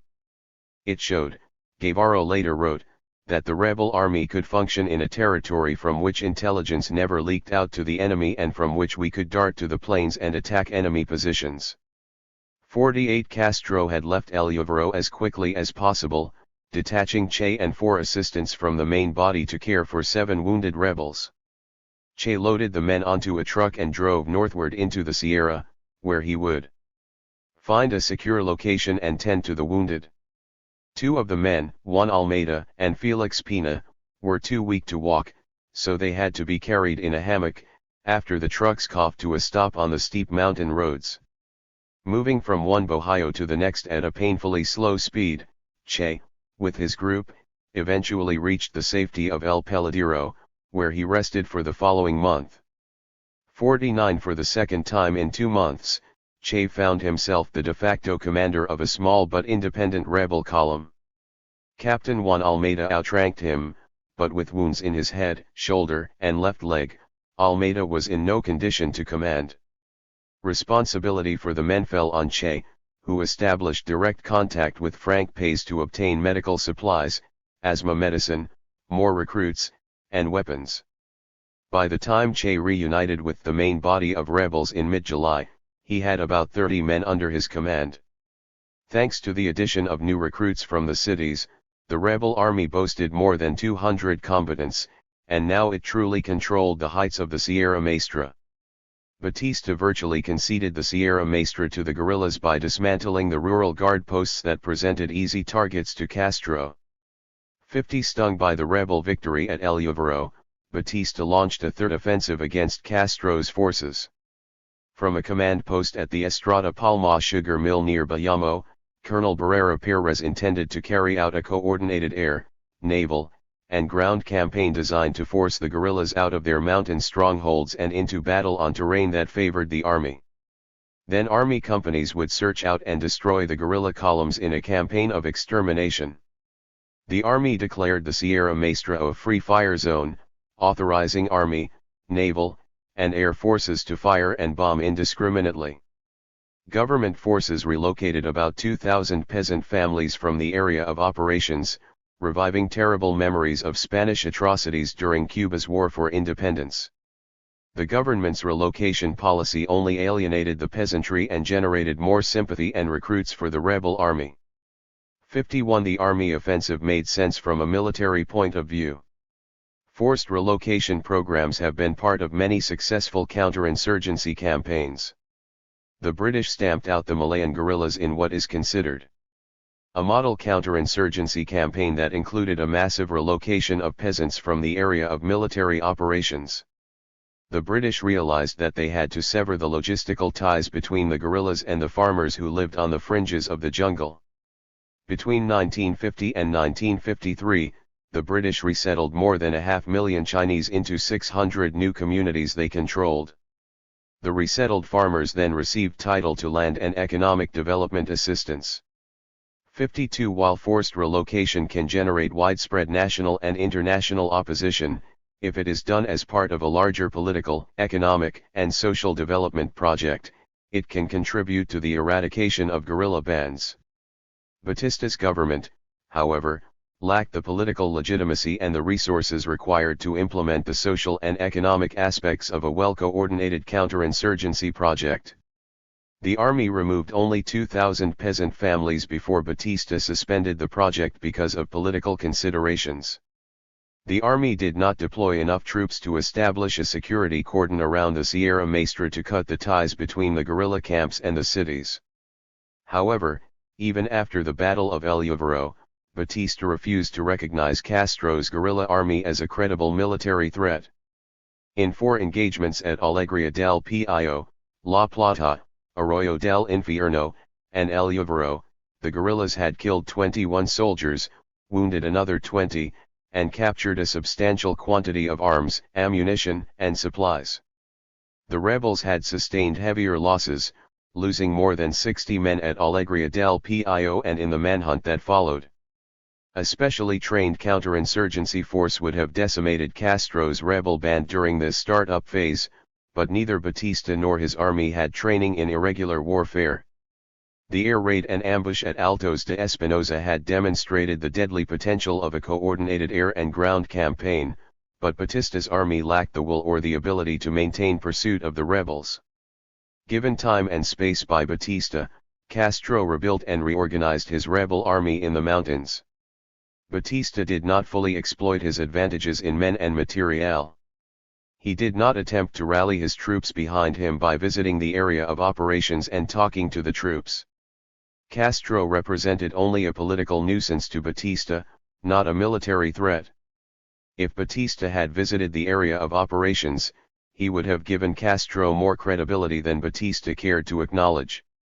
In retrospect, however, the failure of Batista's army to maintain pursuit of the Guerrillas constituted a critical error. During this formative period of the guerrilla band, Batista's army should have pursued the guerrillas relentlessly. But Batista dismissed or ignored Castro's challenge and thereby lost his best opportunity to destroy the guerrillas before they established a base of operations. 53 The Battle of El Lluvero, the first armed conflict between the guerrillas and the army that deserves to be called a battle, shocked the Cuban army into the realization that a guerrilla army controlled the Sierra Maestra. In a 6-month gestation period, the guerrillas had prevailed in 3 engagements with the army, organized a force of 200 men, secured lines of supply and communication extending all the way to Santiago, gained the sympathy of the local population, and garnered considerable political support in Cuba and abroad. The rebel victory at El Lluvero did not guarantee the success of the insurgents, but it marked the end of the formative phase of Castro's guerrilla army. At this point in the campaign, Che's influence came to bear primarily on military training. He had trained the men who triumphed in the Battle of El Lluvero. As a member of the General Staff, Che contributed to the tactical execution of a strategy that Fidel adopted. If Castro had accepted Che's advice, the guerrillas would not have attacked a fortified position such as El Lluvero. Castro still favored conventional assaults, attaching great political significance to such victories as El Lluvero, but at least he did not attempt to hold the garrison after he had defeated it. During the first 6 months of the Cuban campaign, Che Guevara learned that the essential task of the guerrilla fighter in the formative stage is simply to keep himself from being destroyed. 54 The rebel army had made only 3 attacks during this formative phase, and it triumphed in each case. Meanwhile, the soldiers adapted to the rigorous life of the mountains and learned from Che how to fight a guerrilla war. As the rebels gained confidence, experience, and knowledge of the terrain, they would expand the scope of their operations. The rebels could not win simply by establishing a base in the mountains and daring Batista's army to come after them. In the following phase of the campaign, the guerrillas would indeed go after the enemy, but on terms that still favored them. Castro's conventional attack on El Lluvero did not mean that he had abandoned a guerrilla strategy.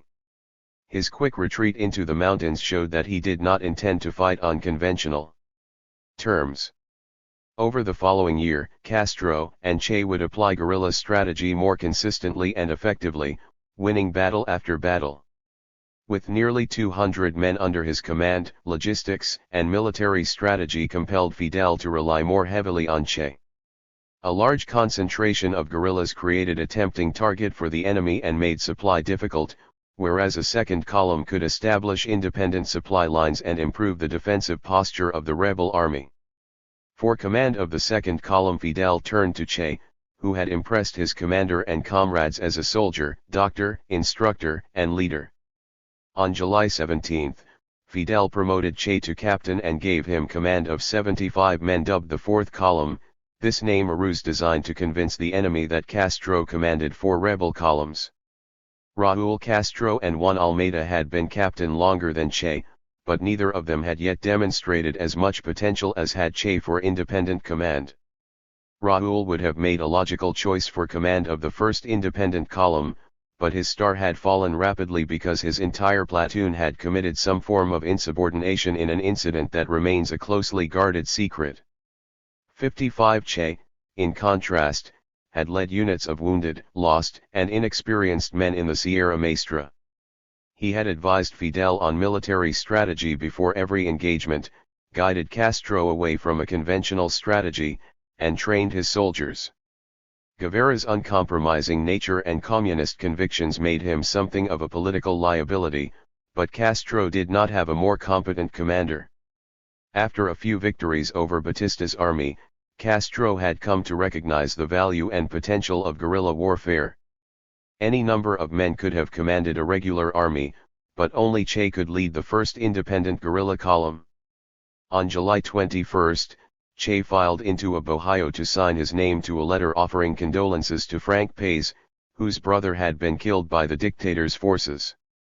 The rebels signed their name in one column and listed their rank on the right.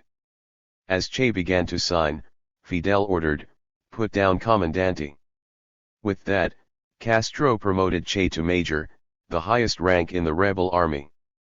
Although Che rarely displayed emotions, he was then the proudest man in the rebel army. Celia Sanchez gave him a small star for his uniform, and Escobedo Guevara de la Serna became Comandante Che Guevara, second only to Commander-in-Chief Fidel Castro. 56. The promotion of Che to Comandante coincided with the initiation of the second phase of the guerrilla campaign. Having established a mountain base for 2 guerrilla columns totaling nearly 200 men, the rebel leaders felt strong enough to take the war into the plains. They now intended to hit army garrisons on the fringes of the Sierra Maestra and then run back to their bases, hoping that the army would pursue them onto their terrain. Fidel retained overall strategic command of the entire army and directed the operations of the first column, operating west of Turquino Peak. Castro assigned Che to the region east of Mt. Turquino and gave him tactical independence to complete his mission of drawing Lieutenant Sanchez Mosquera, the most aggressive enemy commander, into a trap. Che could bait him into an ambush using 3 platoons, each commanded by a battle-hardened captain, Ramiro Valdez, Ciro Redondo, and Lalo Sardinas. Che decided to attack the rural guard garrison at Buicito, a mining village about 13 miles southwest of Bayamo, and then take a defensive position in the mountains and wait.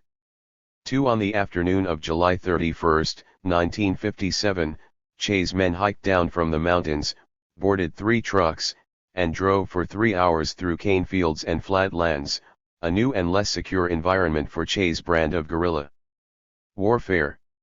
Leaving a rear guard under the command of Lieutenant Juan Vitalio Acuna, Che moved against Buicito with the 3 platoons, planning to surround the 12-man post and take it by surprise. Che deployed Ramiro Valdez and Lalo Sardinas on the flanks and rear, while he approached the barracks from the front with Ciro Redondo. He sent a squad to blow up 2 bridges connecting Buicito with the central highway, with the aim of detaining any reinforcements that the army might send from Bayamo. The attack fell apart soon after it began. Ramiro Valdez lost part of his platoon in the darkness.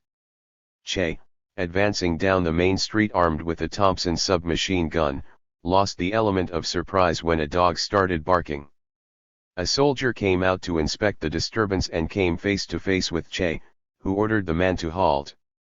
The soldier moved and Che pulled the trigger, but he heard only a click. His aide Israel Pardo pulled his trigger, and his gun also misfired. Che immediately turned and sprinted away, reaching the safety of a building before the crackling of Garand's submachine guns and automatic rifles indicated that all rebel units had engaged. Ramiro's platoon took the barracks from the rear, wounding 6, 2 of them fatally, capturing another 6, and taking rifles and ammunition, all in 20 minutes. My debut as a major was a success from the point of view of victory and a failure as far as the organizational part was concerned, Che subsequently informed Castro. Guevara judged himself too harshly. He had organized the attack properly, attacking with overwhelming force under the cover of darkness, surrounding the target, and destroying 2 bridges to slow down any enemy reinforcements. He had accomplished his objective of making a demonstration in the plains to lure the enemy into the mountains. As Che's column drove back to its mountain base, a few reconnaissance planes passed overhead, but they failed to prevent the guerrillas from returning to their base. The losses Batista suffered at Buicito paled in comparison to the hit he took in March 1957, when commandos of the Revolutionary Directorate, DR, attacked him in the presidential palace.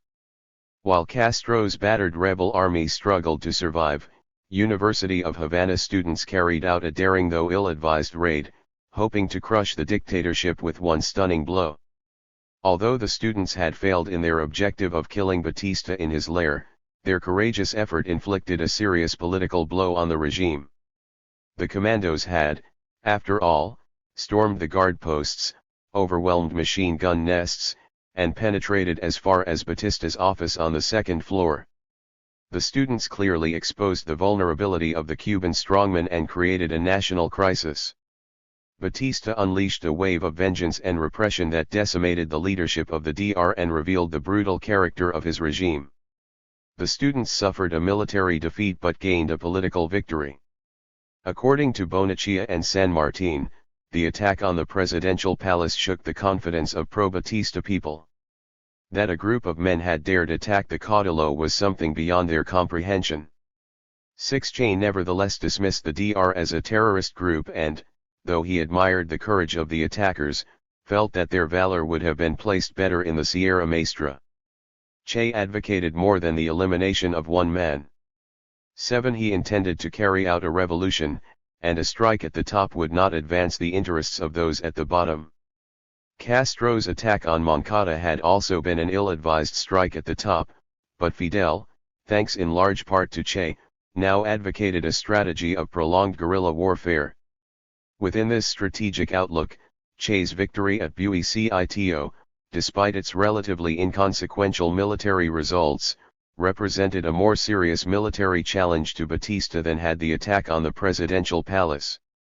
No armed group of commandos, no matter how courageous, could revolutionize Cuban society through one crushing blow. They could, however, roll up victories over isolated army posts, gaining strength while they dared the army to attack them in their mountain strongholds. On the plains and especially in Havana, Batista's army and police held a decisive advantage over the rebels. Fidel and Che preferred now to fight in the Sierra, and they insisted that the M2627 give the guerrilla campaign the highest priority.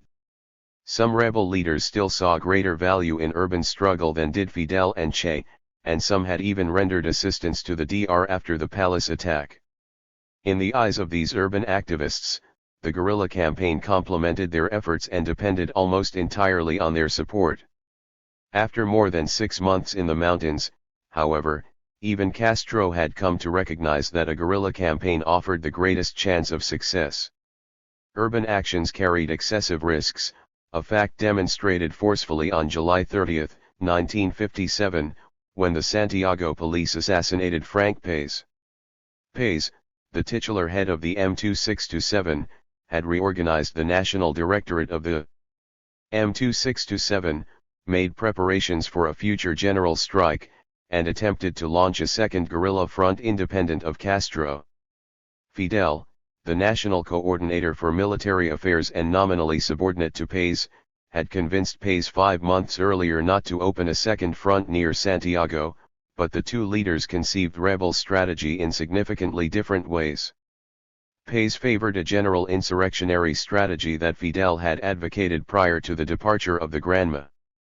Although his advocacy of a second guerrilla front reflects his growing faith in guerrilla warfare, it does not suggest a growing confidence in Fidel, for Paez wanted to command that column independently of Fidel.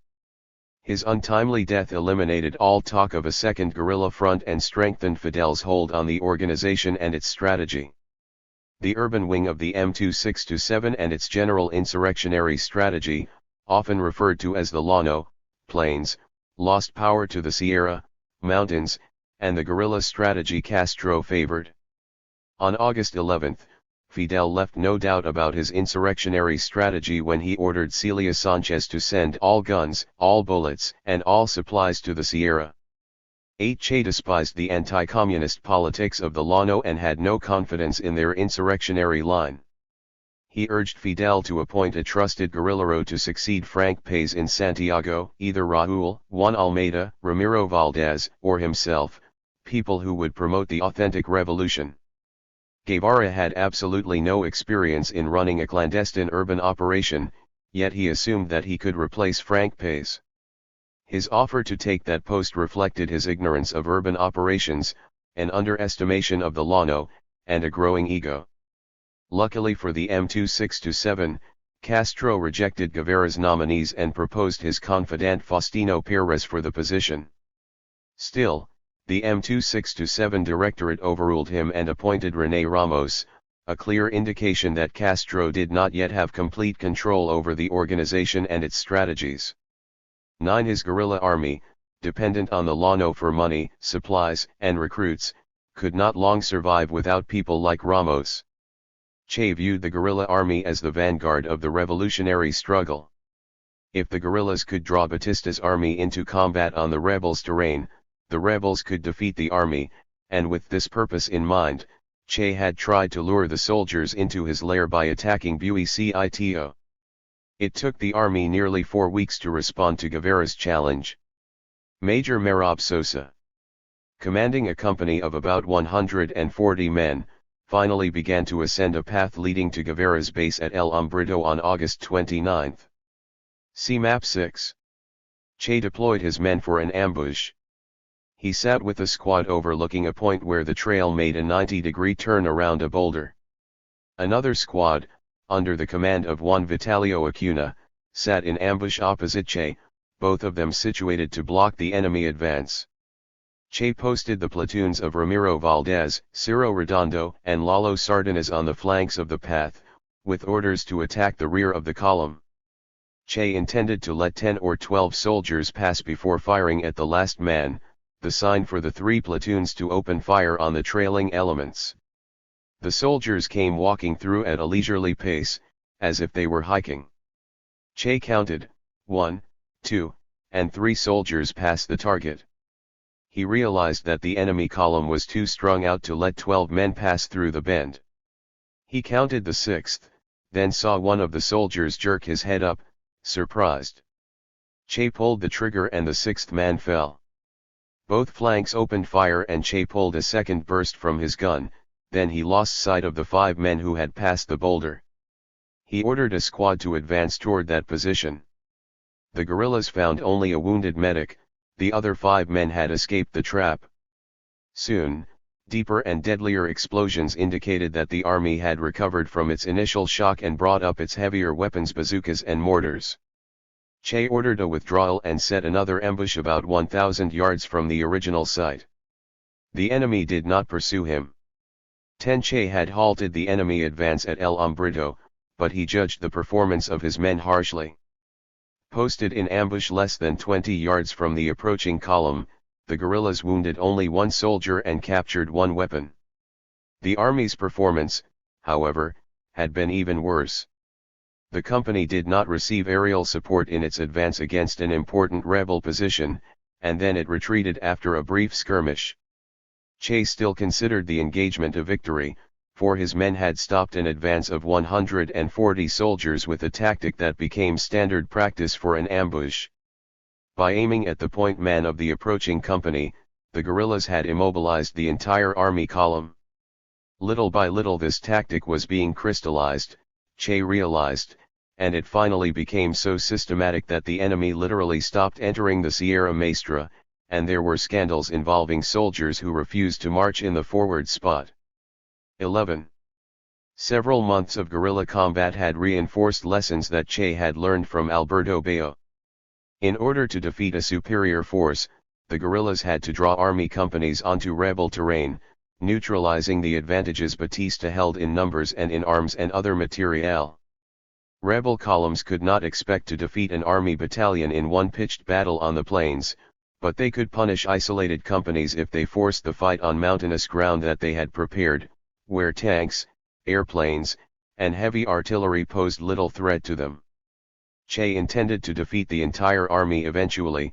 He did not want to ally with factions of it to overthrow Batista, for a coup d'état would not produce the revolutionary changes he wanted.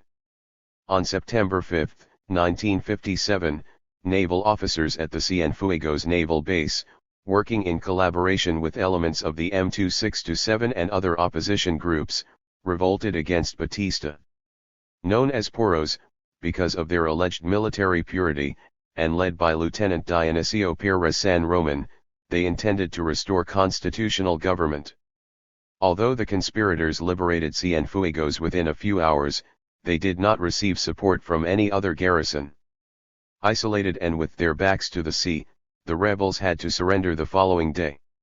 Che admired their courage but criticized their strategy, wondering why they had not launched a guerrilla front in the nearby Escambray Mountains instead. 12 By this time, Fidel and Che were fighting on their own terms on ground that they selected. The DR, the urban wing of the M2627, and dissident military officers fought on Batista's terms on terrain that he controlled.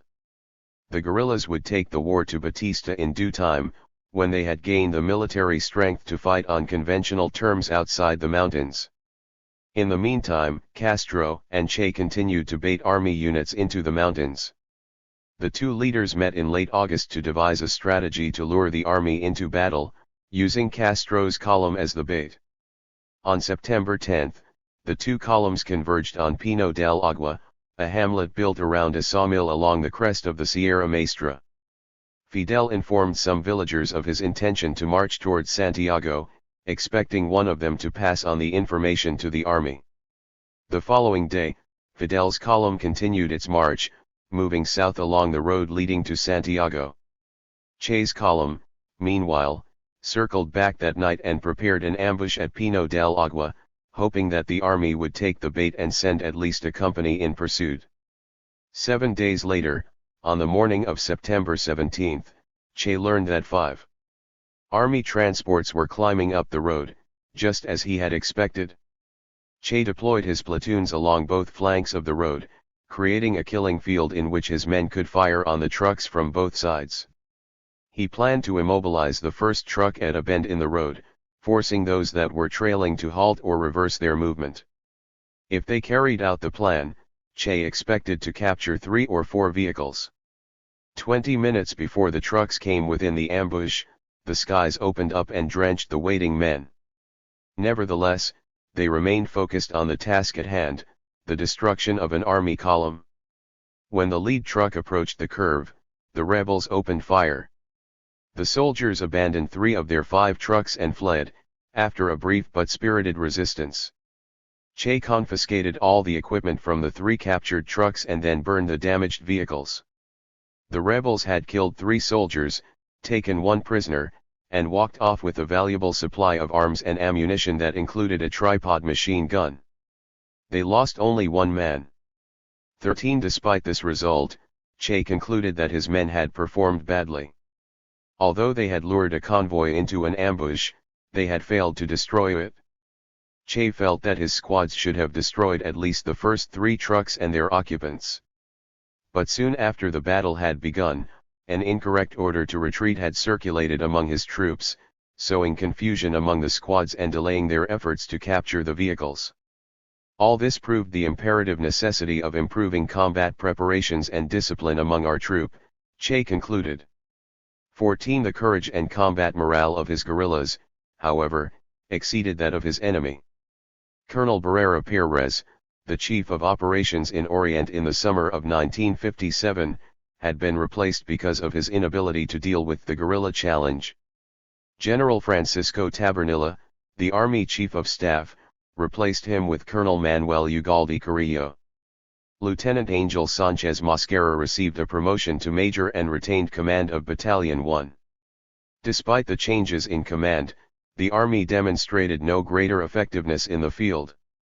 B-26 bombers flew over Pino del Agua shortly after the battle and again the following day, but they inflicted no damage and did not disturb Guevara's men.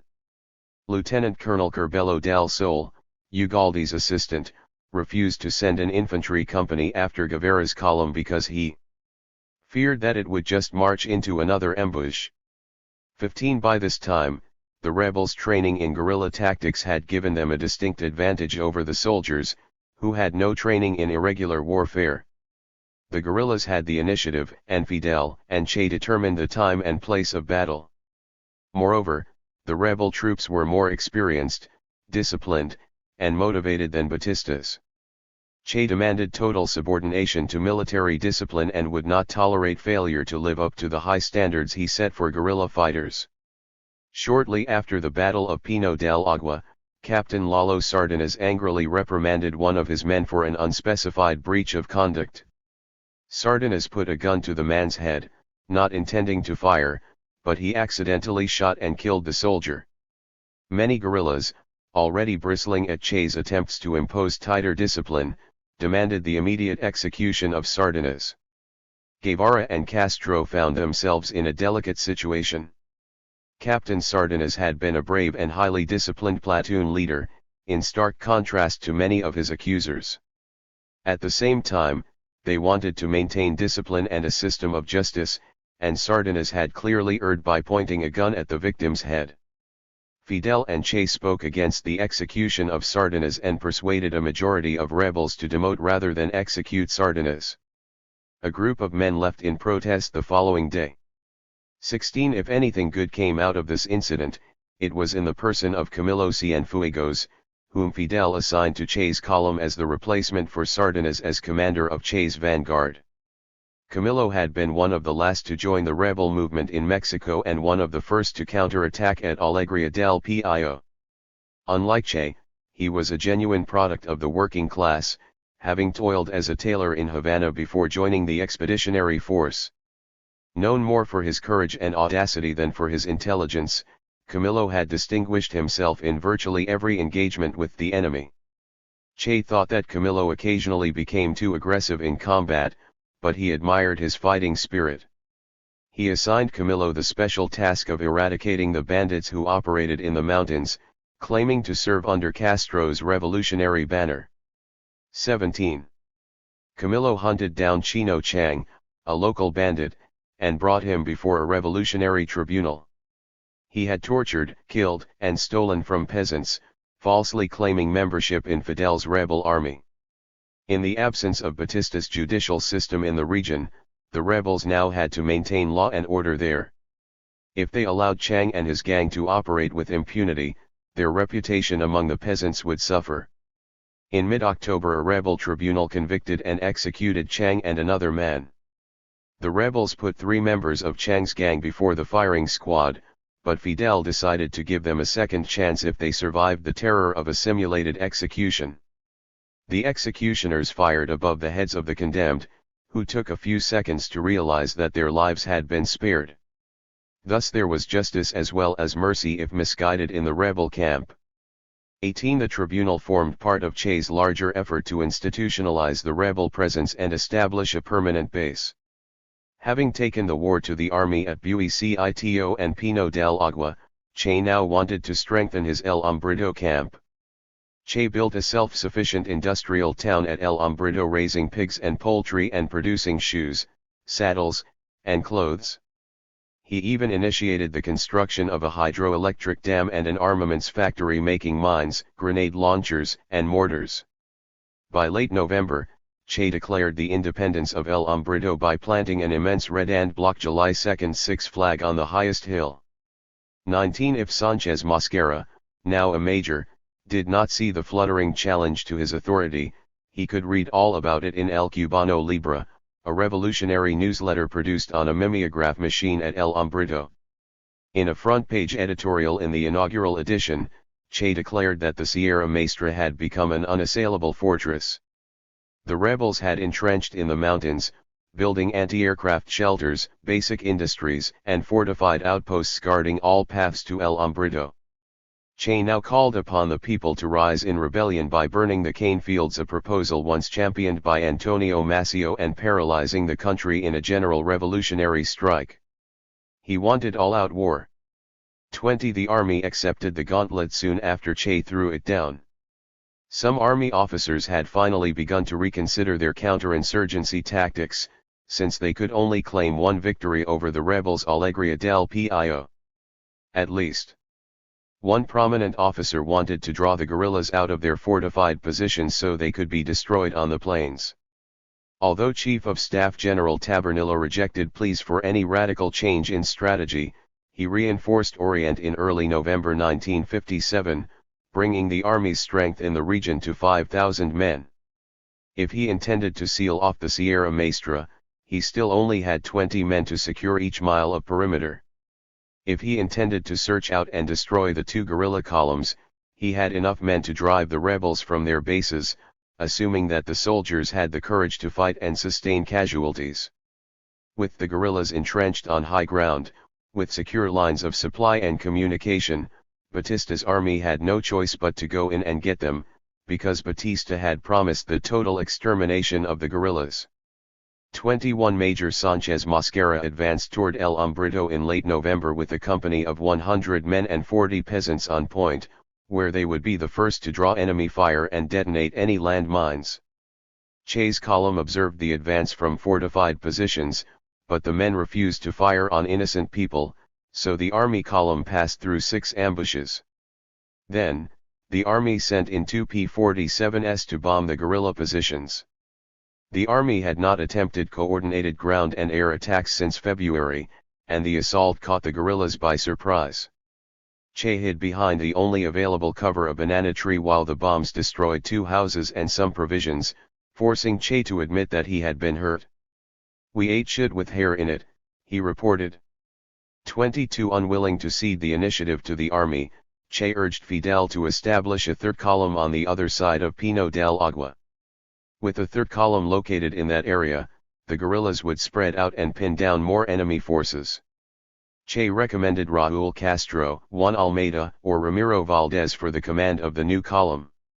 23 In the meantime, Che pursued his pursuer, hoping to surround and then annihilate Sánchez Mosquera, an objective that seemed to be within his grasp on the morning of November 29, 1957. His 80 men surrounded the enemy at Mar Verde, a village south of Turquino Peak near the Caribbean coast. Che opened the Battle of Mar Verde hoping to frighten the enemy into a retreat. But the stubborn Major Sánchez Mosquera held his ground. Che decided not to press the attack, knowing that he did not hold a clear advantage. Several hours after the assault commenced, army reinforcements began coming up from the coast. Che sent two squads to block their advance, but after a furious exchange of fire at mid-afternoon, Che ordered a retreat. For the first time in the guerrilla campaign, the rebels had failed to halt the advance of an army column. They lost 2 men, including Captain Ciro Redondo, and suffered 5 wounded during an indecisive showdown.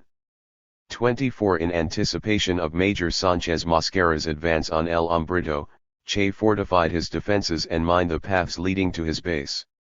When the army advanced on December 6, the mines failed to detonate, forcing Che to withdraw his ambushes and opening a path to his unassailable fortress. The crude installations at El Hombrito mattered much less than the lives of his men.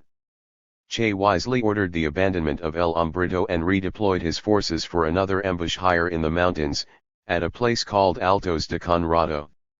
25 In retrospect, Che clearly established a base before he had the strength in numbers and armaments to defend it. Then, repeating a mistake Fidel had made prior to the departure of the Granma, he challenged the army to a fight and even divulged his location by conspicuously displaying the M2627 flag.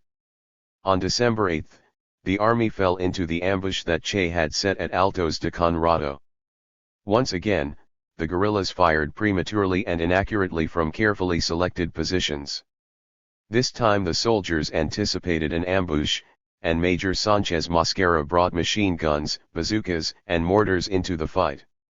In a furious exchange, a bullet struck Che in the foot and put him out of action. The guerrillas withdrew once again and took up another defensive position at La Mesa, just a mile or 2 west of El Hombrito. From there, Che dispatched a letter to Fidel asking for reinforcements to help him remedy a rapidly deteriorating situation. 26 As it happened, Major Sánchez Mosquera called off his pursuit of Che after the Battle of Altos de Conrado, taking satisfaction in the destruction of El Hombrito. After destroying the rebel installations, he marched off with all the supplies his men could carry, leaving only a trail of burned huts. In less than a week, one army column had marched into and out of 2 ambushes and destroyed the incipient guerrilla base. The drive to Altos de Conrado marked the point of farthest penetration in the Sierra. It also demoralized Guevara's column. Che sensed a certain air of defeat and fear among our troop, as he waited for help to arrive at his new base, La Mesa. 27 Through the actions he had taken, Major Sánchez Mosquera provided a brief hint of how to wage counterinsurgency war. He had pursued the guerrillas into the mountains and continued the pursuit even after falling into an ambush. Had he continued the pursuit after Altos de Conrado, coordinating his moves with those of other infantry battalions and supported by the Air Force, he could have inflicted even greater damage on Guevara's reeling rebel column. The army patrols typically halted or retreated after contacting the guerrillas throughout the campaign. Lacking training in counterinsurgency, the Cuban army searched for, but did not destroy, the guerrilla columns. As Bolivian army patrols were to learn a decade later, guerrillas are not invincible, just hard to catch. Batista's army had no idea that a serious political conflict within the M2627 had weakened Guevara's column. Che claimed that the Santiago underground had been unable or unwilling to provide assistance to his column. A political war had been raging between Che and René Ramos, the successor to Frank Pace. Che had not supported the nomination of Ramos and subsequently refused to work with him. Instead, Che made unauthorized deals with other suppliers, a practice that undercut the authority of Ramos, who insisted that Che use only the authorized channels. 28 Che regarded Ramos, Armando Hart, and the other urban leaders as nationalistic members of the leftist bourgeoisie, who fought for nothing more than the overthrow of the dictatorship. Che suspected that the Llano organizers deliberately undercut his guerrilla column because they opposed his Marxist-Leninist orientation. The conflict over the supply lines masked a deeper ideological conflict. Che, still advocating an authentic revolution, insisted on the recruitment of peasants and workers into the army. In late November, Hart had assured Che that the Directorate shared his concern about incorporating workers and peasants into the army, but Che still suspected that Hart and the other moderates on the National Directorate would even strike a deal with the United States to remove Batista. 29. The publication of the Miami Pact on November 1 suggested to Che that Fidel had aligned with the moderates. Former President Carlos Prio Socarrás had convened a unity conference in Miami, Florida, and invited representatives from other opposition groups, including the Ortodoxo Party, Revolutionary Directorate, and the M2627. Felipe Pazos, an official fundraiser for the M2627 in the United States, signed the agreement on behalf of the organization. The pact called for Batista's resignation, the formation of a Cuban liberation junta to coordinate the armed struggle against Batista, the restoration of the 1940 Constitution, and an end to American military aid to Batista. According to the pact, the army then under Castro's command would be incorporated into the regular Cuban army after Batista's resignation, meaning, in effect, that it would be dissolved. The pact said nothing about social and economic reforms and did not reject U.S. intervention. 30 Che could not believe that Castro could have approved the provisions of the Miami Pact, so many of them antithetical to Fidel's political program and authority. He asked Castro to clarify his position on the agreement, fearing that Castro supported René Ramos and Armando Hart, two of Che's political opponents. Che actually suspected that Ramos and Hart were deliberately sabotaging his column by denying him badly needed supplies. In a letter to Fidel dated December 9, 1957, Che asked Castro for authority to deal sternly with the persons responsible for impeding his operations. He threatened that if he did not receive such authority from Fidel, and, by inference, a reasonable explanation for the Miami Pact, he would resign. 4 days later, in response Fidel sent a letter to Che in which he assured him that Pazos had signed the agreement without his authorization. He had not betrayed his revolutionary principles. The contents of this letter, which have never been released, caused Guevara to reaffirm his faith in Castro and the ideological direction of the movement. Given that Castro issued a public denunciation of the Miami Pact, the letter to Guevara must have included a frank expression of his ideology and political ambitions. Castro made it clear that he would never approve the incorporation of the rebel army into the regular armed forces. He also rejected the exiles' plans to form a post-Batista government. 32. In any case, Castro's letter filled Che with peace and happiness. Not for any personal reason, but rather for what this step means for the revolution. 33 Che would not resign, and now, finally convinced that Fidel shared his revolutionary ambitions, he would campaign more openly for the radicalization of the M2627. In a letter to René Ramos, Guevara admitted that he belonged to those who believe that the solution of the world's problems lies behind the so-called Iron Curtain, and I see this movement as one of the many inspired by the bourgeoisie's desire to free themselves from the economic chains of imperialism. 34 Guevara's ideological confession did not surprise Ramos, who responded, "I've known your ideological background ever since I met you, and I never found it necessary to make reference to it. Now is not the time to be discussing where the salvation of the world lies." He left no doubt that he opposed Guevara's politics, arguing that those with your ideological background think the solution to our evils is to free ourselves from the noxious Yankee domination by means of a no less noxious Soviet domination. 35 Ramos supported Che in spite of Che's politics and promised to continue working with him. However, he did this in the interest of maintaining unity within the M2627. If Che had been the commander-in-chief of the guerrilla army, one wonders if Ramos and the other moderates would have supported him. Castro, not Che, possessed the political power and prestige that held the M2627 together and made it an attractive alternative to moderates and conservatives who opposed Batista. Despite his denunciation of the Miami Pact, Fidel was prepared to unite with all other anti-Batista organizations, provided that they supported the armed struggle under his leadership. Castro's rebel army could not yet hope to defeat Batista on its own. Fidel still needed support from the Llano, the University of Havana students, and the Puros in the army. Che worked grudgingly, if at all, with people who did not share his radical political opinions. In politics Che attacked as boldly as he did in battle, only comrades and enemies inhabited Che's political world.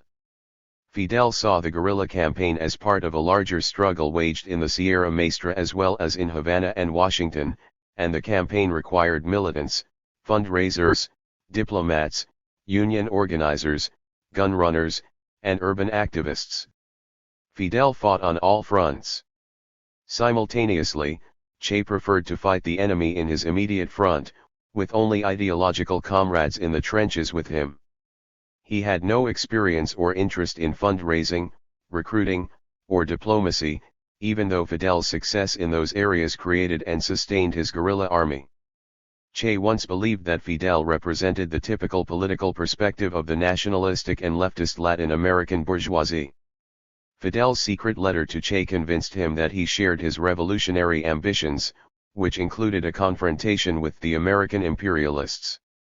Guevara had learned from his Guatemalan experience that a true revolution could not compromise with the United States. He suspected that the Eisenhower administration was already pulling the wires behind the scenes. In a letter to Fidel he argued that they would have to face Uncle Sam before the time is ripe. But one thing is clear, the 26th of July, the Sierra Maestra, and you are three separate entities and only one true God. 36 Uncle Sam's agents might not have been pulling any strings at the time, but they had established a presence in or near Che's camp. The first CIA report about Che, dated December 17, 1957, referred to Che as the most powerful henchman of Fidel Castro. The informant described Guevara as taller than most Cubans, with brown eyes, auburn beard, and extremely bad teeth. Che reportedly had a flair for the good life. A black orderly kept him supplied with Cuban cigars and fine brandy. His mannerisms suggested Old World Spanish imperial hauteur and the Old World Spanish charm. The CIA's unnamed informant noted that Che, the only Comandante other than Castro, controlled the largest and most important rebel column. Only Che and Fidel, the agent reported, had the authority to mete out executions and punishments for severe infractions of discipline. It was widely rumored that in the event of a rebel victory, Fidel would hold the political power and Che would become head of the army, becoming Cuba's new strong man. 37 Although Che held the second highest rank in the rebel army, he had no desire to challenge Fidel's political authority, and he did not have bad teeth. The quality of CIA reports began to improve in early 1958, after the CIA had assigned Robert Huicha to the Santiago consulate. Operating under the cover of a position as vice consul, Huicha established contacts with Castro and may have funneled some money to him. A lengthy report on Che Guevara, hench man of Fidel Castro, crossed the desks of the CIA on February 13, 1958. The unidentified informant described Che as 25 to 30 years old, 5 feet 9 inches tall, and weighing about 160 pounds. With a square face, straight nose, olive complexion, and dark brown eyes, he bore a remarkable resemblance to the Mexican comedian Cantinflas. He had two outstanding physical characteristics, chronic asthma and outstanding filth. Even when Che took his men to a stream to wash up, he just sat on the bank and watched. He is really outstandingly and spectacularly dirty, the agent reported. 38 The agent found Guevara's politics a bit murkier than his appearance. In late January, a Cuban radio station in Manzanillo had charged that Raúl Castro and Che were communists, their accusation based on documents found on Armando Hart when he was arrested. A letter from Hart to Che referred to Che's comment about the Iron Curtain countries holding the solution to the world's problems. 39 The CIA informant, however, concluded that Guevara's political philosophy did not reflect the pattern thinking of real communists. Che described himself as a warrior who would prefer to die like a man at the head of his troops rather than surrender. The CIA informant concluded that Che's hostility toward the United States was dictated more by somewhat childish emotionalism and jealousy than by a cold, reasoned, intellectual decision. 40 Escobedo Guevara had been a cold, reasoned, and intellectual communist, hostile toward the United States, for at least 4 years prior to the CIA's first analysis of his ideological orientation. There could not have been any doubt about Guevara's communist ideology. In his interrogation by the Mexican police, Guevara openly discussed his communist convictions and received a reprimand from Fidel for doing so. Batista Servicio de Inteligencia Militar, SIM, Military Intelligence Service, had access to the Mexican files and collaborated with the Federal Bureau of Investigation, FBI, and CIA. The CIA helped Batista create the Bureau de Represión a las Actividades Comunistas, BRAC, Bureau for the Repression of Communist Activities, in 1954. 41 Only agents prejudiced against Latin Americans or completely ignorant of their political culture could have dismissed Guevara's hostility as the product of childish emotionalism. The only accurate information the CIA possessed about Guevara was that he had asthma and that he was filthy. But Cantinflas, dirty or clean, could not possibly lead a revolutionary movement that would ultimately threaten the security of the Western Hemisphere. Batista's government repeatedly charged that the Fidelistas, most notably Che Guevara, were communists, but the CIA was not inclined to believe the Batistanos either. However, the CIA did not establish an independent and reliable intelligence network in the mountains, as it would do in Bolivia. Only a few agents operated in the field, and the information they gathered did not reveal Castro as a threat to American interests in Cuba. The American military, unaware of a security threat in eastern Cuba, did not provide the Cuban military with any advice, hardware, or technology to conduct an effective counterinsurgency campaign. The Cuban army fought alone in a war that it was not trained to win. The Americans remained on the sidelines, a neutral position they did not hold in Bolivia. After driving Che out of El Hombrito in early December, the army made no further attempts to penetrate the rebel lines, leaving the guerrillas with ample time to regain their strength. Castro decided to break a 2-month lull in mid-February 1958 with a second attack on Pino del Agua. In the month since the first Battle of Pino del Agua, the army had strengthened its presence there, placing an artillery company at that location and stationing another company at Oro, just 4 miles away. With Major Sanchez Mosquera stationed at San Pablo de Yao, 8 miles away, and a naval garrison at El Llavero, 16 miles to the south, Pino del Agua marked the army's farthest advance into the Sierra. The elimination of this advance post would facilitate rebel communications and supply and make national headlines. 42 Even with both guerrilla columns involved in the attack, Castro doubted whether the guerrillas could take the village. The strategy called instead for the rebels to surround the company, attack, and wait in ambush along the 4 roads leading to Pino del Agua. Che and Castro posted platoons to intercept reinforcements sent from any of the nearby garrisons. The rebels had neither the time nor the strength to lay siege to Pino del Agua, but they could punish the army in ambushes, the tactic most preferred by the rebels and feared by their enemy. At dawn on February 1, 6, 1958, Camilo Cienfuegos initiated the battle with an assault on the posts guarding the southern entrance to the town. A general bombardment followed, including crude mortars. 43 The guerrillas, however, did not press the attack. They waited for the army to bring in reinforcements. Later that day, as expected, a reconnaissance patrol came up from Oro and marched directly into a rebel ambush. The battered patrol returned quickly to Oro and called for more reinforcements. Hours after the fighting began, the most vicious combat of the day took place on the hills outside town, pitting Raúl Castro's platoon against the company of Captain Sierra Talavera. Raúl withdrew first, but Talavera did not pursue him. Reinforcements never came up from San Pablo de Yao or El Lluvero, and the guerrilla units posted along those roads remained largely inactive throughout the day. B-26 bombers strafed the hills around Pino del Agua throughout the day-long battle, but they had little impact on the guerrilla forces. 44 Che, convinced that another attack could overcome the post in Pino del Agua, begged Fidel for authorization to launch another assault that night. Fidel reluctantly agreed. Che intended to get as close as possible to the sawmill, set fire to the wooden houses, and force the soldiers out. As Che approached the barracks, he received an urgent message from Fidel, who had had second thoughts about the attack. Unsupported by other rebel units, Che risked heavy casualties if he attacked only with his column.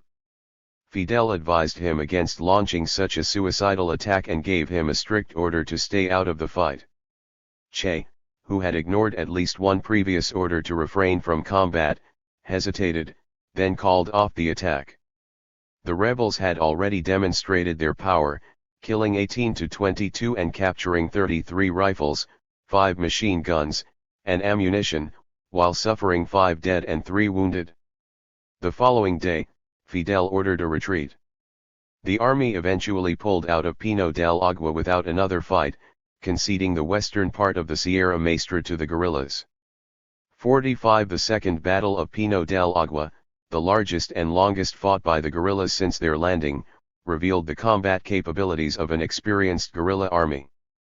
They did not wither under artillery fire nor cringe under aerial attack. They fought in well-organized, coordinated units and displayed patience and valor in equal measure. They still lacked the strength to take the war to Santiago, much less Havana, but they could hold their own in any fight with any company that Batista threw at them. Castro created 3 new columns after Pino del Agua to expand his area of operations. He promoted his brother Raúl to Comandante and gave him command of Column 6, which would operate in the Sierra Cristal, east of Santiago. Fidel also made Juan Almeida Comandante and gave him command of Column 3, which he placed west of Santiago. Promoting Camilo Cienfuegos to Comandante, Castro placed him in charge of Column 2, which would be assigned to a region later. Che remained in command of Column 4 at La Mesa. 46 Che applied his administrative skills as he developed La Mesa into a manufacturing center and fortress. He rebuilt the industrial establishments that had been destroyed at El Hombrito, making the guerrilla army less dependent on its supply lines to Bayamo and Santiago. At La Mesa his workers made shoes, uniforms, foodstuffs, and landmines. His mimeograph machine still produced El Cubano Libre, and on February 24, 1958, Radio Rebel hit the airwaves. Thanks to Che, rebels also had a reliable supply of crude but tasty cigars. Che had built a self-sufficient industrial camp that his men dubbed Che City. 47 Such organizational efforts reflect the strategic planning and foresight of Che. He knew that the guerrillas would eventually have to descend from their mountain bases, march across the island, and attack the army in the cities. To that end, he had to transform the guerrilla army into a larger, more conventional force, which required the recruitment and training of more troops. In March, Che began to establish a military training school at Minas del Frio. Che would retain his duties as Comandante of Column 4, while Evelio Laferd, a 26-year-old lieutenant who had defected from the army, administered the school. Che, however, did not want just soldiers. he wanted revolutionary soldiers, combatants inspired by and trained to fight for the authentic revolution. For that mission, Che assigned Pablo Ribalta, who had studied communism in Prague, to teach courses on Cuban history and Marxism. In the summer of 1957, Che had secretly asked the PSP, Partido Socialista Popular, to send a political cadre to the Sierra, the first overture made by the M2627 to the Cuban Communist Party. Guevara first tested Ribalta's knowledge of Marxism and put him through guerrilla training before assigning him to the school in the spring of 1958. Only a handful of leaders knew that Ribalta belonged to the PSP. Among Ribalta's students was a 16-year-old named Harry Villegas Tamayo. Villegas would become one of Guevara's most loyal comrades, serving with him from Cuba to the Congo to Bolivia. 48 Although Che Guevara identified ideologically with the Cuban communists and initiated contacts with them, he questioned their utility as combatants. He wanted only communists who advocated armed struggle. Che once ridiculed a PSP member, "You are capable of creating cadres who can silently endure the most terrible tortures in jail, but you cannot create cadres who can take a machine gun nest." 49 When the National Directorate met in the mountains on March 7, 1958, the leaders sensed victory. They argued for 4 days on the best strategy for delivering the final blow to Batista. Although Castro and Che continued to insist on the primacy of the guerrilla campaign, they also recognized that a properly timed and coordinated general strike could deliver a crippling blow to the regime. René Ramos doubted that the urban cells could defend themselves against the army and police units that Batista would send out to crush protesters on the streets. Ramos feared that if the guerrillas in the mountains did not support the strikers in the city by sending them military aid and launching diversionary attacks on the day of the strike would fail, with many of his militants lying dead in the streets. Che subsequently claimed that the Llano wing ordered the general strike with the grudging consent of the Sierra. However, since Che and Castro had long-standing plans to complete the insurrection with a crippling general strike, they only argued with the Llano about the timing of this strike. 50 In any case, the National Directorate unanimously agreed to declare total war against the tyranny of Batista. In a manifesto dated March 12, 1958, Castro publicly announced that the final blow against Batista would be delivered by a revolutionary general strike. Various organizations affiliated with the M2627 would prepare workers, professionals, and students for a nation-wide strike, the date of which Castro did not divulge. The guerrilla army would support the urban actions by attacking the army and stopping all highway and railway traffic in Orient Province. To give the revolutionary leaders time to prepare for the final assault, Castro announced that his campaign of extermination would not begin until April 5. But from March 12 on, Cubans should consider themselves in total war against tyranny. 51 On March 12, the same day that Castro declared a war of extermination, Batista suspended constitutional guarantees. 3 days later, the Eisenhower administration halted all arms shipments to Cuba on the grounds that it did not want American weapons used in a civil war. The embargo hardly reduced the military capacity of Batista, since he had sufficient supplies in stock, but the suspension of military aid inflicted serious political damage to his regime and diminished army morale. The Cuban soldiers had less incentive to fight for an unconstitutional president who no longer enjoyed the support of the United States. The political damage inflicted by the embargo hurt Batista more than any military defeat his army had yet suffered in the Sierra Maestra.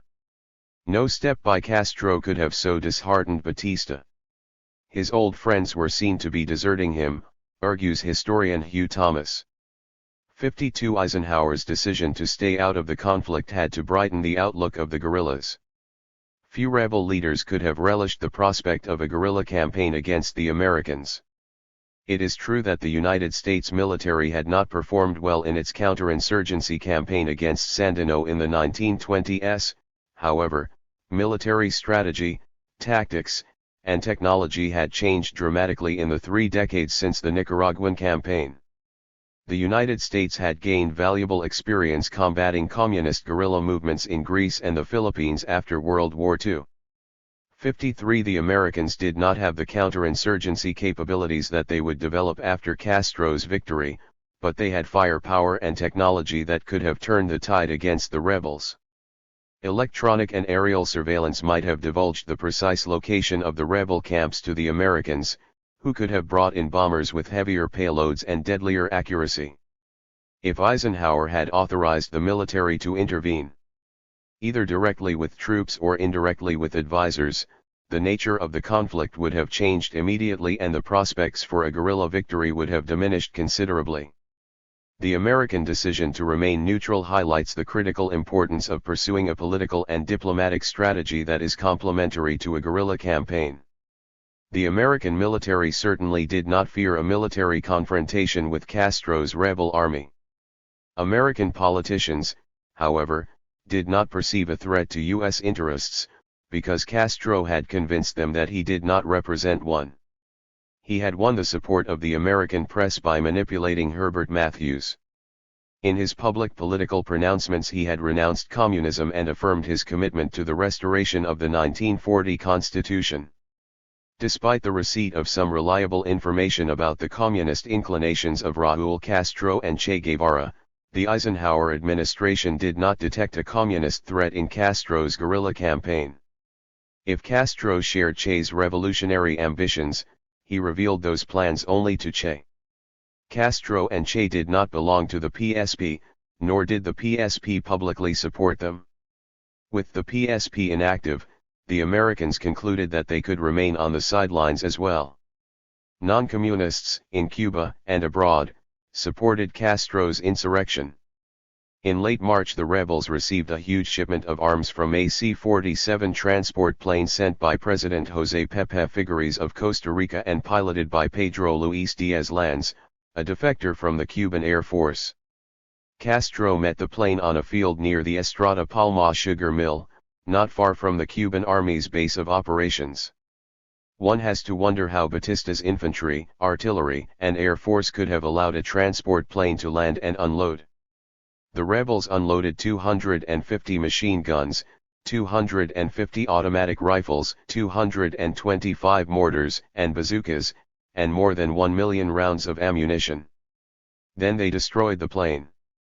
With this delivery, Castro had more weapons than he had men in the mountains, but he kept most of the weapons for his column, leaving the urban militias and even Guevara's column clamoring for a larger share of the stockpile.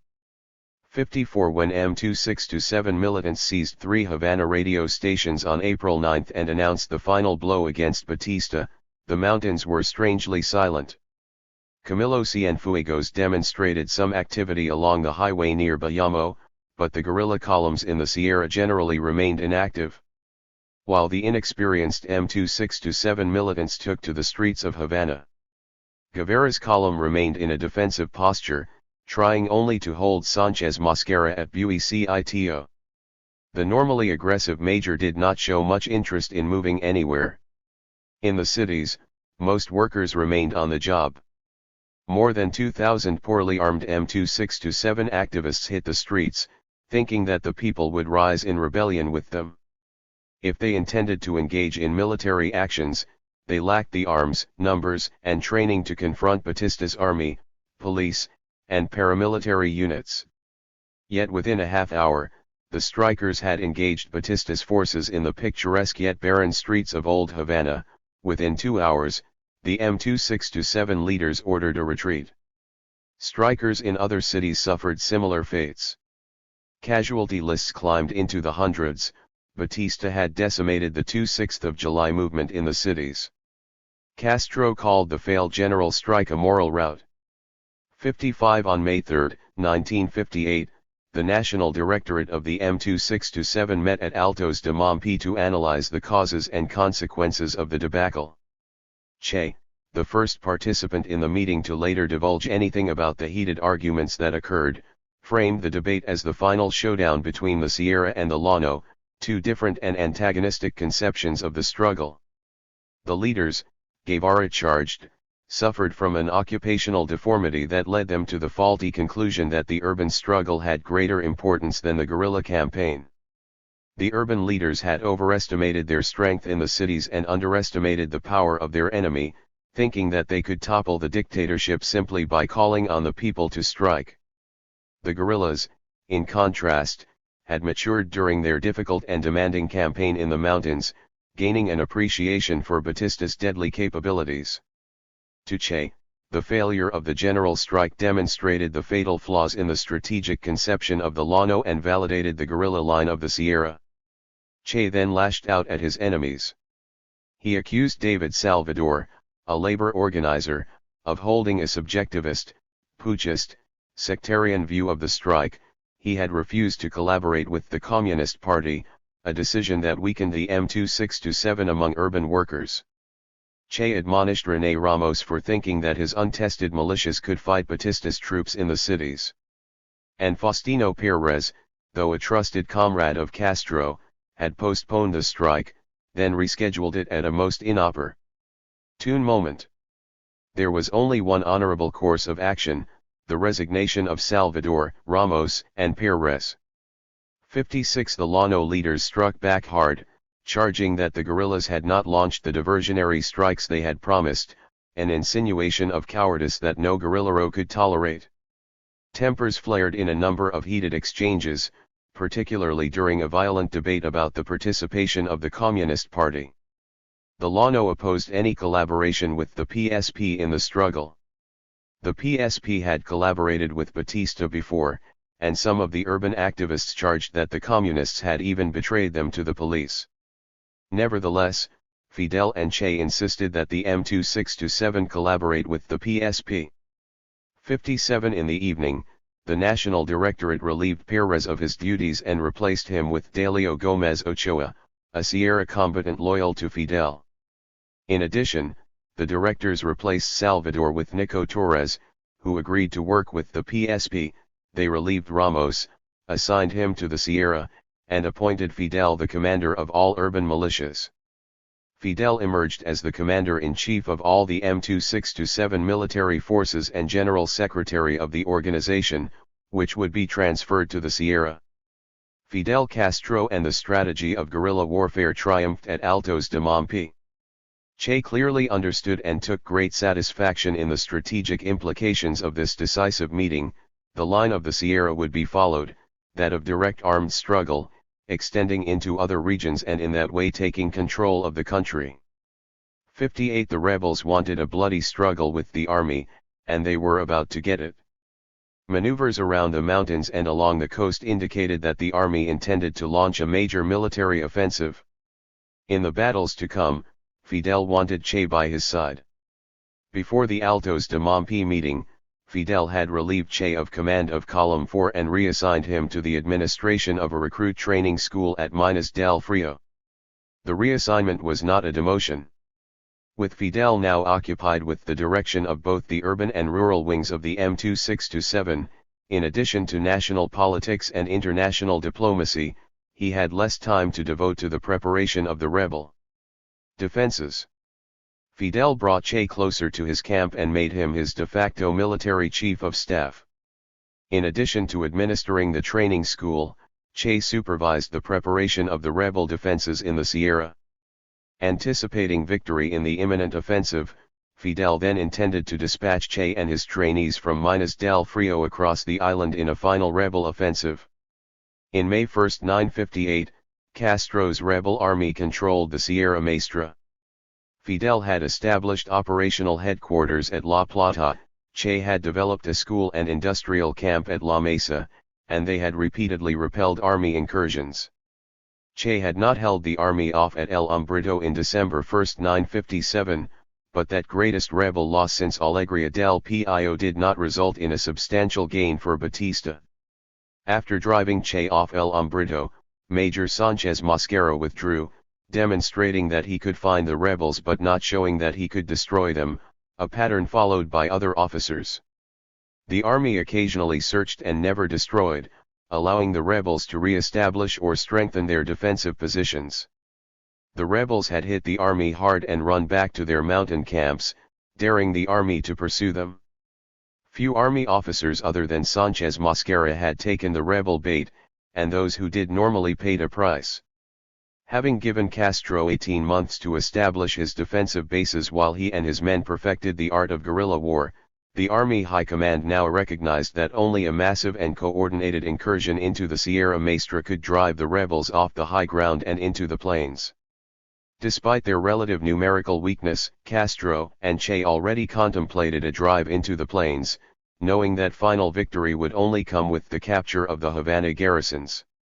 Urban workers and local peasants had raised their strength to about 300 combatants, each possessing about 50 bullets. These men had to defend only a few square miles of rebel territory, particularly Fidel's command complex at La Plata and Che's base for recruits at Minas del Frio. Juan Castro, anticipating a time when he could move from the strategic defensive to the offensive, created 3 new columns in the spring of 1958 and dispersed them across Orient province. When more than 100 recruits finished training at Minas del Frio, Che would lead them in a new column across the island, launching the third and final phase of their projected guerrilla campaign. In the spring of 1958, Batista's generals finally realized that they had to drive Castro out of his mountain bases before his rebel army gained any more strength. Batista's forces had crushed the general strike in April, but Castro's army in the mountains still constituted a serious military threat. If the army could not defeat Castro there, then the rebel cause and the mystique surrounding the Barbudos, as the rebels were called, would captivate more Cubans, galvanizing them to join the guerrillas in a fight against an unconstitutional government. Batista's army began to move in early May, when it occupied 2 rice farms on the edge of the Sierra, reinforced the coastal garrisons, and stationed Navy frigates off the coast to offer artillery support in the coming offensive. On May 10, air and naval forces bombed Castro's headquarters at La Plata, where Fidel had established a field hospital, electric generators, telephones, and warehouses, making it a tempting target. The bombing apparently did little damage to Castro's headquarters, but one has to wonder why, given an approximate location of the camp, the Air Force and Navy did not bomb it every day. With Batista's army coming after him, Fidel called on Che to meet and defeat the enemy wherever and whenever it hit the rebel lines. At no moment in his revolutionary career would Che Guevara shine as much as he did in the final phase of the Cuban insurrection. As Castro's de facto chief of staff during the army's offensive, Che directed a brilliant defensive campaign and repulsed the army's only serious effort to drive the guerrillas out of the mountains. Immediately after the army scaled back its offensive operations, Guevara launched an ambitious counter-offensive, breaking out of the Sierra, marching across the island, and taking Santa Clara in a conventional campaign that brought final victory to the rebel army. The famous guerrillero, soon to become a modern guerrilla icon, distinguished himself in the Cuban insurrection as a defensive strategist and a rather conventional military commander. Throughout May, Che supervised the construction of trenches, anti-tank ditches, anti-aircraft shelters, and the placement of landmines along all the approaches to the rebel bases. He stockpiled supplies and weapons and trained new combatants at Minas del Frio. He even built a landing strip near La Plata to receive deliveries from light airplanes. Fidel retained ultimate authority over strategy and the deployment of the rebel columns, but Che held effective command of the guerrilla defenses. To meet the enemy, Che could put about 300 men in strong defensive positions on commanding high ground, spread out among 7 columns. Fidel commanded Column 1, based at La Plata. Che commanded a newly formed Column 8, composed of his recent graduates at Minas del Frio. The 5-mile line between La Plata and Minas del Frio constituted the strategic heart of the rebel stronghold. Ramiro Valdez replaced Che as commander of Column 4, based at La Mesa, east of Turquino Peak. Crescencio Perez commanded Column 7, occupying the westernmost rebel position. 3 columns operated in forward positions close to the enemy bases. Camilo Cienfuegos and Column 2 operated on the northern lines near Buey Cito and Juan Almeida's Column 3 held a position near El Cabra, just west of Santiago. Raúl Castro's column, based in the mountainous region east of Santiago, was too far away to provide much defensive support to Che. The 7 rebel columns held a thin line from Caracas Peak in the west to the Sierra Crystal in the east, but the strategic core of the rebel defenses occupied only a few square miles on the crest of the Sierra Maestra. Less than 8 miles separated Castro's La Plata headquarters from the enemy's forward position at Las Mercedes to the north. Only 5 miles separated La Plata from the coastal garrisons and naval artillery to the south. 3 Meanwhile, Batista's political supporters and junior military officers lobbied for a full-scale campaign against Castro's rebels. The army had launched 4 previous offensives, but the only one that produced even a measure of success was the first, which resulted in the near annihilation of the original Granma force. The other 3, embarked on in the spring and fall of 1957, produced nothing of military significance other than the removal of the attackers' ineffective field commanders. In early May, General Euligio Cantillo presented an ambitious plan to deploy 24 battalions for a final assault on the Sierra Maestra. From his base at Bayamo, Cantillo intended to blockade the mountains with a military cordon stretching from Niquero in the west to Santiago de Cuba in the east. After severing the rebels' lines of communication and supply, the general intended to attack Castro from the north and northeast, hoping to force the guerrillas out of their strongholds and westward onto the plains, where troops stationed at Bayamo and Manzanillo waited to destroy them. Air and naval forces would soften up the rebels prior to the attack and pound them into dust when they left their trenches.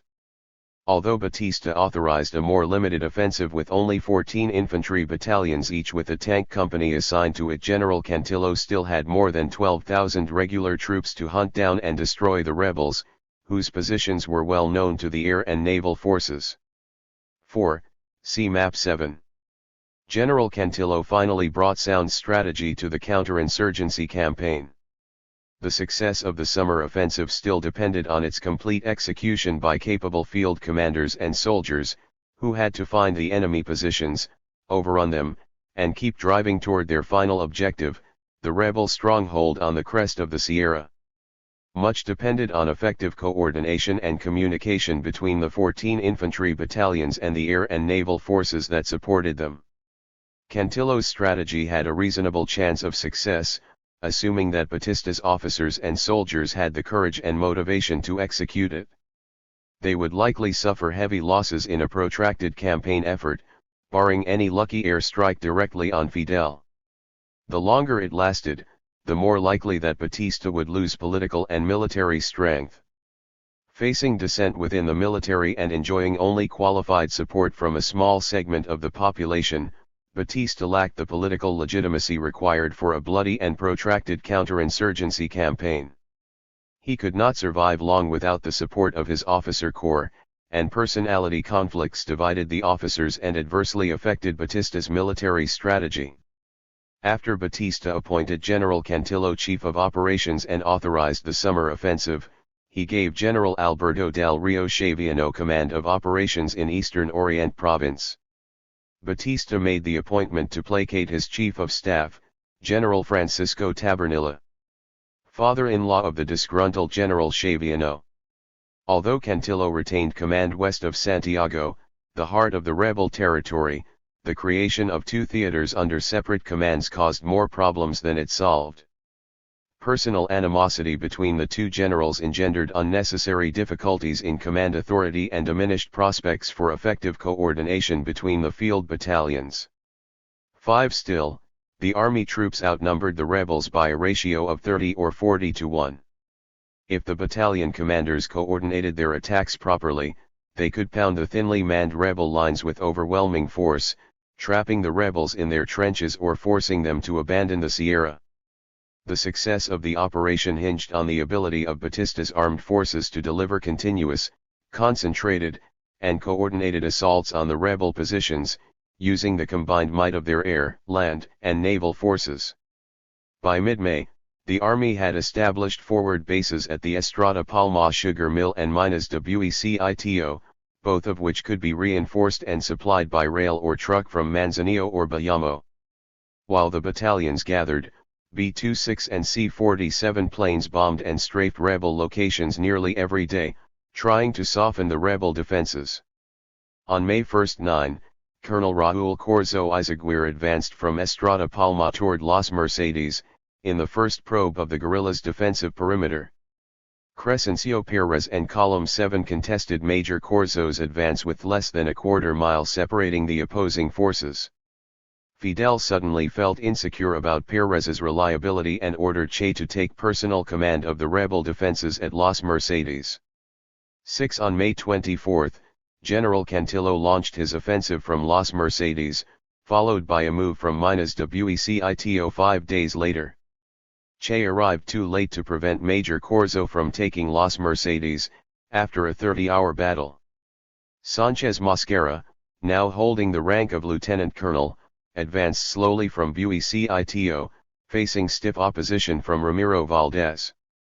What had once been a guerrilla war had now become a war of positions.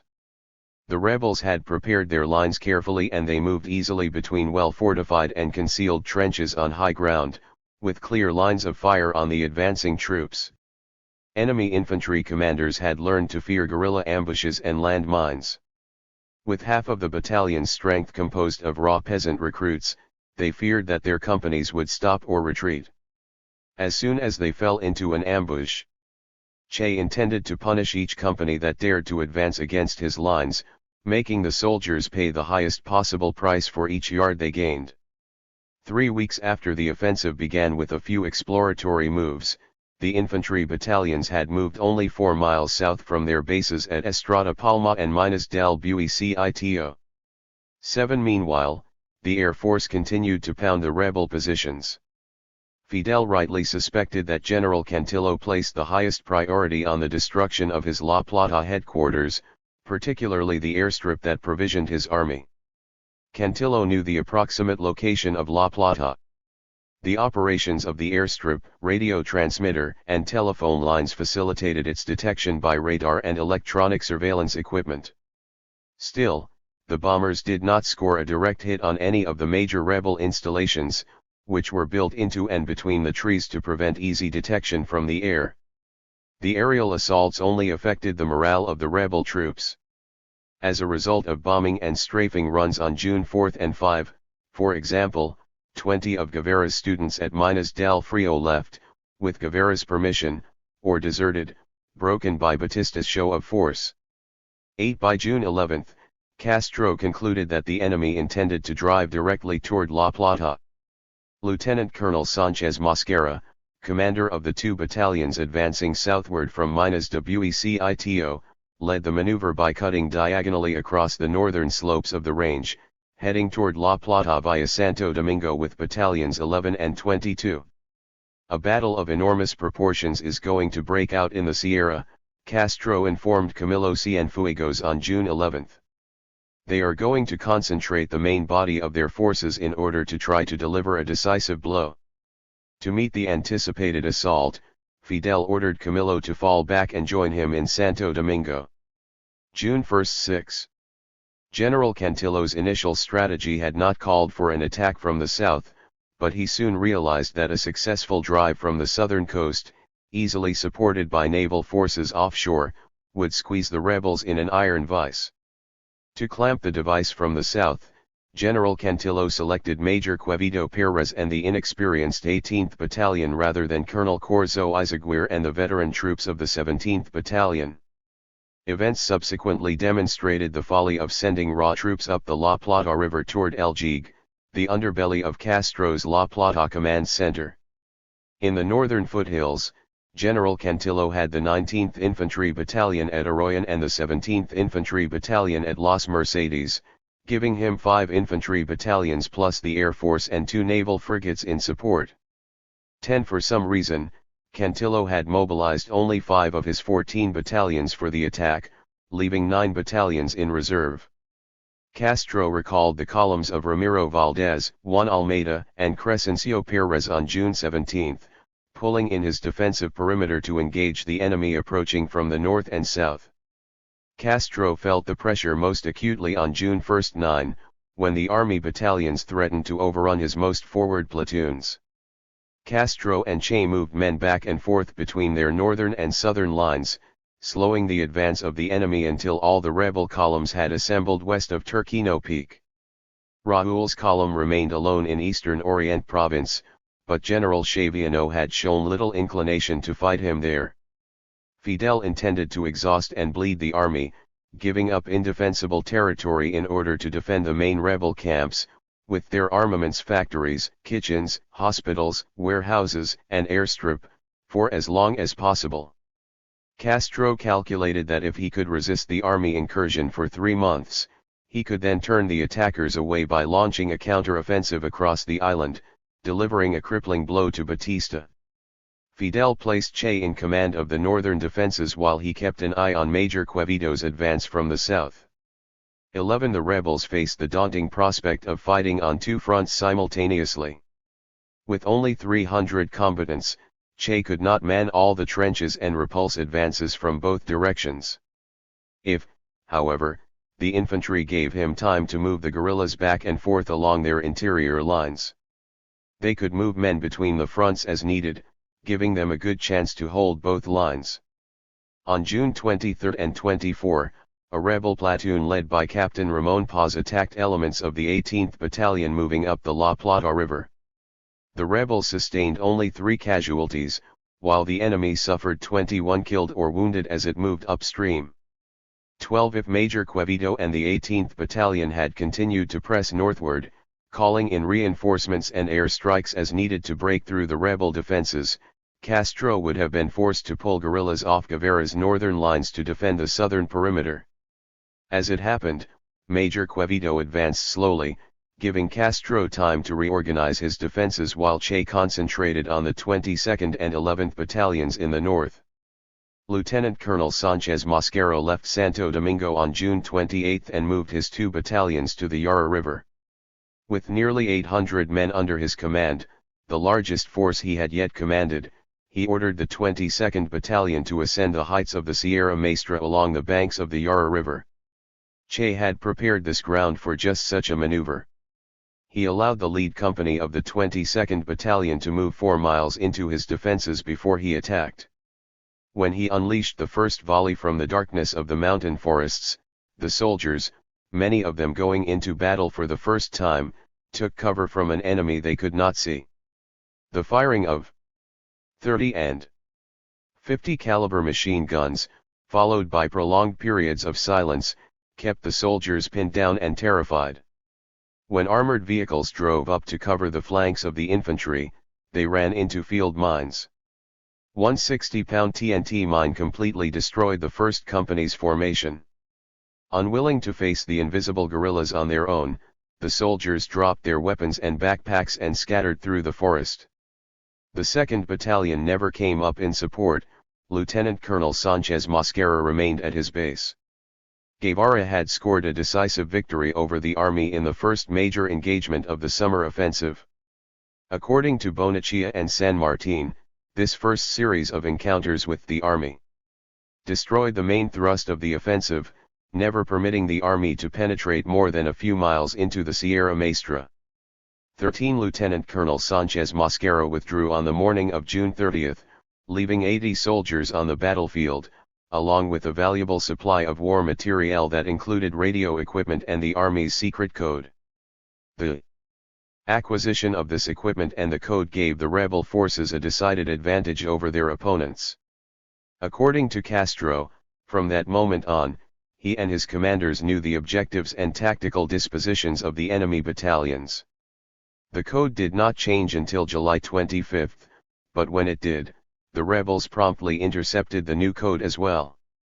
14. Having checked the army advance from the north, Castro turned his complete attention to the south, knowing of the enemy's movements and objectives in advance.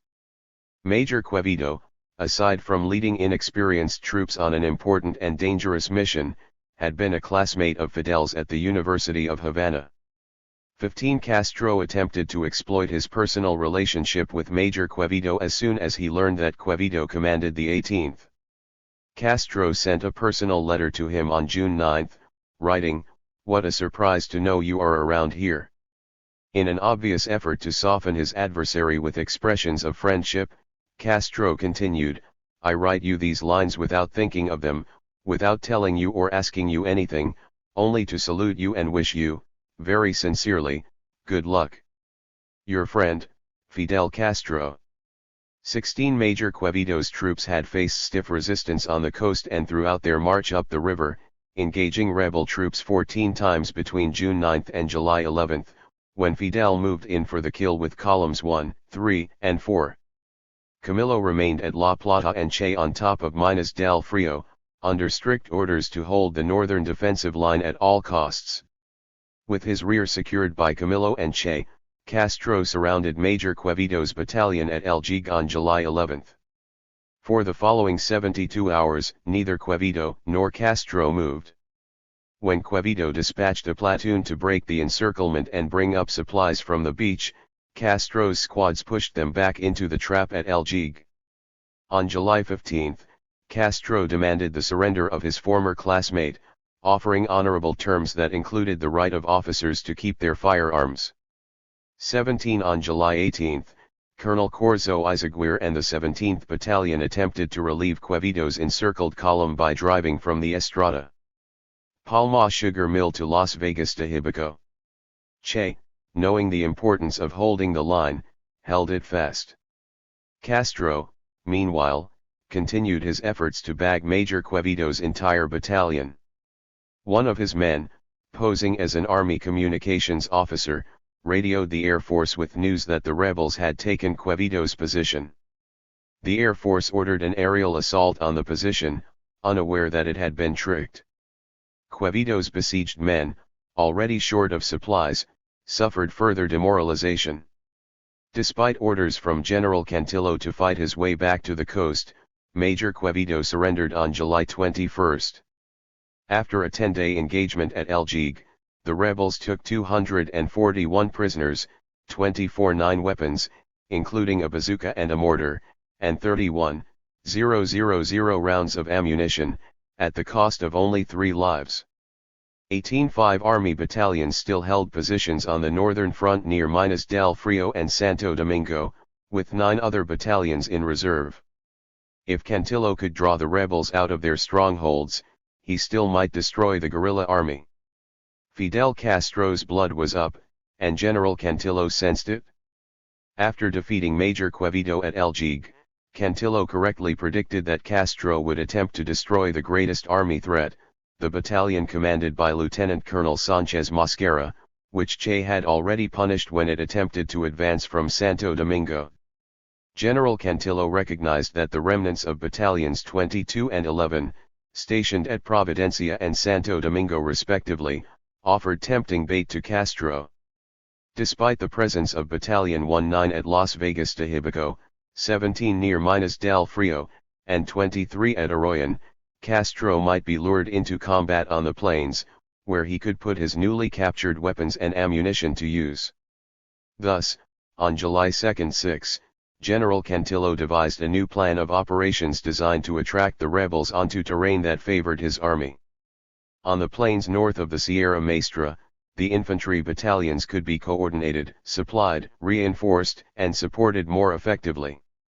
General Cantillo ordered battalions 11 and 17 to feign a retreat northward, pulling back to Providencia and Las Mercedes, respectively, trying to bait Castro into combat on his terms with the prospect of capturing 1 or 2 more battalions. 19 Sanchez Mosquera, now a colonel, began his withdrawal from Santo Domingo as ordered, but instead of heading directly to the Estrada Palma sugar mill, his men took up positions in the hills around the hamlet of Providencia, hoping to ambush pursuing rebel columns. On July 28, Castro ordered Ramon Paz to advance up a hill. As Paz marched up, Sanchez Mosquera and 200 men swept down the hill, killing Paz and scattering the guerrillas, who panicked at the unusual sight of enemy soldiers on the attack. Major René Ramos and a squad of guerrillas drove the battalion out of Providencia in a vicious counterattack, wounding Colonel Sanchez Mosquera in the process. 20 Emboldened even further by a costly success at Providencia, Fidel turned his sights to Las Mercedes to the west, which Colonel Corzo Izaguirre held with Battalion 17. The withdrawal of Sanchez Mosquero left Battalion 17 in a vulnerable position. Fidel called Che to an urgent meeting to discuss his plan to encircle and capture it. Fidel wanted to deploy 250 guerrillas for an attack on the plains, moving quickly from the defensive to the offensive. There is no evidence that Che opposed Fidel's offensive plans, but the strategy marked a definite departure from the defensive campaign that Che had conducted so far. In any case, Fidel ordered an all-out assault on Las Mercedes, convinced that a victory there would be the end of Batista. 21 The rebels attacked Battalion 17 on July 31. Che's column hit the entrenched soldiers from the southeast, swung around to the left, and destroyed one tank with a bazooka. 4 other rebel units struck Las Mercedes from the north, while Camilo held a position at Cuatro Caminos, from which he could ambush any reinforcements sent from the Estrada Palma sugar mill. By the end of the day, with guerrilla units closing a noose around Las Mercedes, Fidel decided to settle in, hoping to force the surrender of yet another enemy battalion. 22 On August 5, General Cantillo sprung the trap that he had planned for Castro. 3 armored battalions, with 5 tanks and nearly 1,000 troops, attacked the rebel trenches at Sao Grande. If the enemy broke through the lines, at least 4 guerrilla units and possibly more would be pinned down between 3 army battalions in Sao Grande and Battalion 17 at Las Mercedes. Shortly after noon, Fidel sent Che a distressing report on the engagement. The guards got through. 23 If General Cantillo redeployed 2 of his 3 battalions to the eastern and western flanks of the guerrillas, called in the reserves, and ordered airstrikes, he would have a good chance of delivering a crushing blow to the rebels. Camilo and Che, posted to the south and east of the trap, could easily escape, but if Cantillo acted quickly, he could trap a substantial portion of Castro's rebel army. General Cantillo, however, failed to exploit the opportunity to crush Castro's rebels in the plains, a chance for which he had waited 2 months. Castro had to buy time, and General Cantillo inexplicably sold it to him. Castro asked Cantillo for an immediate ceasefire followed by negotiations to end further bloodshed. Cantillo, convinced that he had finally trapped the guerrillas, nevertheless agreed. 24 Although Batista doubted that Cantillo had bagged Castro's rebel army, he authorized negotiations with Fidel. On August 6, Lieutenant Colonel Fernando Nagurt arrived at Castro's headquarters for negotiations. Castro repeated his request for an immediate ceasefire and Nagurt consented. Then, Castro launched into a political monologue, with Che sitting off in a corner, quietly observing the lengthy soliloquy. Nagurt left that evening without getting a word in, though he agreed to return the following day. He returned as promised, only to hear a 10-hour verbal assault on the Batista regime. On the third day, Colonel Nagurt managed to pull Castro out of his monologue and proposed an immediate ceasefire, the formation of a military junta, and the prompt scheduling of general elections. The colonel left Fidel on August 8, carrying a proposal that Batista would not accept. While Castro and Nagurt were negotiating, Castro pulled his units out of the trap between Sao Grande and Las Mercedes and redeployed them in more secure positions. Castro had used a clever political maneuver to correct the military error he had made by ordering an attack on the plains. If General Cantillo wanted to renew the attack, Castro and Che would be waiting for him behind fortified posts and trenches in the mountains. Surgency campaign essentially ended with these inconclusive negotiations in early August, less than 3 months after it began. The opposing forces had engaged in 30 skirmishes and only 6 major battles. The rebel army captured 1 entire battalion, 18, and inflicted heavy casualties on 3 others, 11, 22, and 17. The rebel army had killed 231 soldiers, taken 422 prisoners, and captured an arsenal of weapons, including 2 14-ton tanks with 37mm cannons. Castro suffered only 25 dead and another 48 wounded. On August 18, Castro claimed complete victory in a radio rebel broadcast, After 76 days of incessant battle, the rebel army had repelled and virtually destroyed the cream of the tyranny's forces. 26J, by contrast, did not take full credit for repelling the summer offensive, recognizing that the army lost it as much as his rebels had won it. It was not only repelled by the men under my command, it was also humiliatingly lost by the dictatorship's army, which did not fight, retreating and leaving behind weapons and equipment. 27 Indeed, 10 battalions had been held in reserve, 1 surrendered, and the other 3 usually withdrew soon after engaging the rebels. The 4 battalions that carried the brunt of the combat responsibilities had certainly suffered heavy casualties, but of the 12,000 men assigned to the summer offensive, only 5% had been killed or wounded. General Cantillo apparently lacked confidence in his men.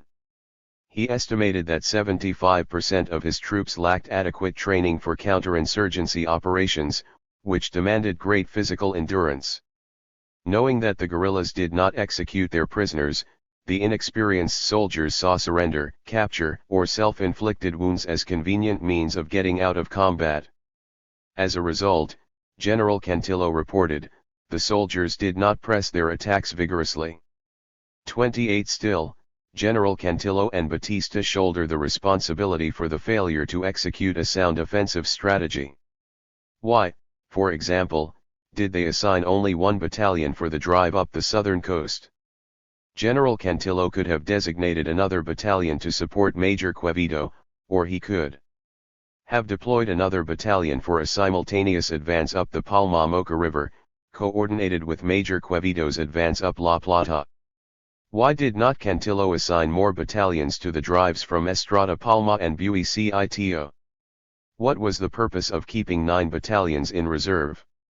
At least one officer on Batista's general staff recognized Cantillo's failure to deploy all the battalions under his command.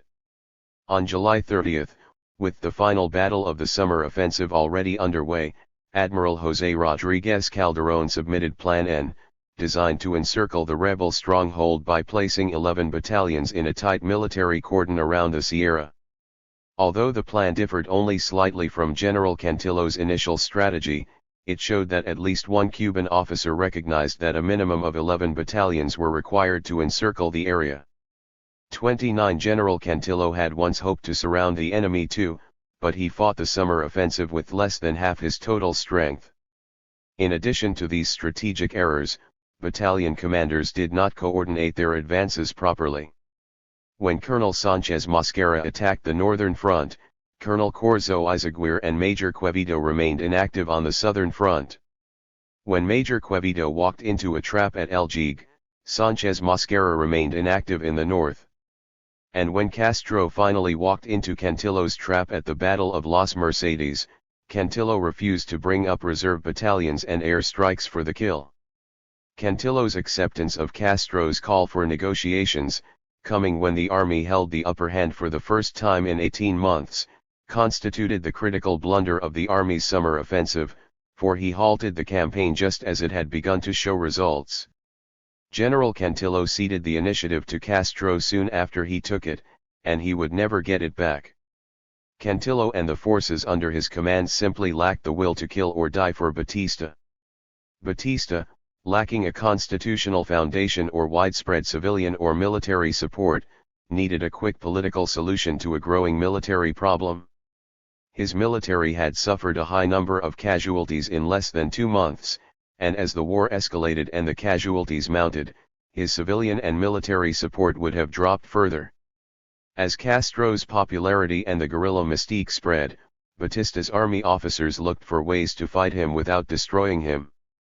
Thus, the summer offensive began and ended with a whimper, as if the Cuban army never intended to destroy the rebel army, which it seemed to have treated as a friendly foe with whom it had waged an elaborate war game. On August 12, when Fidel and Che arrived at Las Mercedes to deliver 100 prisoners to the Red Cross, they sipped coffee with one of Batista's colonels, who admitted that the rebels would probably win. When Fidel showed interest in the colonel's helicopter, the officer invited Fidel and Che for a ride. For an astonishing 15 minutes, one of Batista's officers flew the two highest-ranking rebel officers over the Sierra. 30. It evidently did not occur to this colonel that he could have deposited the commandantes at General Cantillo's headquarters in Bayamo. With the army's offensive operations stalled, Castro decided to launch a bold counter-offensive, a campaign that he and Guevara had been contemplating long before the army initiated its summer offensive. With 10 fresh battalions still within a few miles of his northern lines, Castro decided to detach Guevara's new Column 8, formed primarily from the graduates of Minas del Frio, and march it to Las Villas province, 300 miles away. Camilo Cienfuegos would take another column to Pina del Rio province, at the far western end of the island. The detachment of these two columns, led by two of the best rebel commanders, would weaken the rebel defenses, but it would also compel General Cantillo to send some of his battalions after them. He had enough battalions in reserve to pursue Guevara and Cienfuegos and continue the assault on Castro's depleted lines, but he had shown little interest in escalating the conflict. If Guevara and Cienfuegos succeeded in establishing new fronts in central and western Cuba, however, they would turn a regional insurrection into a national rebellion. Guevara and Cienfuegos would take the war much closer to Havana, threatening to ignite a nationwide political and military crisis as irregular warfare turned gradually into a conventional campaign, involving a fight for control of the highways, railroads, and cities leading to or guarding the approaches to Havana. On August 21, 1958, Castro ordered Che to march his column from the Sierra Maestra to Las Villas province. Fidel warned him that a march through the barren plains of Camagüey province would expose his men to enemy planes. Guevara, confident that he had trained his men to face extreme hardships, eagerly accepted the assignment. Castro ordered Guevara to invade Las Villas province and prevent the movement of enemy troops from west to east. To carry out his mission, Guevara received absolute political and military authority over all rebel forces in the region, with the power to apply the penal 47 code and initiate an agrarian reform. Che recognized the strategic importance of his mission. He had to sever the lines of communication and supply between the army's base in Havana and the rebel fronts in Oriente province. In effect, Castro had ordered Che to cut the island in two. Che knew neither the terrain nor the people of Las Villas province and he had only 120 combatants, but Castro had put him in command of the most important offensive campaign of the entire insurrection. 31 Castro's strategic plan corresponds with Alberto Bayo's third and final phase of an insurrection, an assault on the major cities. It also bears a superficial similarity to the strategies of the Cuban Wars for Independence.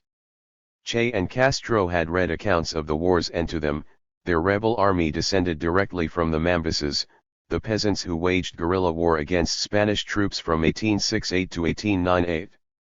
Camilo would follow in the footsteps of the legendary Antonio Maceo, who defiantly marched his cavalry from Oriente to Pina del Rio in 1896.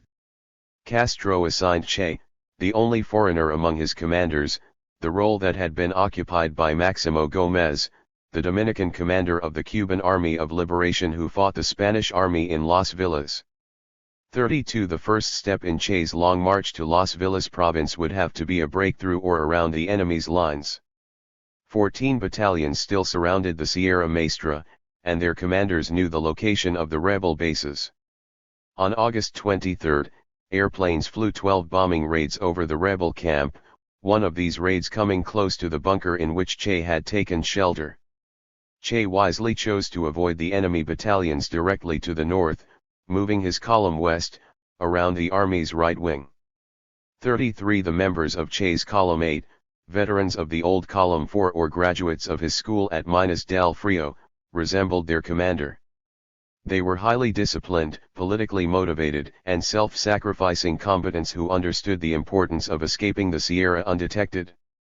Among them was Ramiro Valdez, his trusted deputy, Pablo Ribalta, his communist advisor, Oscar Fernandez Mel, a doctor, and Harry Villegas, his bodyguard. Che also brought along his young and loyal protégés, including Joel Iglesias and Enrique Acevedo. On August 28, Che spoke to his men about the hardships that lay ahead, though he did not reveal their destination.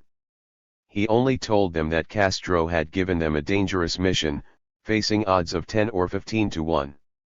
"We will eat enemy soldiers for breakfast, airplanes for lunch, and tanks for dinner. 50% of us will be killed," Che predicted. But even if only 10 men survived, they would fight on, for honor compelled them to complete their assignment. Because of the hazardous nature of the mission, Che wanted only volunteers. He promised to transfer any man who did not want to fight in his column. 150 men volunteered. 34 later in the evening on August 28, Che rode over to Cayo Espino, where the rebels had constructed a crude landing strip illuminated by means of an electrical generator. At 8:30 p.m., a bimotor Beechcraft airplane piloted by Pedro Luis Diaz-Lanz sputtered to a halt in the field. Men rushed to unload boxes of arms and ammunition. An enemy plane appeared at 8:45 p.m., followed by another.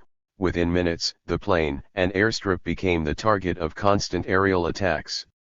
By 6:00 a.m. on August 2, the men had unloaded most of the precious cargo, but with enemy infantry advancing on the airstrip, Che had to destroy the plane before it fell into enemy hands. 35 In addition to the plane, Che lost a pickup truck carrying gasoline, so he had to modify his plan to transport his column in several trucks. On the morning of August 30, Che called in his squad leaders and re-emphasized the need for discipline. To prevent the enemy from picking up their trail, he prohibited any eating or smoking. Then he assigned the order of march. The column moved out on August 30, hoping to sneak across the Manzanillo-Bayamo highway under cover of darkness, then jump onto 3 trucks and drive to Las Villas province. 36, see Map 8. On September 1, a hurricane brought heavy rains to Orient and made all roads except the central highway impassable. From that moment on, the soldiers proceeded on foot, while Che, Ramiro Valdez, and other members of the general staff rode on horseback.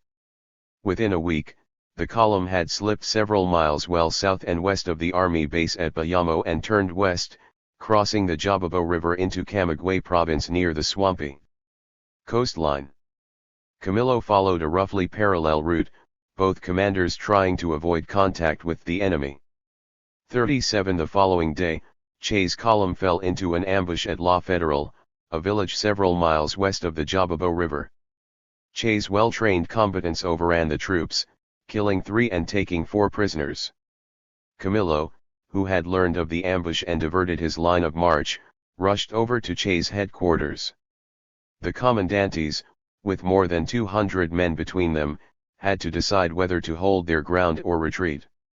When Camilo, never one to shy away from battle, recommended a retreat, Che ordered his men to withdraw. 38 The objective of Che's march, after all, was not Camagüey province. He wanted to establish a base in the Escambray Mountains of Las Villas province as soon as possible, and to that end, he had to elude the enemy wherever possible. The column hugged the Caribbean coast on its westward march, with only 1 army company on its trail. On September 14, Che marched into another ambush when he tried to cross a railroad line just outside Cuatro Compañeros. Che could not avoid the engagement. To get across the line, the rebels fought for nearly 2.5 hours, giving the Air Force time to hit them with 2 B-26s and 2 C-47s. Che withdrew, leaving behind food, medical supplies, and some incriminating documents belonging to Communist Party member Pablo Ribalta. 39 Batista and his military officers tried to use the evidence to alert the Americans to the Communist column marching on Havana. On September 20, Chief of Staff General Francisco Tabernilla announced that the army possessed evidence proving that Communist agents directed Guevara's rebel column. However, only U.S. Ambassador Earl Smith considered the documents credible proof of Communist infiltration in Guevara's column.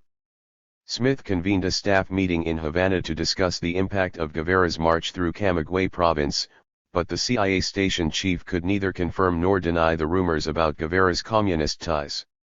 Smith, red with anger, shouted, "Well, I know that Guevara is a communist even if you don't. And I'll tell you what I'm going to do. I'm going to burn up the wires to Washington and tell them that the communists are marching through Cuba like Sherman's march to the sea. 40 With the CIA and the American military observing from the sidelines, Guevara continued his march not so much like William Tecumseh Sherman, but more like Augusto Cesar Sandino, avoiding the enemy in pursuit. Guevara's evasive tactics angered Lieutenant Armando Suarez Saquit, his most aggressive hunter. Lieutenant Suarez Saquit reported that, like cowards, Guevara's men refused to hold their ground and fight him. He claimed that his men eagerly anticipated the day when they could destroy the communists, but he still begged for more troops to block Guevara's march to Las Villas. Having learned of Guevara's destination, Lieutenant Suarez Saquit also asked for radio mini-packs to establish ground-to-air communications with the Air Force. Aerial assaults had been effective at Cuatro Companeros, and the infantry desperately needed regular ground-to-air communications to search out and destroy Guevara's column. 41 On September 2, 9, Guevara once again found his march along the swampy coastline blocked, this time by about 200 soldiers. Fearing another ambush, Che ordered his men to wait until nightfall, when they would try to slip through or around the enemy. The army still located Guevara's position and brought in the bombers again, forcing the column to take refuge in barren swampland while the planes bombed a heavily wooded area nearby. Finally, the young Lieutenant Rogelio Acevedo found a route around the far end of the enemy line, through a lagoon that the army officers apparently considered impassable. 140 men, a quarter of them without adequate shoes, splashed across the lagoon, just more than 100 yards from an enemy post. Guevara's column had eluded an ambush yet again, for reasons that he attributed to the low combat morale of the dictator's soldiers. 42 The Air Force continued its daily bombing raids against Guevara's suspected locations, but it failed to prevent his column from crossing the Jatibanico River into Las Villas province on October 7. Che compared his arrival in Las Villas to the passage from darkness into light. 43 He had marched 250 miles in 5 weeks, surviving ambushes and bombing raids and gaining strength and popularity along the way. The rebels had demonstrated that they could win, the army had demonstrated that it could lose. The army officers had adequate intelligence about the location and direction of both rebel columns, but they could not stop their advance. Once Che and Camilo established camps in the Escambray Mountains, the army would find it even more difficult to dislodge them. The march, however, had taken a toll on the morale of Guevara's men. After he crossed into Las Villas, Che announced that he would release any soldier who no longer wanted to fight. Several men took him up on the offer, to the delight of Che, who gladly relieved himself of the scum under his command. 44 As the commander of all M26-7 forces in Las Villas, he expected the full cooperation of all personnel. His reputation as a communist won him some support from the PSP, but it also cost him the backing of moderate M26-7 leaders, who refused to cooperate with any communists. If Che sends us something in writing, an M26-7 officer allegedly told a PSP member, we'll help him, if not, Che can go fuck himself. 45 At this, Che restrained his anger. He had entered a new world of political combat, and without Fidel there to handle the delicate task of coordinating the activities of several rebel organizations, he risked fighting them as well as the army. There were as many as 800 guerrillas operating in 2 separate units, one under the command of Rolando Cubala of the Revolutionary Directorate, DR, the other an offshoot of this organization led by Eloy Gutierrez Menoyo. The DR had established a guerrilla front in February 1, 958, but it split in the summer of 1958 as a result of personal and ideological disputes between Cubala and Gutierrez Menoyo. Che, with little experience in Cuban politics, had to proceed tactfully. To strengthen Che's position, on October 14 Fidel ordered Camilo's column to remain in Las Villas rather than march to Pina del Rio, as initially ordered. Fidel left no doubt about the command structure in Las Villas. he would only accept Che as the commander of all rebel forces. 46 Back at La Plata, Fidel read Che's report on his march to Las Villas province. The column, he reported, had established a base in the Escambray Mountains and had already begun its difficult political tasks. Pacing back and forth in his mountain retreat, reading detailed accounts of how the column had broken through enemy encirclements at La Federal, Cuatro Companeros, and Baragua, Castro could hardly contain himself. The Che is extraordinary. Really extraordinary. 47 Unfortunately, the other M26-7 militants in Las Villas province did not share Fidel's high opinion of Che. Enrique Oltiski, provincial coordinator, refused to recognize Che as the supreme political and military commander in Las Villas. Oltiski got into a heated argument with Che over agrarian reform and U.S. imperialism, leading Guevara to conclude that he would have to sweep out all the weaklings in the organization who favored an accommodation with the United States. Marcelo Fernandez Font, a national coordinator, had to mediate discussions between Che and Oltiski, who reluctantly agreed to recognize Che's authority and work with him. 48 With the rival guerrilla organizations, however, Che had to proceed cautiously. Eloy Gutierrez Menoyo flatly rejected Che's offer to negotiate terms of their collaboration. At one point Gutierrez Menoyo even imprisoned an M26-7 captain, Victor Borden. 4 Coman, the general secretary of the DR, refused to have anything to do with Gutierrez Menoyo. Coman and Che considered the possibility of attacking Gutierrez Menoyo's second front before initiating offensive operations against the army, but they did not want to delay the assault on Santa Clara. Sharing Che's eagerness to conclude the war, Coman agreed to collaborate with Che, despite the participation of PSP members in Guevara's column.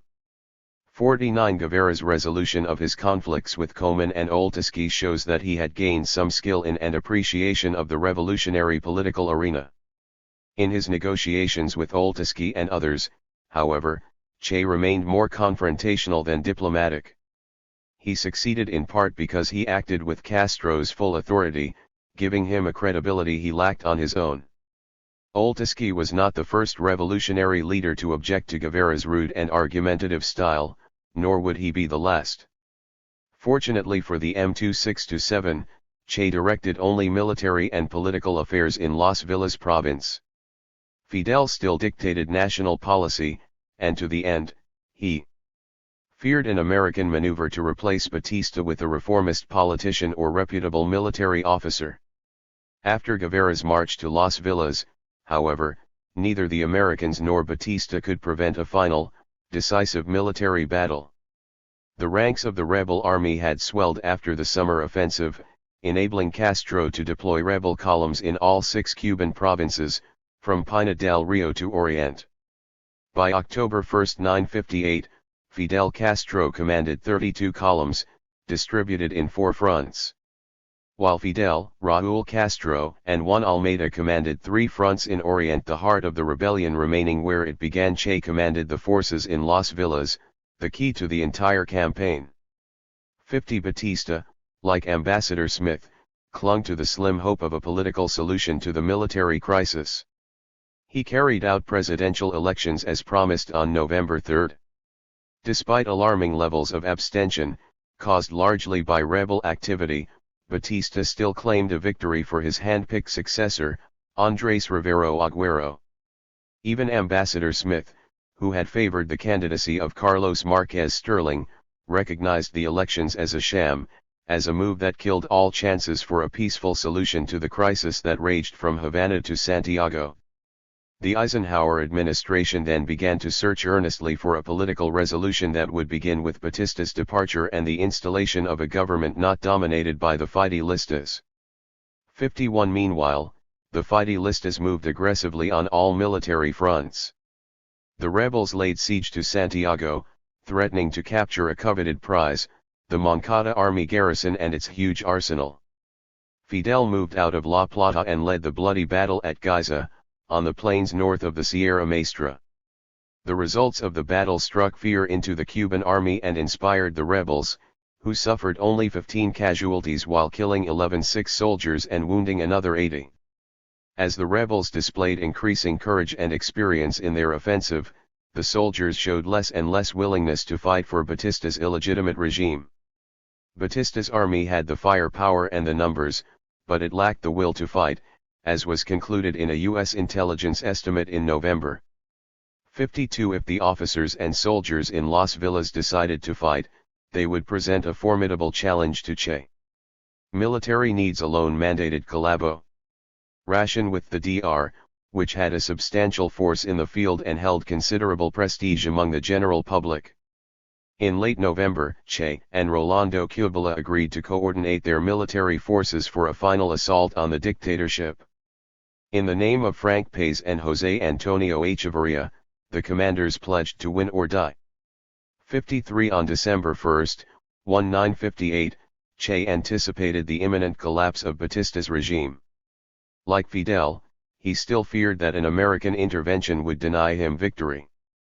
If foreign elements intervene, Guevara predicted, it might remain in power for some time.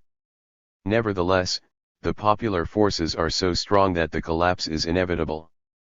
54. A quick and decisive military victory in Santa Clara would hasten Batista's departure and preempt an American-backed effort to install in Havana a third force, a moderate civilian military junta. The battle between Che and the army in Santa Clara would determine Cuba's fate. Batista's regime would not necessarily collapse if Santiago fell to the rebels. If Che conquered Santa Clara, however, the rebels would block the shipment of army supplies and reinforcements to the battered army battalions in the eastern province. More important, Che would have an open road to the presidential palace in Havana. To take Santa Clara, Che applied a classical military strategy. In this final campaign, the one that made Guevara a legend, the Comandante displayed his greatest military skills, not as a guerrilla warrior, but as a conventional military strategist. Even if the campaign did not develop into a conventional war of position between two well-organized forces, the strategy Che pursued reflected the mind of a Comandante who had studied classical military history and theory. Indeed, at his headquarters in the Escambray Mountains, he read the decline and fall of the Roman Empire. He looked to the classics, rather than Mao, for his inspiration. Guevara intended to sever Santa Clara from the roads and railroad linking it to Havana in the west, the port of Cienfuegos to the southwest, and Cabarín to the northeast. See Map 9.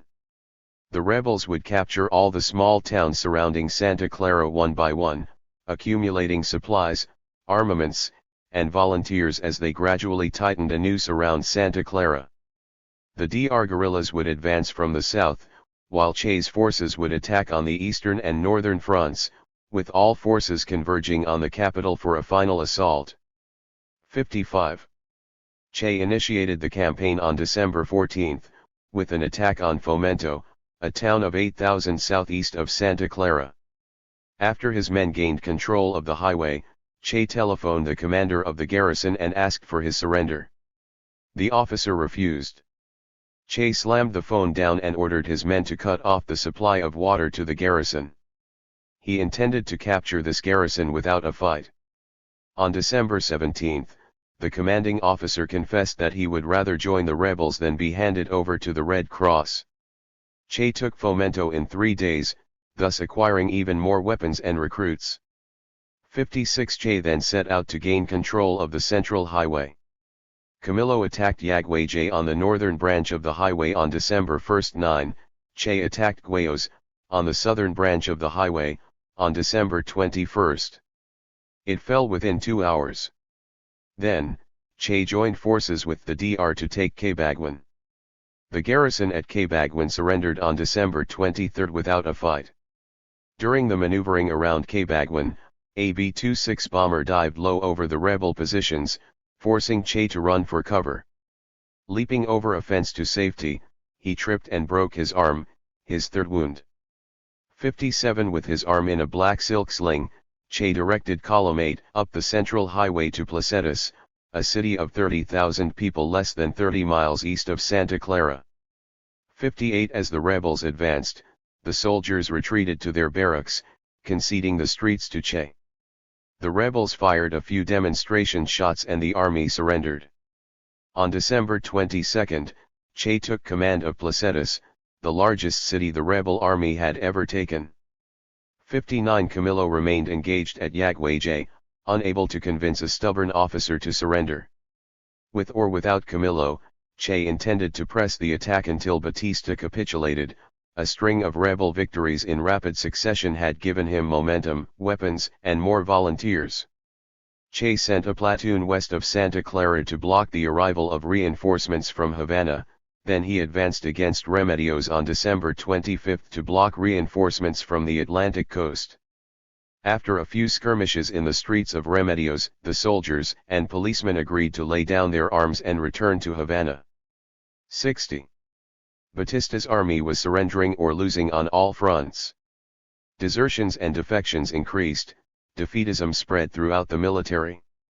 In mid-December, General Francisco Tabernilla, once Batista's staunchest supporter, proposed to replace Batista with a military junta led by General Euligio Cantillo. Ambassador Smith informed Batista on December 17 that the United States no longer supported him or any government that he put in power. The sooner he left for Spain, the better, Smith told the beleaguered Batista. 61 Political and diplomatic intrigue intensified as military affairs turned decisively in favor of the rebels. On December 24, General Cantillo offered a peace proposal to Castro in Orient Province. Castro rejected it. On December 25, Che rejected a ceasefire proposal from Colonel Florentino Rosal, the commander of reinforcements sent to Santa Clara on an armored train. This revolution would not make any last-minute compromises, Che argued. 62 A conclusive military victory in Santa Clara would make all late political efforts irrelevant.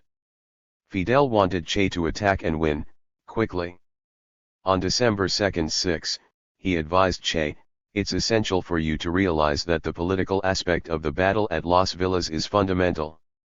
By sending Che and Camilo into Las Villas, Castro put his columns in a position to march on Havana before the DR, rival political parties, or disgruntled military officers formed a provisional government. If Che and Camilo did not take Havana first, Fidel might still be writing letters by flashlight when a civilian military junta took power in Havana. "The enemy is collapsing with a resounding crash," Castro informed his most accomplished Comandante, and when the M2627 marches into Havana, Camilo's column should be in the lead. 63 Ismael Suarez, a member of the M2627 underground in Santa Clara, found Che at his headquarters in Remedios on the afternoon of December 27, rapidly giving orders to 10 to 15 officers.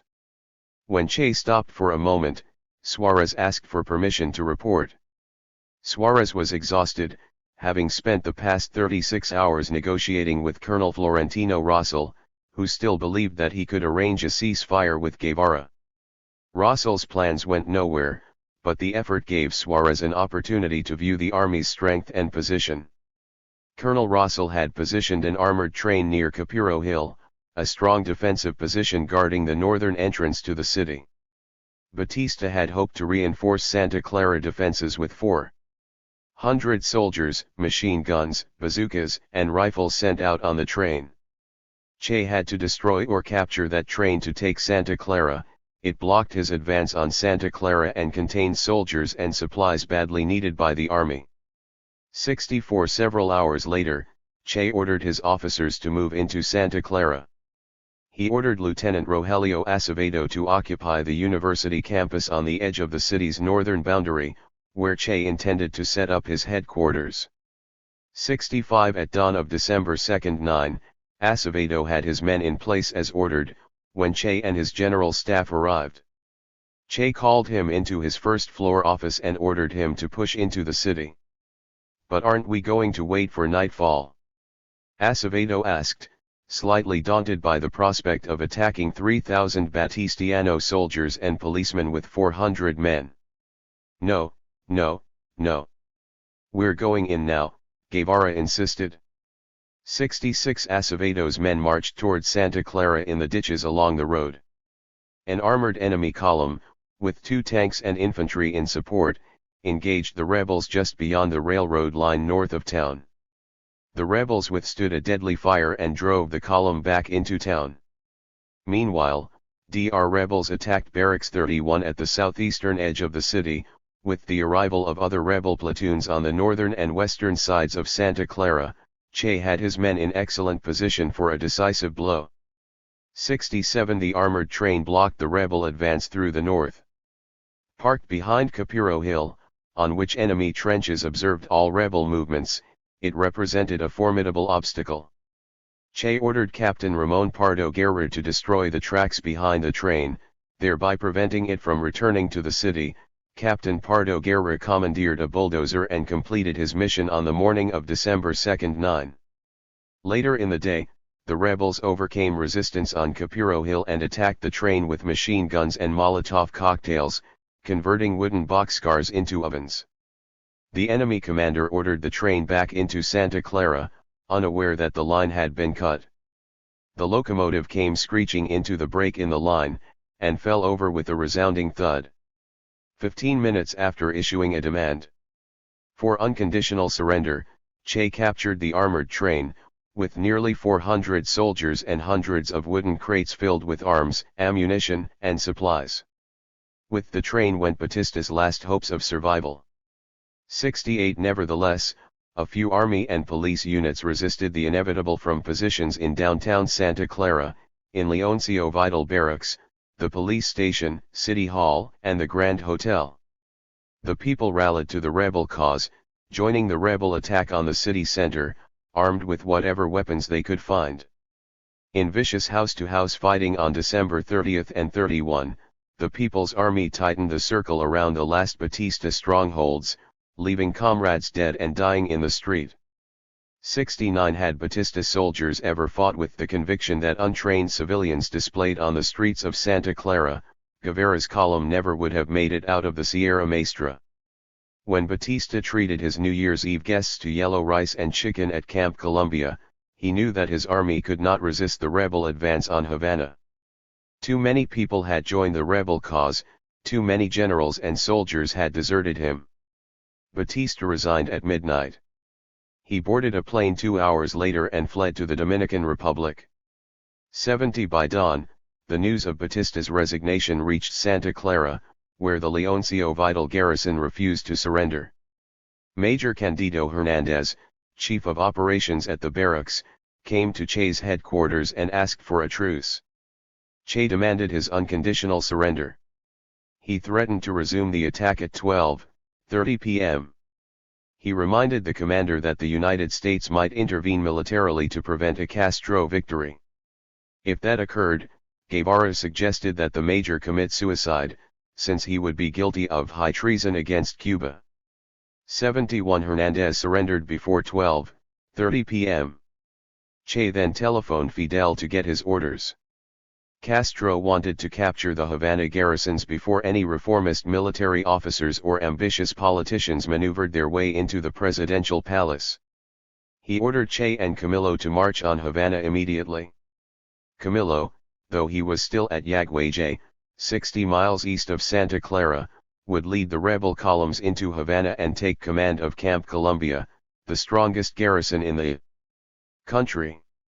Che would march behind Camilo and take command of La Cabana, an old colonial fortress guarding the entrance to Havana harbor. 72 Che, second in command to Fidel Castro and the most accomplished Comandante of the revolution, was denied the glory that he had won on the battlefield. Che had trained the guerrillas in the Sierra Maestra, he had launched the first independent column, he had directed the rebel defenses during the Army's summer offensive, and he had marched across the island and taken Santa Clara in a brilliantly planned and executed campaign. Camilo, though wildly popular and an extraordinary fighter, had been Guevara's subordinate for more than a year and played a peripheral role in the Las Villas campaign. Yet Fidel assigned Camilo the mission of taking Cuba's most important military garrison. According to Carlos Franqui, the chief propagandist for the M2627, Che was the most obvious candidate to take Colombia. What reasons did Fidel have for sending him to La Cabana, a secondary position? 73. The answer is stated succinctly by John Lee Anderson, Che's biographer. Fidel had undoubtedly chosen the less visible position for Che because he wanted him out of the limelight. To the defeated regime, its adherents, and Washington, Che was the dreaded international communist, and it was only asking for trouble to give him a preeminent role so early on. 74. In any case, Che gathered all available trucks and jeeps for the drive to La Habana with 400 men. The column rolled out of Santa Clara on the evening of January 2, 1959, prepared for battle but finding no resistance en route to Havana. Guevara's column came to a halt outside the fortress at 4:00 a.m., January 3. Che warned his men to be cautious, given that the 1,100 troops inside might resist. Then he noticed that the tanks at the main gate were unarmed. Comandante Che Guevara took La Habana without a fight. 75. The war was over. In guerrilla warfare, Che Guevara argued that the final phase of a guerrilla campaign would assume the characteristics of a conventional war.